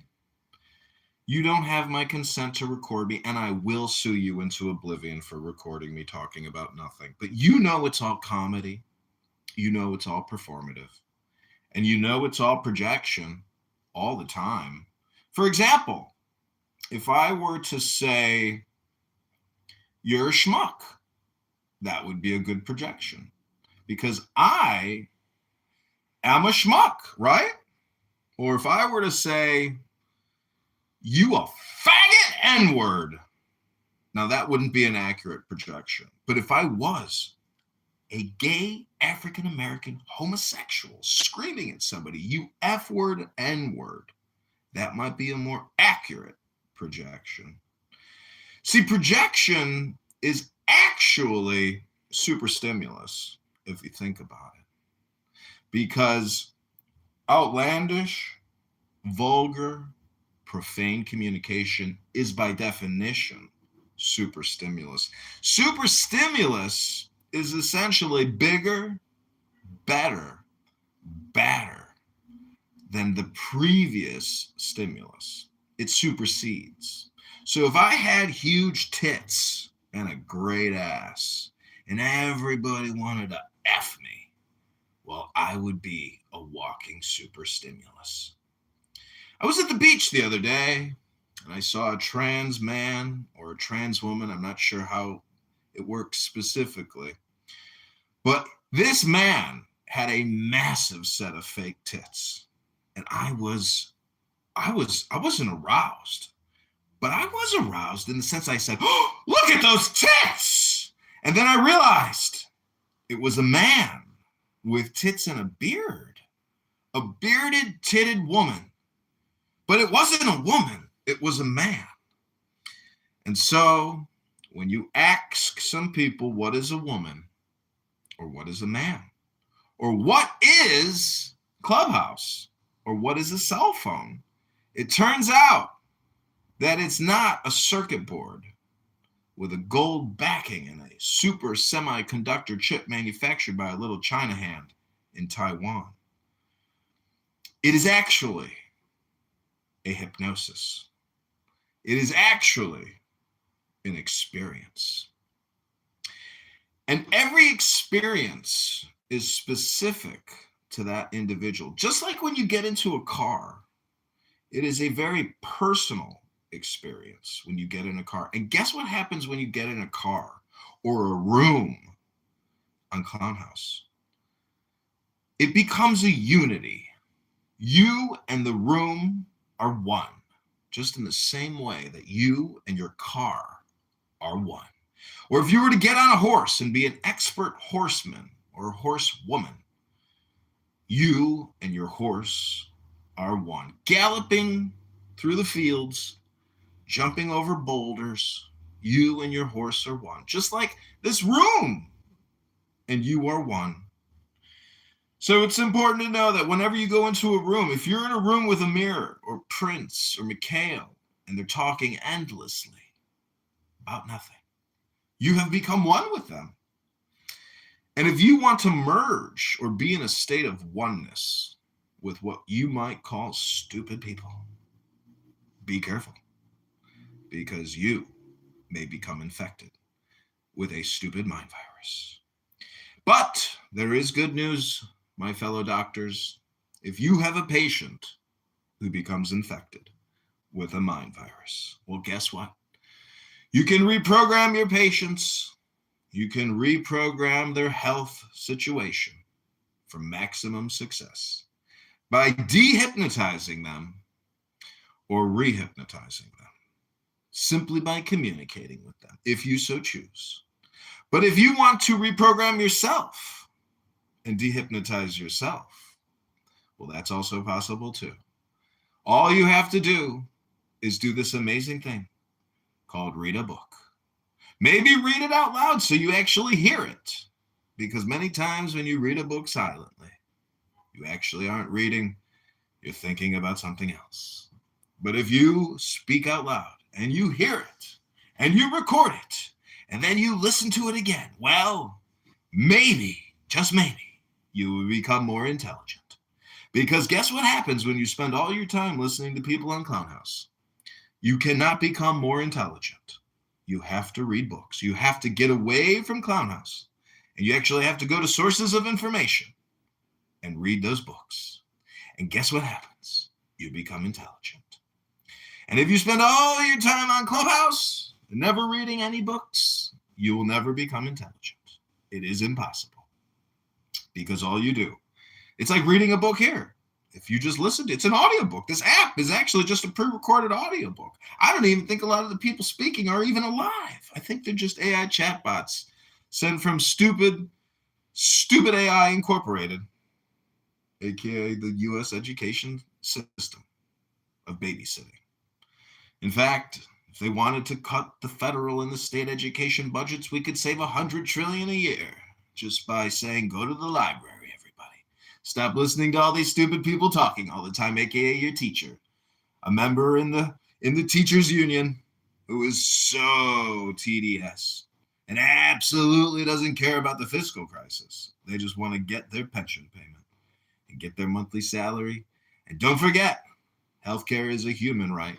Medicare, Medicaid is a human right. And without it, we'd have revolution.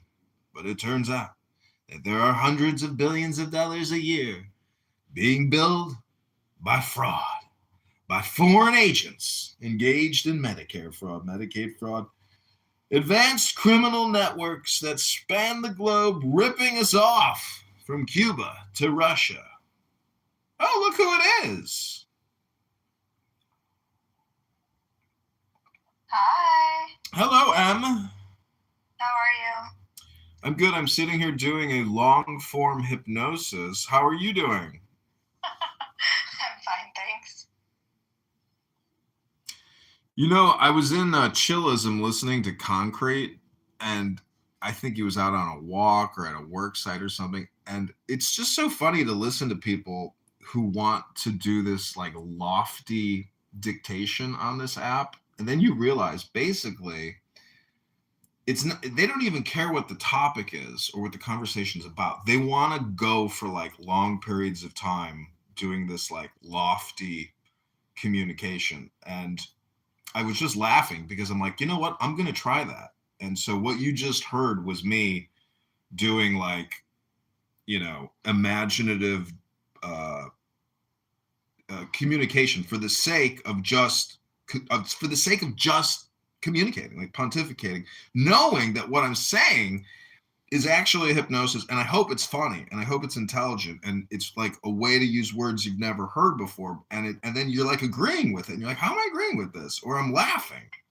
So that's my contribution. It's proprietary. It's copyright, trademark. You can't record me without my express written consent and permission, or I will sue you into oblivion.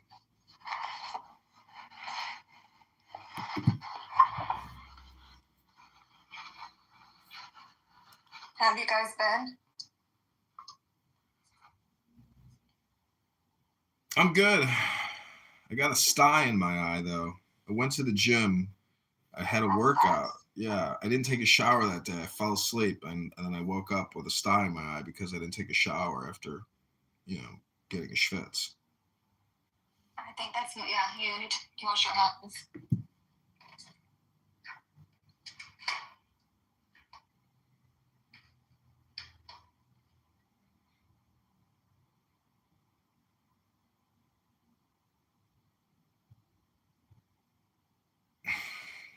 So right now, at this very moment, if you go on Google, YouTube, and you type in John Kitover, you will see approximately 30 phones recording 4 different clubhouse rooms talking about what's in the title of this room. But what I just said, I think is very true, is if you spend all your time here listening and talking, you can never become more intelligent, because I have proven that if I can offload listening to these people, but still record them, and then go back to my books and actually read, I become more intelligent.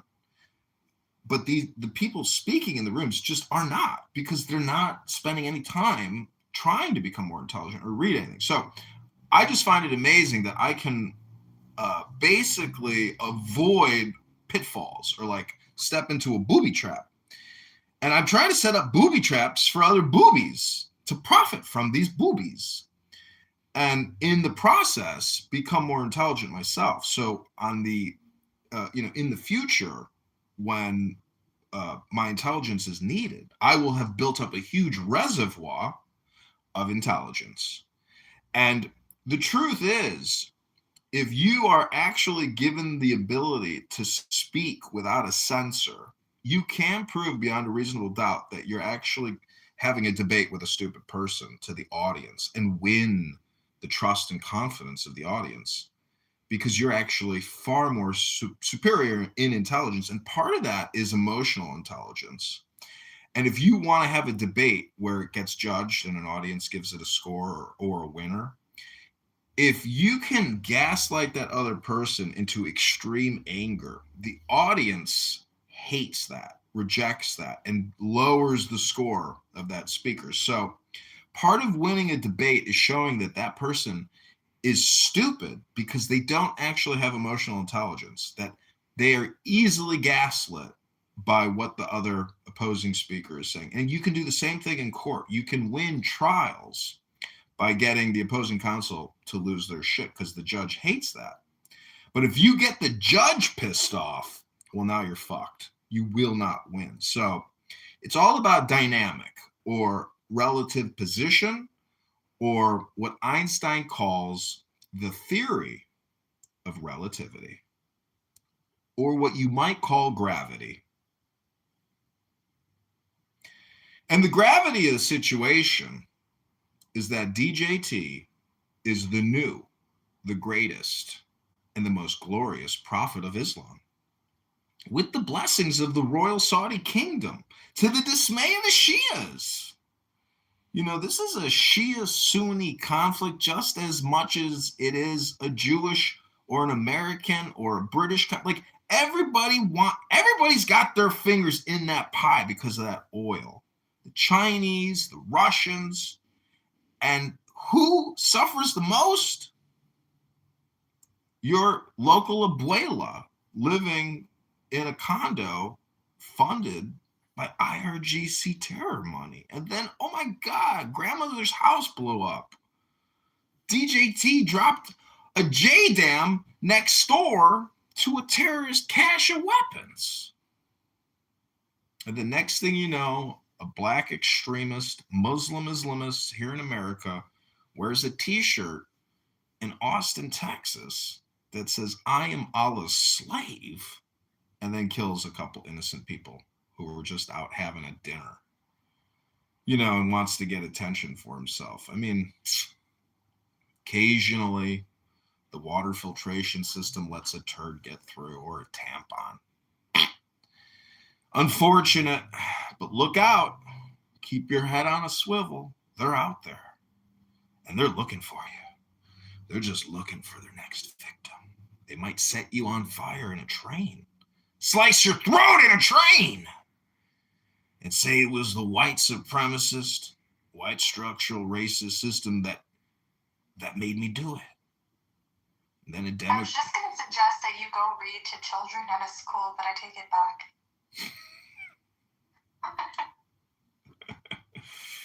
Well, I read on YouTube.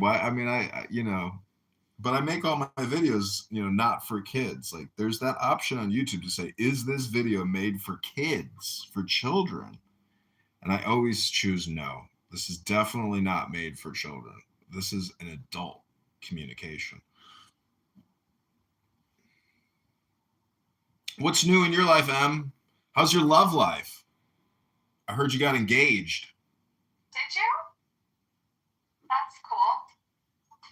Did you get engaged? No. Oh. No. I just got back from a ski trip. How was it? It was really nice. Where'd you go? To my cottage. Nice.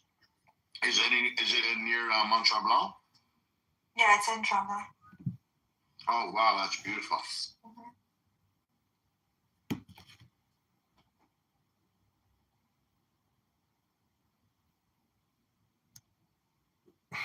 I've seen advertisements for these like. Snowboard? No, just ski. I've been skiing since 2.5, so I don't know how to it's too hard for me to switch over. Oh, you can do it.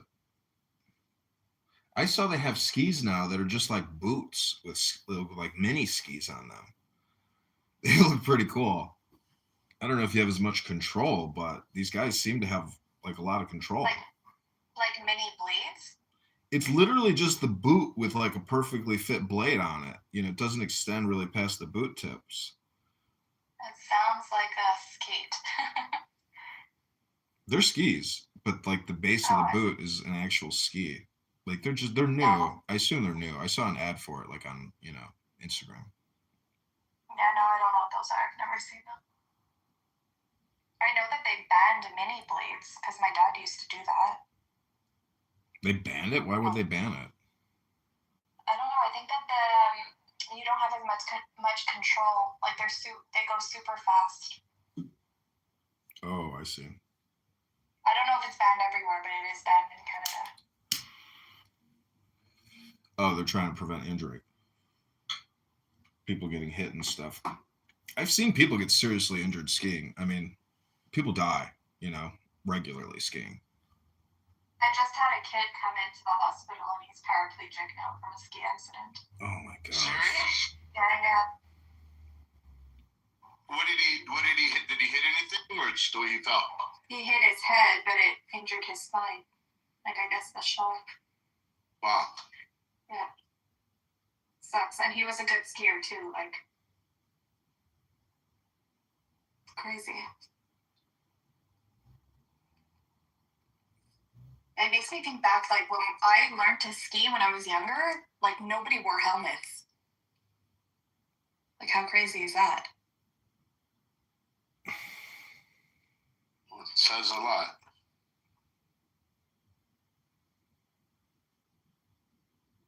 I think we're naturally weaker as we get older.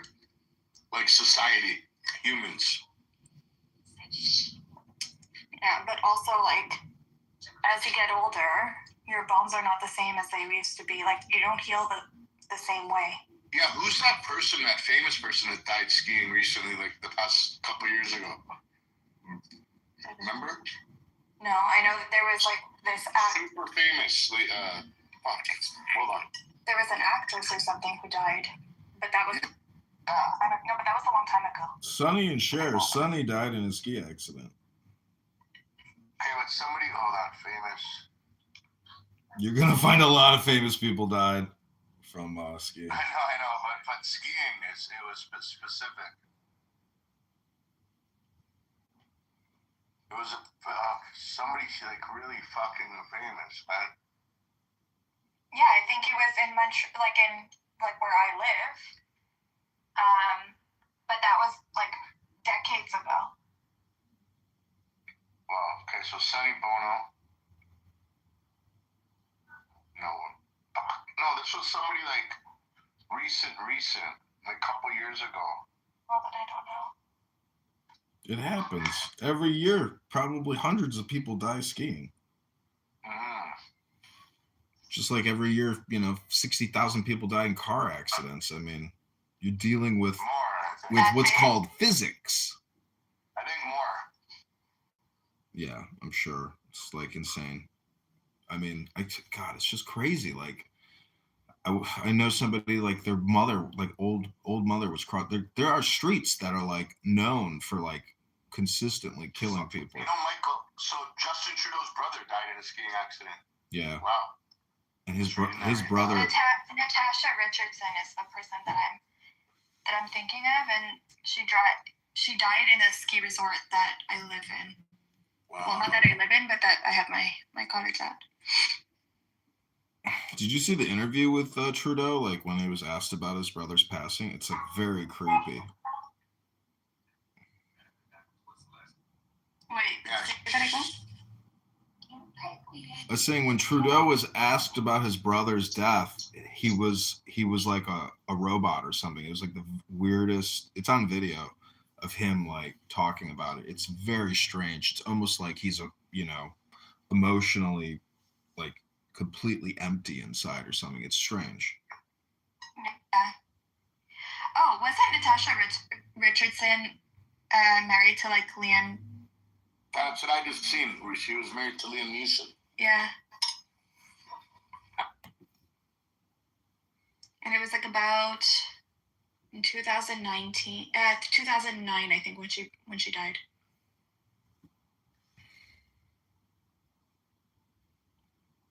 So what's anybody know what's happening in Israel at the moment, Tel Aviv, etc.? Because I've heard there's been attacks and stuff. Hello, Queen. We don't hear you. Hello? Hello? So the latest news on Times of Israel says 3 injured, 1 moderately in Jerusalem area Iranian missile impact. Rockets from Lebanon set off sirens in northern Israel for the first time in months. Day after Khamenei killed, Trump says he'll talk to Iran's leaders. Also says strikes could last 4 weeks. Iranian foreign minister says we will resist as long as it takes. Honestly, I think this is all bullshit because like the U.S. and Israel did all of these things in order to like help the Iranian people. Now they kind of need to help themselves. And Kuwait, Qatar, Dubai, and stuff like that, they're all gonna crumble, and they're gonna just like give in to whatever Iran wants. This is also bad news. 9 killed as Iranian missile destroys synagogue, smashes bomb shelter in Beit Shemesh. Over 40 more injured as impact strikes residential area in city west of Jerusalem. IDF is investigating the failure to intercept missiles and integrity of the shelter. This is not new news though. Like it's been like a couple of hours now. Woman killed Saturday in missile strike on Tel Aviv, identified as a Philippine national. Iranian missile warhead falls less than a kilometer from Temple Mount Al-Aqsa Mosque.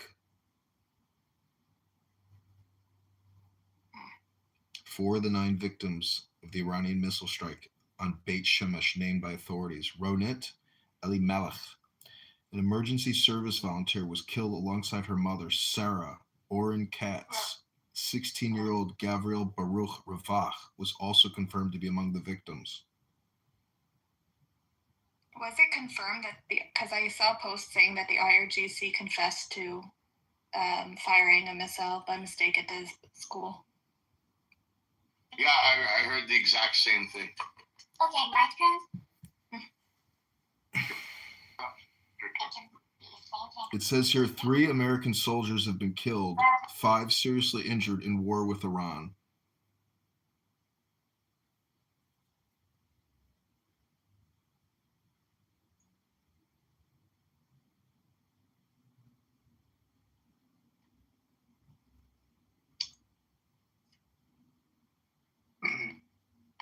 Iranians and Jews celebrate Khamenei's death shoulder to shoulder in North London streets.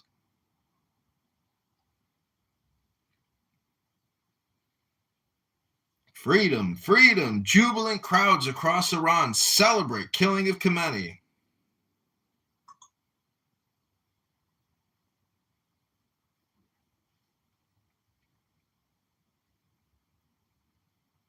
Hello, Sam.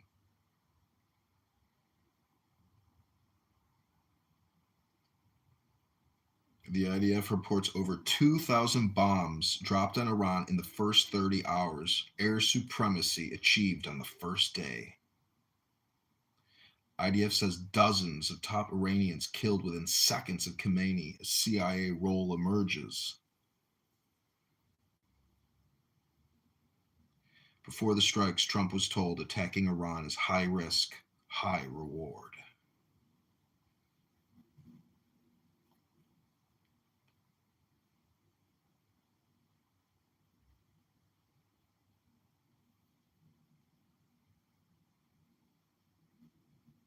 All right, John, I'm going to go in the hallways, bro. I'll talk with you in a bit.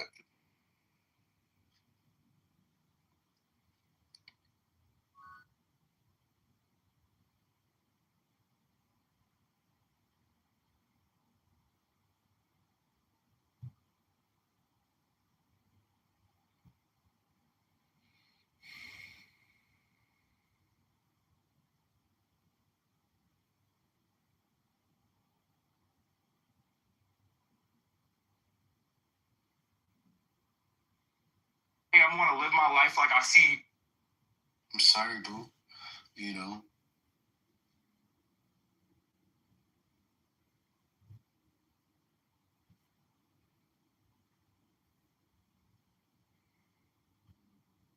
It's just this horrible.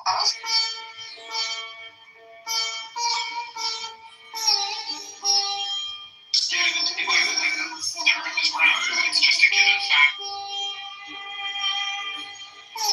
Get it together.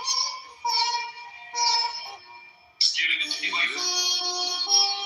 See the way to that race. Why you trust me?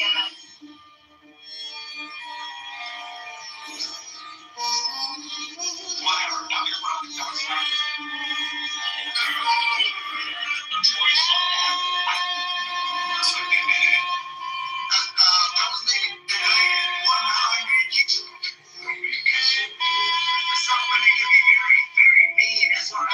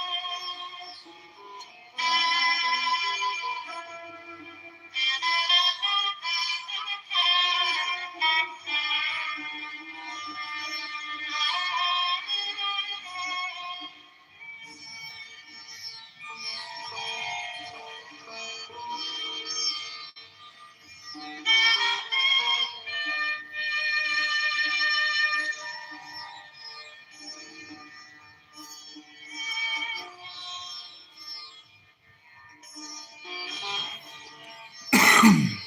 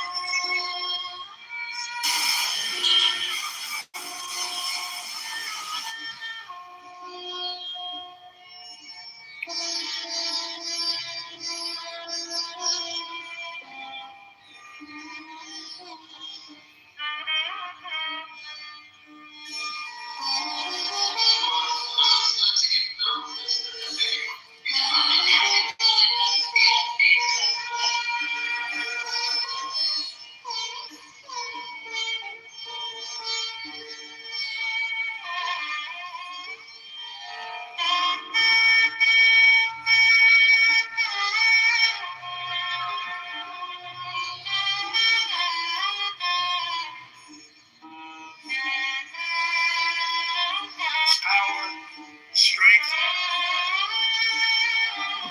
and women of America's arm of Iran. I say to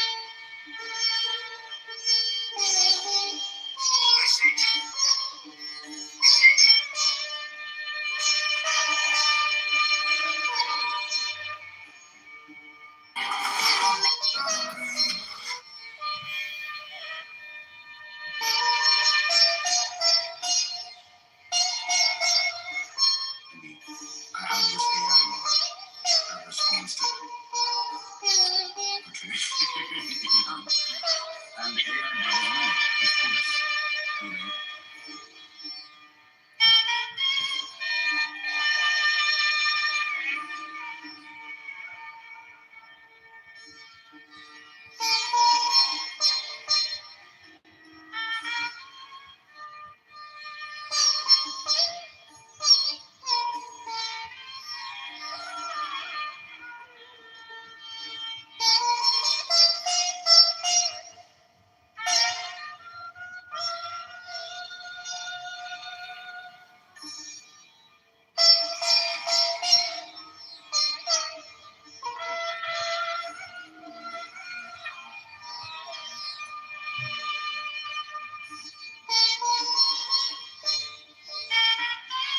Dust. I'm up for that name, that one. I'm cool. That shit, you can't even swallow that shit. I've never.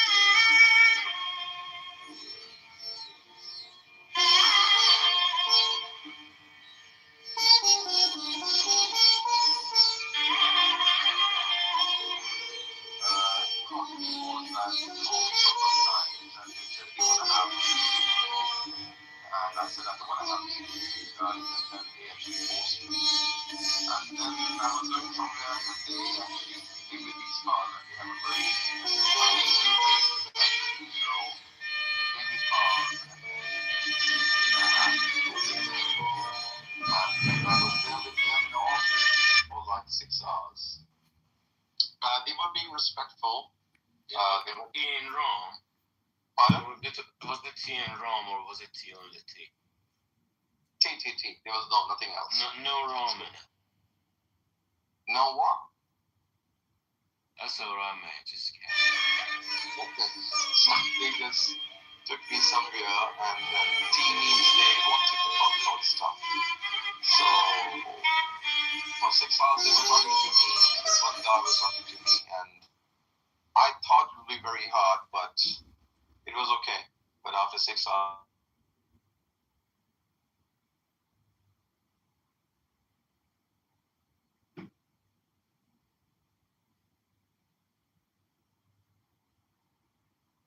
Is one of the few countries that falls into either square. So they feel like, all right, they have to get this done before Trump is out of office. So I think that's actually why they went straight for the jugular, right? Like killing Khamenei, because they want to provoke this type of reaction to see that. Or we outside, yeah, you get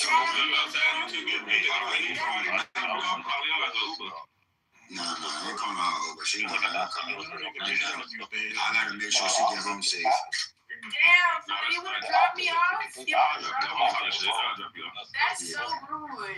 I gotta make sure she get home. I think this is a great opportunity to remind everybody in the room that everything you're witnessing right now is because of one single man, a son of a poor Palestinian refugee camp in northern Gaza called Yahya Sinwar. That flipped the entire region and international politics. One Palestinian man. I think the Jews are going to remember that name for centuries to come. Ain't that right, Caleb? Or what do you think about that? Well, I mean, I don't know if they'll remember Sinwar specifically, but yeah, this is going to be like the end. This is the beginning of the end for them, truly. And I don't say this to, like, be sentimental or even to rub salt into the wounds, but when you look at the reckless, desperate, and extreme measures that Israel has been going into the past, 1.5 years, this is not the sign of a country that's in control of its own country. It's the sign of a country that's this is our last chance to lose. We have to get these things done. Hopefully, things will work out. These guys are afraid. I would say Yahya Sinwar's clan is in control of their. Basically, yeah. He basically rage-baited them into a crash out. Not just that, he said it in his speeches. I wish I can bring you a translated version. He said it. I see it. He said literally, I see it with my own eyes. The entire region is going to burn, and the entire world.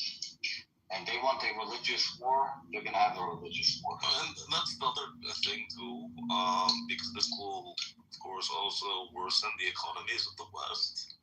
And when Westerners, who already have, many of our countries have, huge debt crises, when we all look and see, well, what's the cause of the worsening of our economies in these forever wars? Oh, who's the cause of these forever wars? Well, that's going to come back down to the Jews. So, I mean, yeah, they're going to, the Strait of Hormuz is closed, dude. It's just a matter of time. A few hours from now, the stock market is going to open up, and people are going to start seeing the losses. Yeah, I know. I already saw it in one of the models I had to validate recently. Literally, explicitly part of the rationale. Why did the value at risk metrics fail? Yeah, because of what these guys are doing in Iran. Even my boss was like, "Oh, I'm surprised how much you in detail and in depth you went on the specific note." No, accurately, yeah. Because this is what these guys are caused.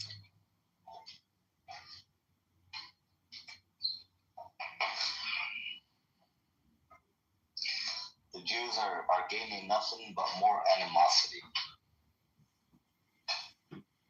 Yeah, imagine these conversations were impossible 3 years ago. No, is it for me? What's funny about this, right?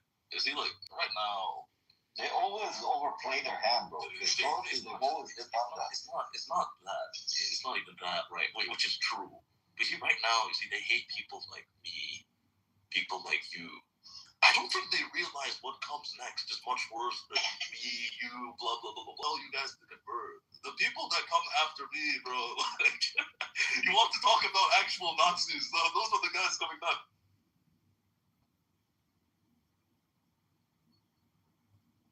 Well, here we have an Iranian patriot. Come up, Bahman. Tell us how the regime is going to demanding that the IRGC leave the country. Actually, I saw millions of Iranians on the streets mourning the death of Khamenei. The amount of propaganda. The amount of propaganda that he left, but we still have. No, Mariam is. Bro, my daughter is mourning right now, dude. And she was kicked out of the country by this one. Yeah, bro, I saw I sent you the videos. You see them? I saw. Millions of Iranians on the streets mourning the guy. And these guys keep telling us, no, the Iranian people want them gone. We wanna wear bikinis on the beach, and we wanna put our tits out. Nah, bro, that's not Iran.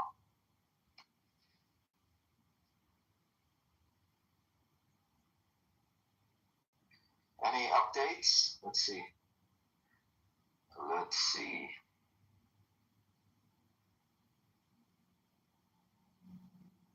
The 3 American dead soldiers died in the American base in Kuwait.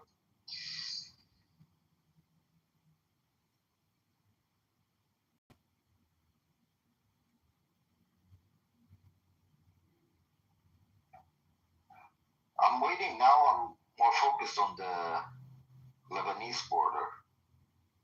Oh, look at Pahlavi. My heart aches for the 3 American heroes killed and the 5 wounded. Motherfucker! Iranians killed 100 Iranian girls. Did he even condemn that? Did he condemn that? Bro, these people are cocks and make stupid fucking claims. Always baseless claims. They claim, oh, the IRGC did. Motherfucker! Even the Western media said, Tel Aviv, boom, boom, Tel Aviv, boom, boom. Well, I mean, we should never celebrate that, but yeah, no, these guys, yeah, they did kill a pregnant woman. Was it a 16-year-old as well? So, yeah, bro, these are, and they were satanic people. There's no other way of putting it, you know. It's also not just what they do; it's also the denial and obfuscation. Oh, it was the Baptist hospital misfired Hamas rocket. We've seen Hamas rockets when they land; they don't do that type of damage. I'm not Somali. Oh, where'd he go?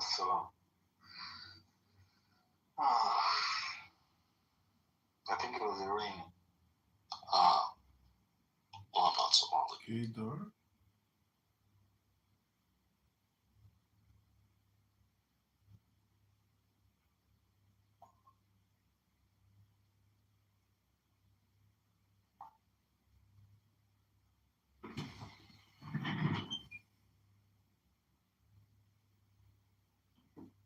Yo, bro.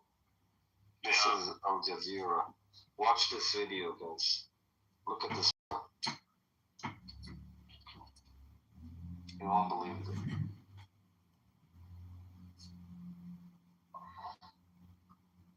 I wish Igal was in that building.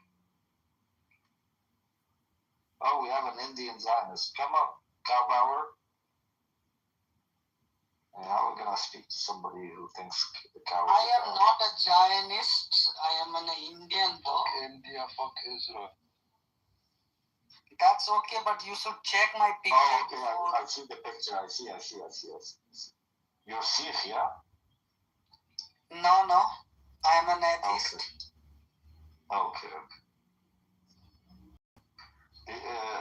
Jack, guys, look at this video, dude. Yeah. This is crazy. Look at the video. Right now I'm driving now. Oh, my bad. Actually, don't look at it. This is what happened when I post shit fast. Come up, Kilam. Come up. Come up. Yo, Jack, you end up going or are you going back home?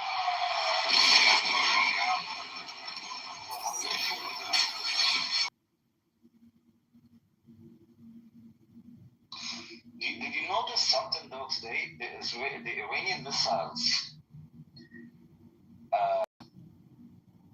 The Iranian missiles are reaching in larger numbers and faster.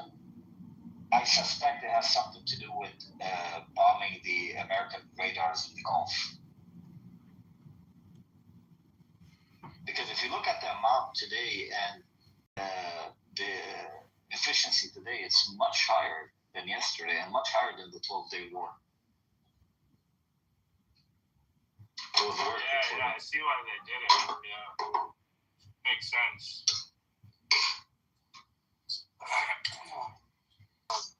Fuck the leader and fuck Iran. They get married to a 9-year-old girl, so fuck Iran. Are you Indian? Are you Indian? Joking, I'm eating you. I'm eating you. God no. Of course I'm an Indian, and I'm fucking happy that Iran is going to see it. Hey, I love you. Jade and shot. I like you bang shot. I like okay, wait a second. As I said, fuck Iran. Fuck you, fuck Hinduism, and fuck the cow that you bow to, motherfucker. مين هذا؟ انزل لتحت، انزل. What was I saying?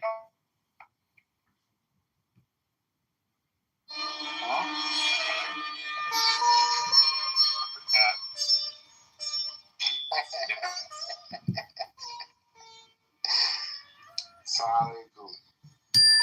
Salam. What a beautiful day. What a lovely day. How's everyone feeling today? Good, bro. Good. I'm loving these villages. How do I fucking tip you? Yeah. Brother, today I'm not realizing it. I don't want to talk to you, brother. Alhamdulillah today. There's no bickering between us. It's a very good day. Dude, your voice sounds familiar. It's very good right now, bro. But guess what's wrong with you? Today's a lovely day. Alhamdulillah. What a lovely day. يا برو يا خليجي قاعد تحت. Yeah, that's it, bro. I'm kicking you down. He's my friend, bro. Bring him up, okay? Everyone has clothes. خلاص يا عندك 5 دقائق. Can you shut up? Sleep out. Okay, now the Israelis are responding and they're bombing southern Lebanon.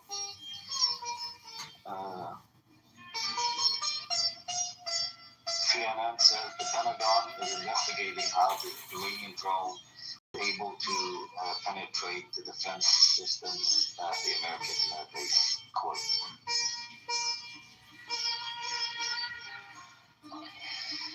Yeah, I was saying that for the first time in the Gulf, people are talking about the value of having American bases. The people are not happy, dude. These people are like, motherfuckers, we did not go into war with Iran. We pay you to protect us, and now you are a liability. I suspect if this really spirals out of control, they're gonna kick their asses out. So I don't know what the fuck the Americans have gained out of all of this fucking stupid news, dude. Stupid. All to save fucking Bibi and the fucking cakes. Well, I hope it is fucking working. Idiots. These motherfuckers don't understand that they gain more by stabilizing the region. They gain more by allowing the region to prosper and to develop and to grow. They gain more by having Gulf investments in hundreds of billions of dollars in France, in the UK, in Germany, in the US. But no, what the fuck did the Jews ever give you, motherfuckers? What did the Israelis ever give you? They take from you. Fucking retardation, dude. And the problem is that the Western public has been numb about this issue for so long that they don't understand. They go, oh, okay, I love Israel. Yeah, Israel is our best ally. Why, motherfucker? What did they give you? Oh, they give us intelligence. You fucking piece of shit. The Egyptians give intelligence to the Americans. The Egyptians are allied with them. The Jordanians, the Saudis, the Kuwaitis, the Bahrainis. The Americans Israelis for this.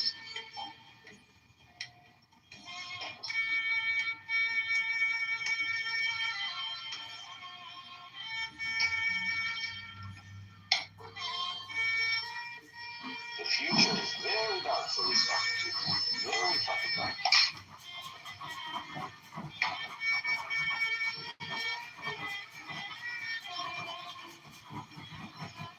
And you're gonna wish your problem is not finding a safe haven in the Middle East. I don't know if you're gonna find a safe haven in the West a few years, a few decades from now. Fucking idiots. All because they wanted to fucking take over land and build a fucking state. Retards.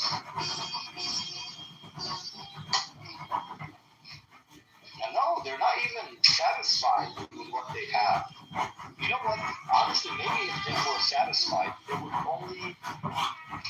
would be a minimal issue in the region, and it would just be mostly the Palestinians' problem. But no, they're greedy. They want to take more land. They want to take Lebanon. They want to take Syria. They want to take Jordan. They want to take parts of Egypt. Always overplaying their hats. Always. Yeah, bro. They're hard. Good. Power things is where you're at. Mike, are you safe? Or Susan, are you safe? Yeah. Nice. Is your butthole okay? You're not in a bunker, right? The one, the other Hamas? Yes, I said I'm taking the bus to go back to. Okay. Yeah, we got it. ولا لبنان يا سوري ولك ترابيستان كيف الأمر with the Palestinians because I am one of them. Alhamdulillah, man. I am still hunting for the Jews. No, are you working for the Jews? The Jews. No, I know I'm going to work for the Jews. You're not a finance bro? Bro, I worked for some Jews that were straight from Jahannam. They were honestly like, they were honestly some of the worst human beings I've ever met in my life. Crazy, very smart. Just, bad, man. How's life without Jack? Wallahi, it's been great. But Jack's life has been downhill. I was doing great, Trap. I saw this guy liberate yesterday, and my life spiraled downhill. Jesus. Nah, man. I just haven't been around. What? Oh, they just found Kuwait again. Damn.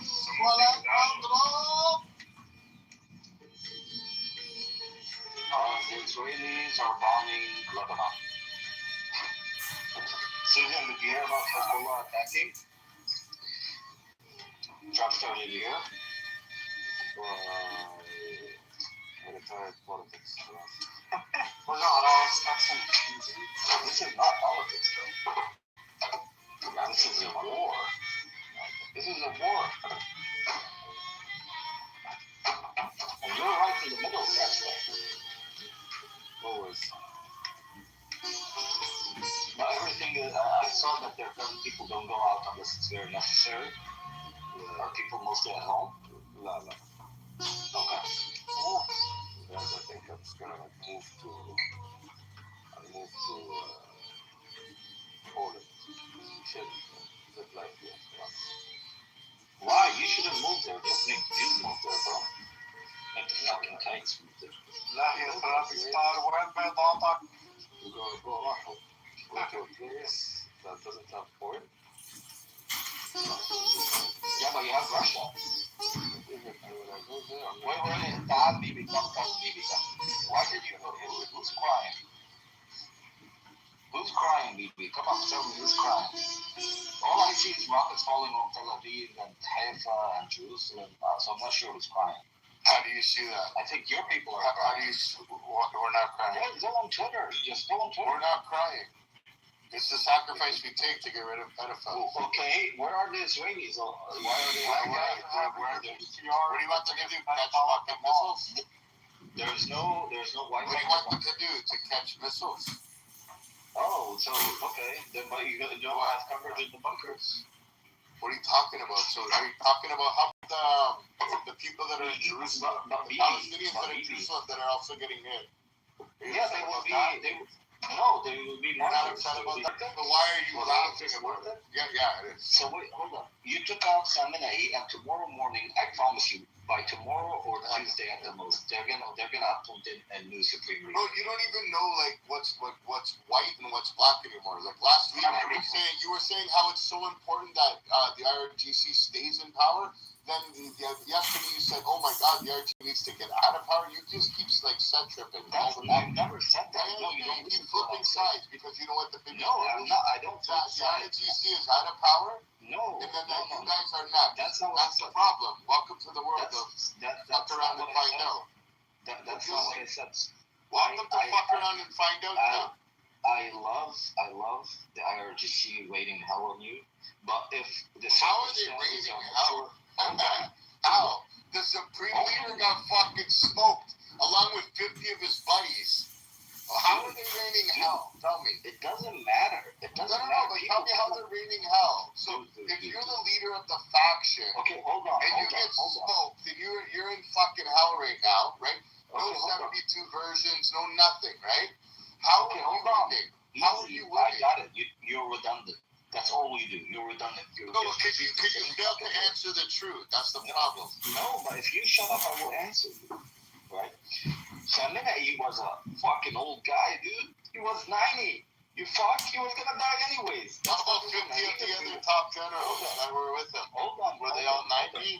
He was 86. I got your question. How about Ahmadinejad? How about him?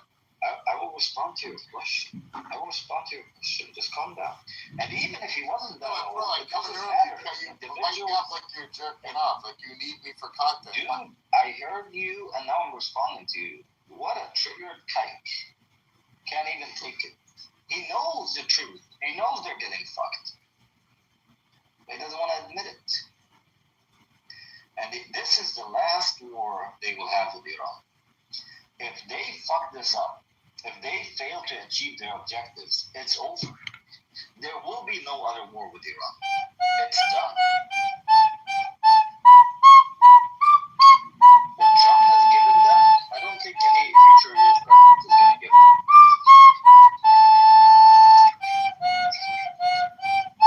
Fucking idiots. God. Why don't you have Wi-Fi in the bunker?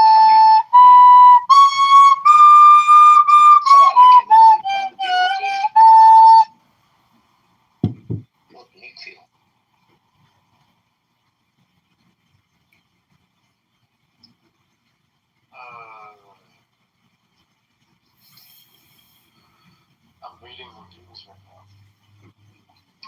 I'm really interested to see what's going to happen with Lebanon. Yeah, we'll see, man.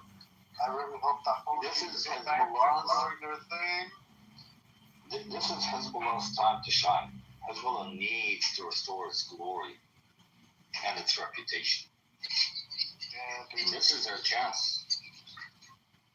What's the year later than that? Or they even murdered the the old president of Iran. That's crazy. Ahmadinejad. Yeah. You know, I like that fucker, to be honest. He had balls, bro. He's short like me, and he got balls, bro. You see short people, they got balls. Yeah. It's all the anger from the little man. Exactly. But it works in our favor. Yeah. We become leaders and shit, you know? Exactly. Look at Napoleon. You know, I was shocked to learn that Yasser Arafat was 5'2". Shit. Yeah. He looked small, but I didn't think he was 5'2". Do you know how tall Winston Churchill was? 5'4", bro. Damn. guys. Look, It's guys. always us, bro. It's always us. Well, I have a friend that's 5'4", I think. This guy, he went and became a doctor because he's like, man, that's all I got for myself. I gotta become a doctor.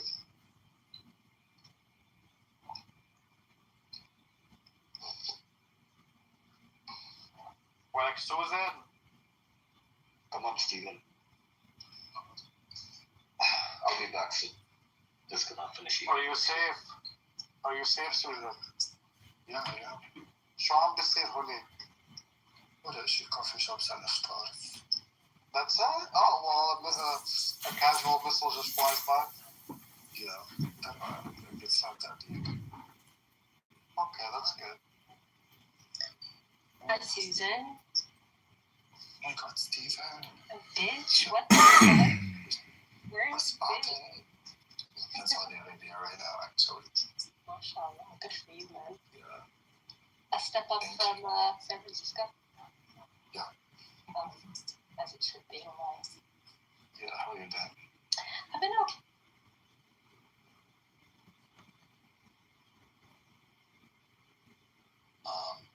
Asian markets have tumbled as well.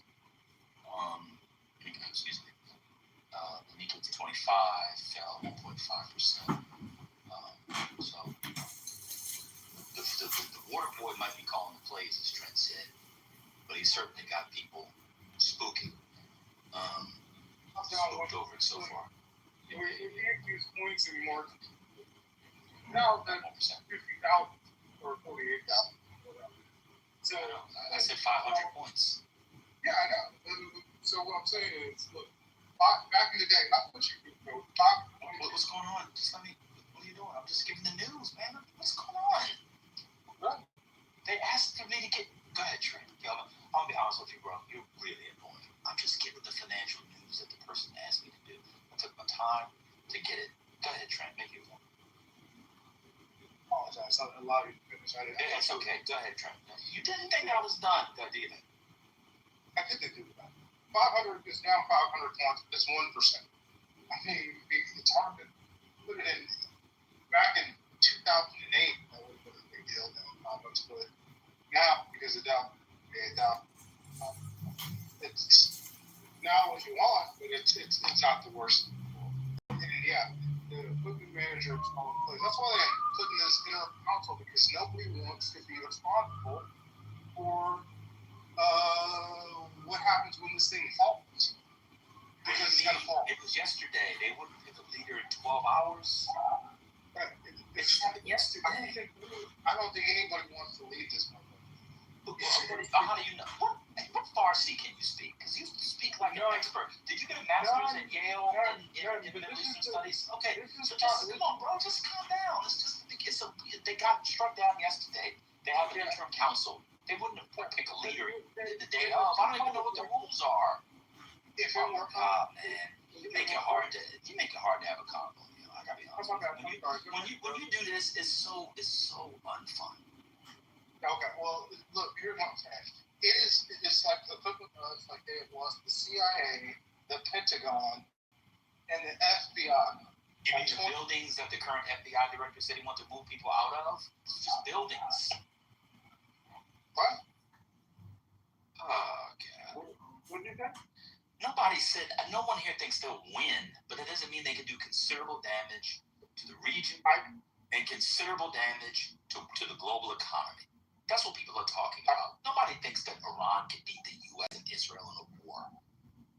No, I don't think they can't even do considerable damage. All right. Well, the experts. Well, here's a quote from Skype in the chat. The experts disagree. This is what the scale of Iran's retaliation has been a big surprise for Leon, head of geopolitical analysis at Rystad Energy, told NBC News on Saturday. This is a totally different world from what the market was anticipating. So you down the border at the Walmart doing your grocery shopping, you know more than the experts. All right, cool, man. Just move on. No, I was at HEB. Whatever. It doesn't even matter. What is surprising? 3,400 flights were So, but what's surprising is how inept their response is. It's not surprising. No, it's fucking inept. It's been ridiculous. What's surprising about Hold on, whose response is inept? I mean, what is the inept part? Do you expect them to what? Take over Israel by now? United the entire Middle East against you. I would. No, they haven't. How so? Yes, they have. MBS just greenlighted their defenses, and now you've got the UK, Germany, and France all arming up against you. They're not doing any offensive attacks. Did you read the E3 statement? Did you read it?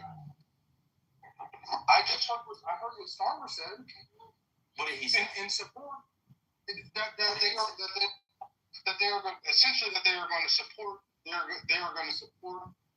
defense and anything that doesn't keep the strait open. And so this has just been a total miscalculation. Well, I mean, I get it. Like, they don't have talking about it's a miscalculation. Who miscalculated anything? I don't know who miscalculated. Everybody's dead. How did they miscalculate it? They were the ones that were attacked. They didn't do the attack. It'd be different if they were the ones who attacked. Are you listening to yourself? Van, what I'm saying is this is a lost cause. Much quicker than I thought. What's a lost cause? The defense of this is ridiculous. That's ridiculous. They've done next to zero damage. That's not true. Okay, whatever. How many flights have been canceled? How many flights have been canceled? To Iran? A bunch. Well, no, to the region, not to Iran. All right, mute up, Trent. Am I the only one with whiplash or? Just mute up, Trent. Just mute up. We'll let other people speak. We'll let other people speak. Just let other people speak. It's all right. Yeah, okay. I'll retract my question. I'll retract my question. Go ahead, Marion. I'll retract my question. Yeah, exactly. Yeah, done. You don't know what I'm talking about. What about the shipping that has ceased? Are you following the markets that have closed? Are you actually following it? Or just like on Twitter looking at explosions, like a 13-year-old, oh my God, they're blowing up buildings. They're blowing up buildings. Oh my God, they're blowing up buildings. All right, yeah, we get it. They're blowing up buildings. I don't even Trent. You're really sorry, man. How are you dealing with this guy? So he's so dense, obtuse, to say the least. Do you know the significance of straight up? Yeah, it doesn't matter. Do you know how many? Tell me. So how many ships, how many vessels have been stopped? He doesn't know. 7,000, and it counts for 25%. He doesn't know where the Strait of Hormuz is. He doesn't know where it is. The map of the region. I definitely know where the Strait of Hormuz is. Yeah, but do you? Most of that oil is, if you let me finish, look, most of that oil goes to China. No, it does not. Just listen. I think it's okay for you to listen. Most of the oil that goes to the Strait of Hormuz goes to China? No, it's not. Race right now. Neck-breaking speed here. So look, they're allowing the Russian and Chinese ship. Last I heard, they're allowing the Russian and Chinese ships. 7,000 have been stopped. Of whom exactly? Of which countries does it affect? Our allies, right? Say that again.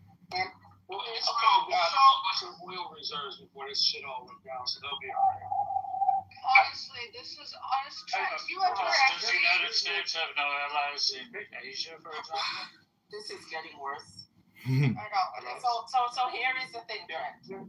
Shipments are stopped. Shipments into the region, out of the region. All the countries there that are also allies are affected. Okay. Secondly, flights. 3,400 flights cancelled. 3,400 flights in a day.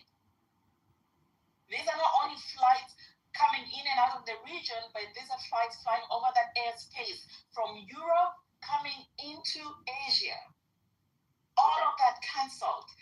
Okay, flights going into Africa that go through that portion of the region. If the flight goes around that side, all of those ones are cancelled. Do you understand the impact? 3,400 flights. This is just one day. Now there is shelter in place in all the embassies, all the U.S. citizens across all those countries are told to shelter in because the U.S. is expecting more attacks. Their businesses are closed. everything is halted. It's not only that they get attacked and they're affected, but it's all the other countries that are also going to be affected. Yes, ma'am. I recognize that corporations and some countries with tourism in that area are being affected and losing money.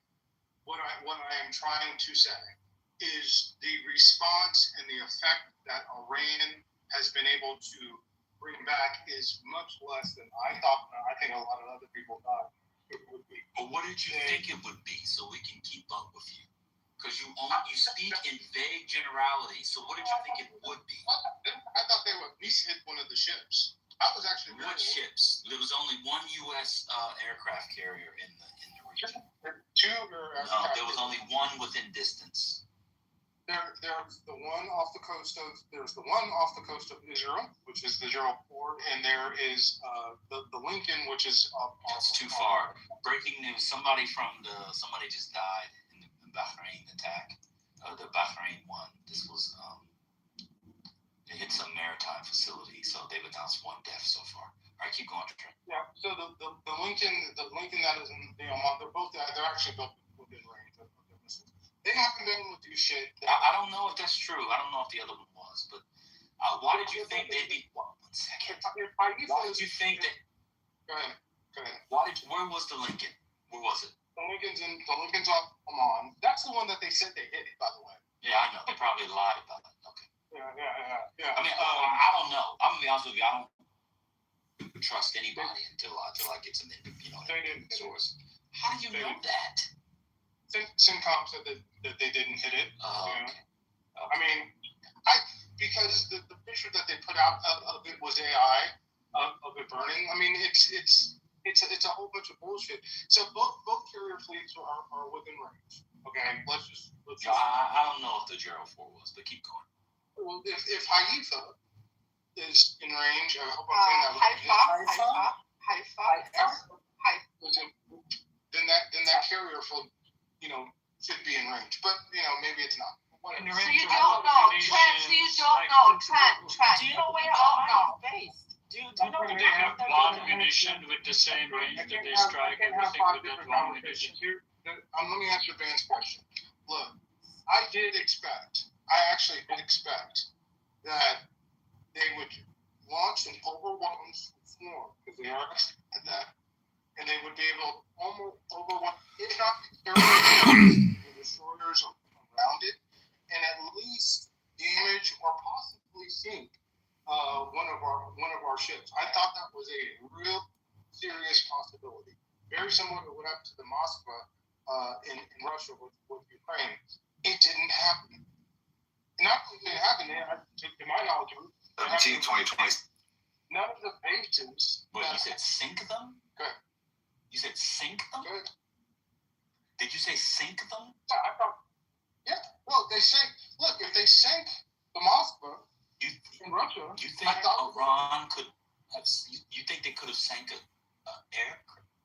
I'm sorry. Yeah. I think if you could sink the Russian flagship ship, if Ukraine could sink the Russian flagship ship, then I thought it was a real possibility that one of our ships could have been sank. And I thought a super carrier. You think that Iran could sink a super carrier? No, I wasn't necessarily. Again, I'm not necessarily talking about the carrier itself, but the destroyer. The Gerald Ford a carrier? Yes, the Gerald Ford is a carrier, but there are destroyers. There's a fleet of destroyers around. Where are the destroyers? Where are they? They are around the ship. They protect the carrier. Okay. And they missed them. They didn't hit any of them. They hit none of them. So they fired 4 and missed, or they got intercepted, or whatever.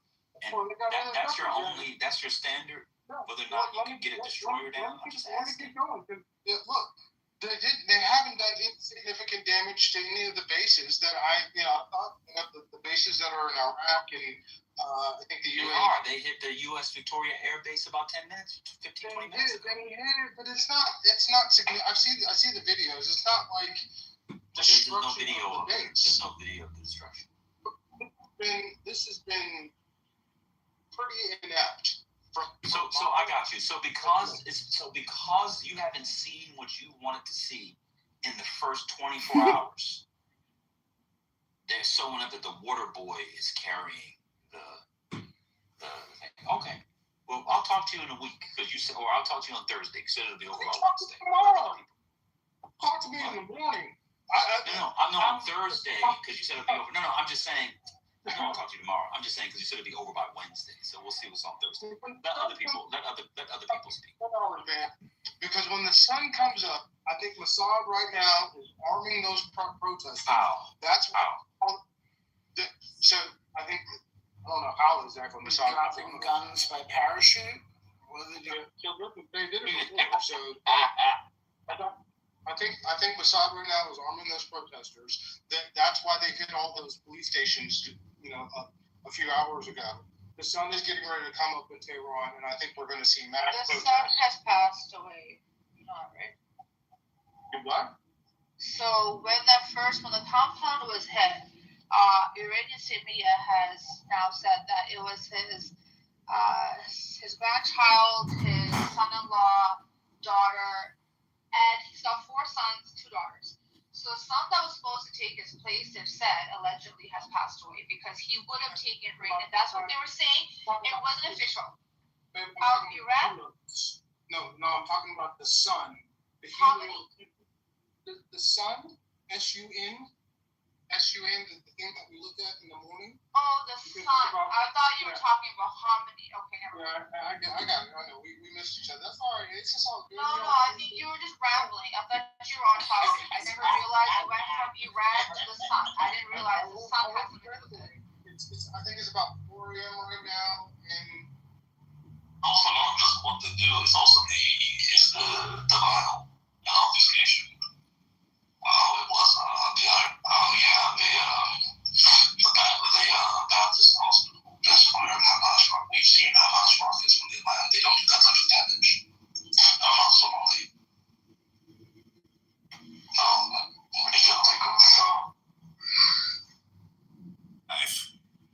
I heard you got engaged. Did you? That's cool. Did you get engaged? No.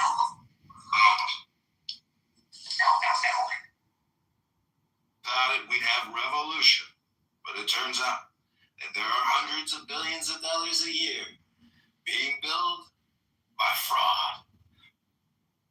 So they just want to get their pension payment and get their monthly salary.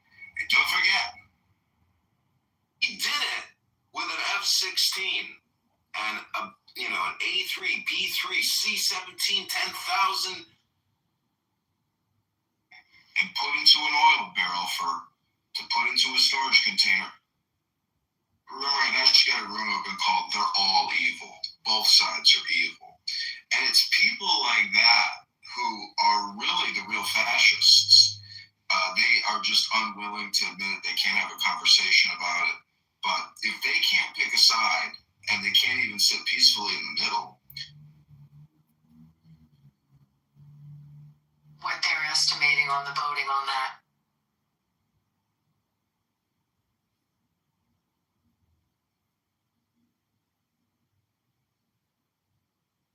He did it with an F-16.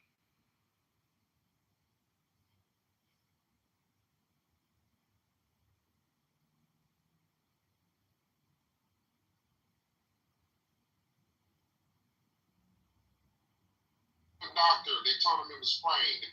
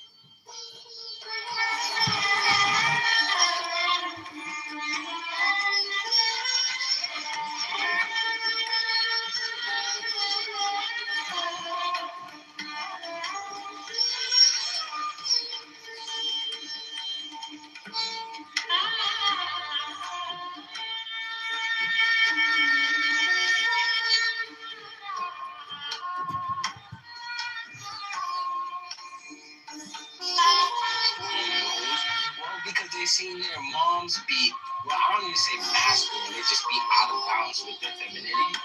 And then they be a little more, loud with the mouth,